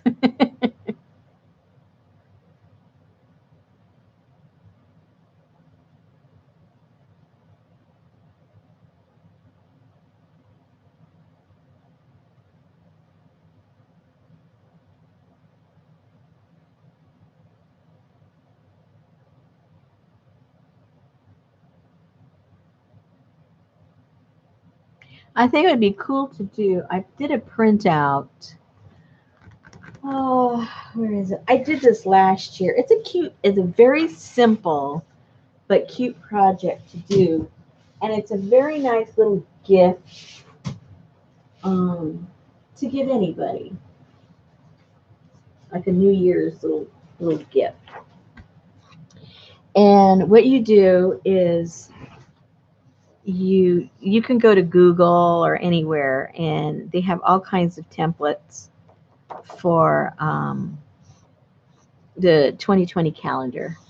And what's really cute is to cut these all up and make those little miniature tearaway calendars. So you get, for instance, like, oh, this isn't the right size, but just an example. You get something a little bit bigger than that. You know, you can make it out of cardstock, you can make it out of cardboard, you can make it out of anything you want. And then you cut all of these out, and then you literally just staple them together, like two staples, glue December to here. And before you do all that, you decorate, up here and make it something kind of cute. And it's a really cute little gift, and you're giving them a calendar for next year. You're giving a little piece of art, whatever it is you end up doing with the top part. And it's super light, super thin. International would cost you, just like for like a letter. And they have something for the whole year, to have there on the little desk or wherever it is they're going to put it. Take it to work, have it on their desk at work, or have it in their art room. And it's really cute. They come out really nice. I don't know if any of you guys have done that before. Aw, good night, Susan. Poor thing, she's so sleepy.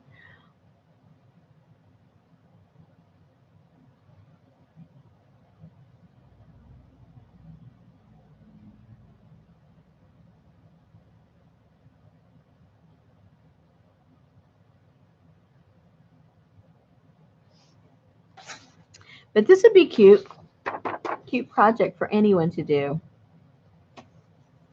And it's quick. I don't have any right. I was going to start them. That's why I printed that out. But I don't have any done yet.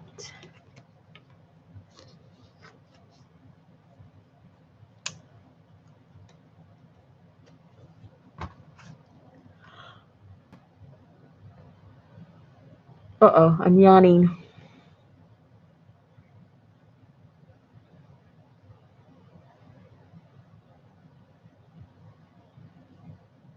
You may have, Jennifer. I think last year I made them out of a recycled trash.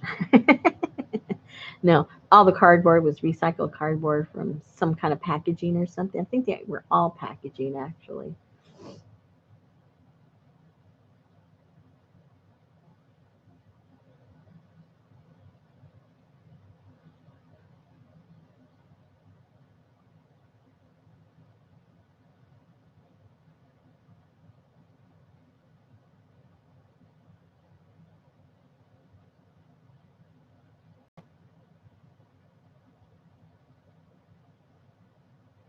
You know where you can, well, no, they don't let you do that. I was going to say, if you charge for the kids, a good place to do stuff like that is like at the library.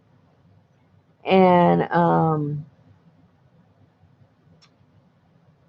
don't know about in your community, but it's super, super cheap to get those rooms that even at the parks department, different kinds of rooms that they have in the parks.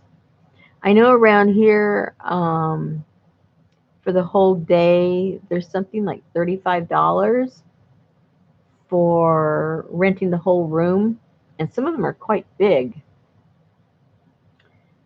And then you could have it in a place like that where they're not like messing around with all your stuff if you don't want. I mean, if you're going to open it up like to strangers, that would be cool to do it, in one of those kinds of places. I know if it's in the library, they don't let you charge for anything, but the parks department, if you rent those rooms, you can charge.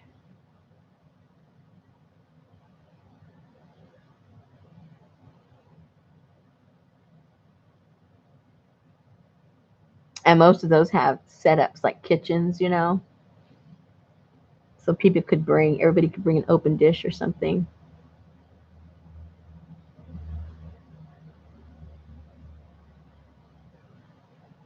Yeah, we have some really cool buildings here. One of them's over by the river, and it's all made of glass, and it's really cool. And I'd always thought that if I wanted to do something bigger than what I do here in my studio, that I would rent that place because it's very picturesque. You have all that beautiful light, ambient light, and it's quite big, and it's just kind of cool. And it's down where they have um, one of the visitors. I think the visitor center is right kind of kitty corner to it, and the visitor center is in an old brothel that was here in the late 1800s. And so it's an old Victorian home that's there. So it's kind of cool. But anyway, I thought that would be fun to rent something like that if you were going to have a larger group.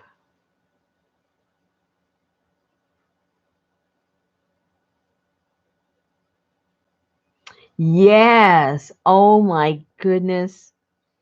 I told her, I am so mad at you. You're living my dream. My dream that blew up with, a lightning strike.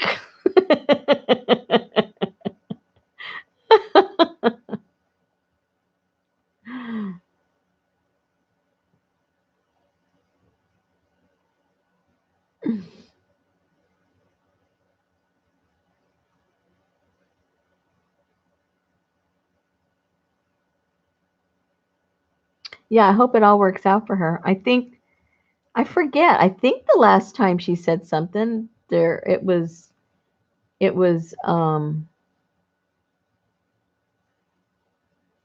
got the deal, right? The deal was accepted, I think. Last time she said something.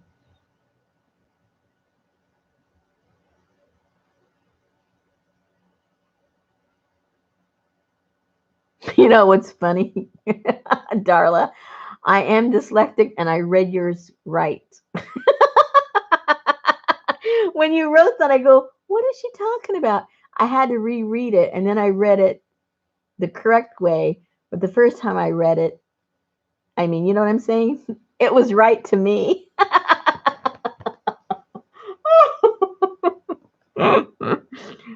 She's crazy. She didn't do anything wrong.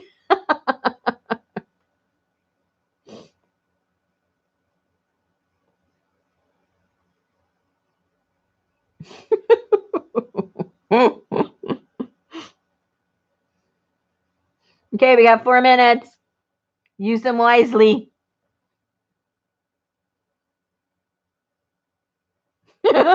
Exactly, darling. Like, what is she talking about? Looks perfectly right to me.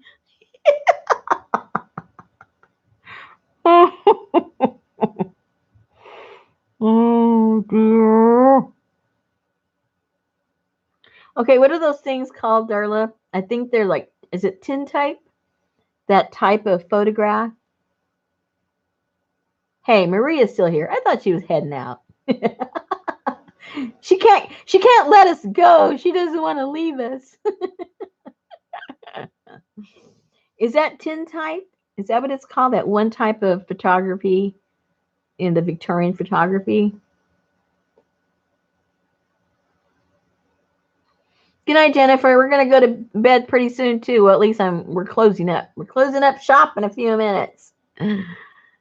We'll see you somewhere, Jennifer. Just don't spend any money.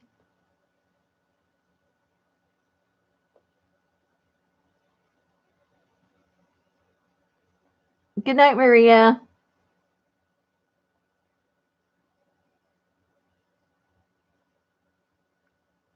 Darla, you're supposed to know the answer to my question.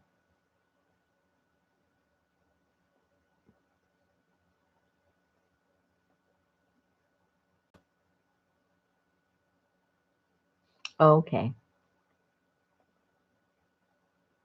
Okay. Well, I've come up with a method, I think, of making fake ones.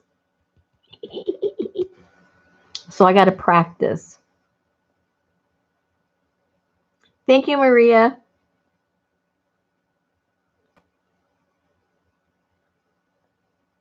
Tell your mother everybody over here says hello.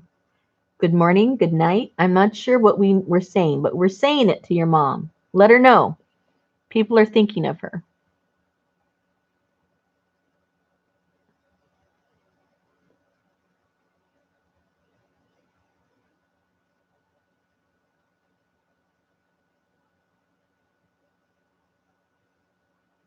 Anyway, I think I came up with a I'm going to try it a couple of times, see what it looks like. And then I got that little piece that has the cover to that old-fashioned kind of picture. I showed that last time we were together, I think. So between those two things, I might have a way of making a fake one. That might be oh, Darla. I wish it was over, Darla. It's just sitting there looking at me. I don't know. I got a mental block. Oh, I just have a mental block. I told my husband that I was going to work on that all day today. Didn't touch it. I played with this instead. Um, Now I'm telling myself it's got to be done by this weekend, which I doubt it. I don't know. I got a mental block, and I love doing it. I just don't want. I don't know. Just thinking of going through all those hours is just like driving me nuts. Yep, I hate it. I hate it. I hate it.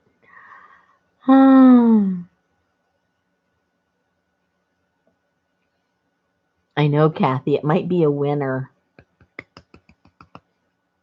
I got to try it a couple of times though.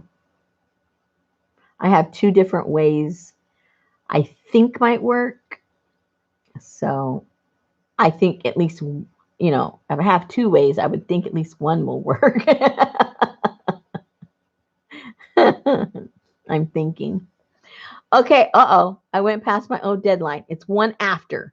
Ugh. Okay, ladies. I know we'll see everybody somewhere soon. I don't know where, but we will. And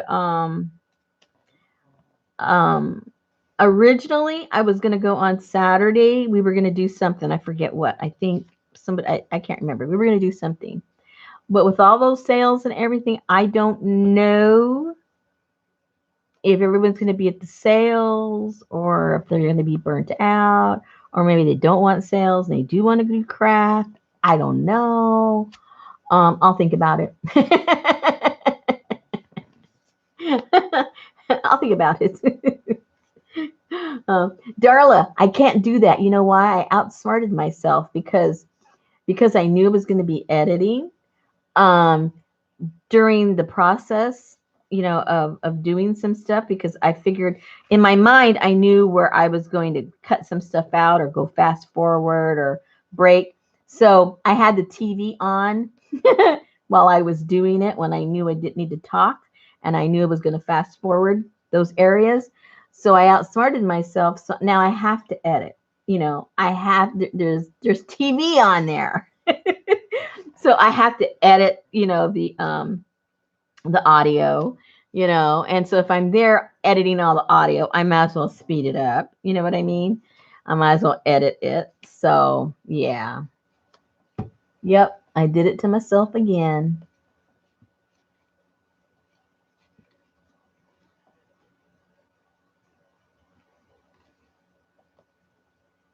Yeah, maybe. Donna, we're just leaving.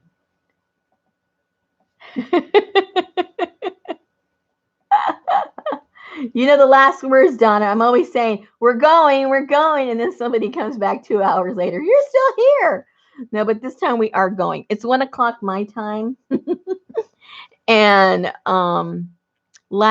this morning, or whatever way you want to look at it, I went to bed at 4 o'clock in the morning. And I think I got maybe 4 hours of sleep last night. And now it's already 1. So, and then I've been busy all day doing something. It hasn't been any time I haven't been doing something. Oh, farm chores. See, to those of us that don't have farm chores, that sounds like fun. But I bet you if you had to do it all the time, it's not so much fun. I bet. Oh dear.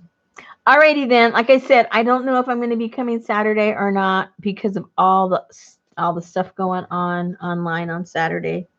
So I'll play it by ear, and I'll see how late all that stuff goes on, and I will go from there. Oh, good, Don. I'm glad it's fun for you. I'm glad, because whatever I have to do every day, it usually it's not fun no more. So even my poor doggies, if I don't feed them before I eat, they will not leave me alone. Like, whoa, whoa, whoa, whoa. My older dog will talk to death to me. Like, hey, he's basically saying, I translate for him. He basically says, hey, wait a minute. Am I chopped liver? You always feed me first. How come you're sitting down having breakfast and I haven't eaten yet? Huh? What's going on? What's going on? He does that to me every morning if I don't feed him first, So I go, okay, I'm going to get his food, because it's not that easy. I don't just open, a can of kibbles and throw them. No, he has scrambled eggs for breakfast with his kibbles, and, a little bit of this, and then he has his medication, and, it's a whole ritual. So sometimes I'm hungry and I want to eat first. He's not having it. Rah, rah, rah, rah, rah, rah, rah. Do I see it correctly? Yes, there's still 24 people. Whoop, 23 now. They're still hanging in there. Faithful people. I don't know why they're here. We're not doing anything. It's the animals. I know.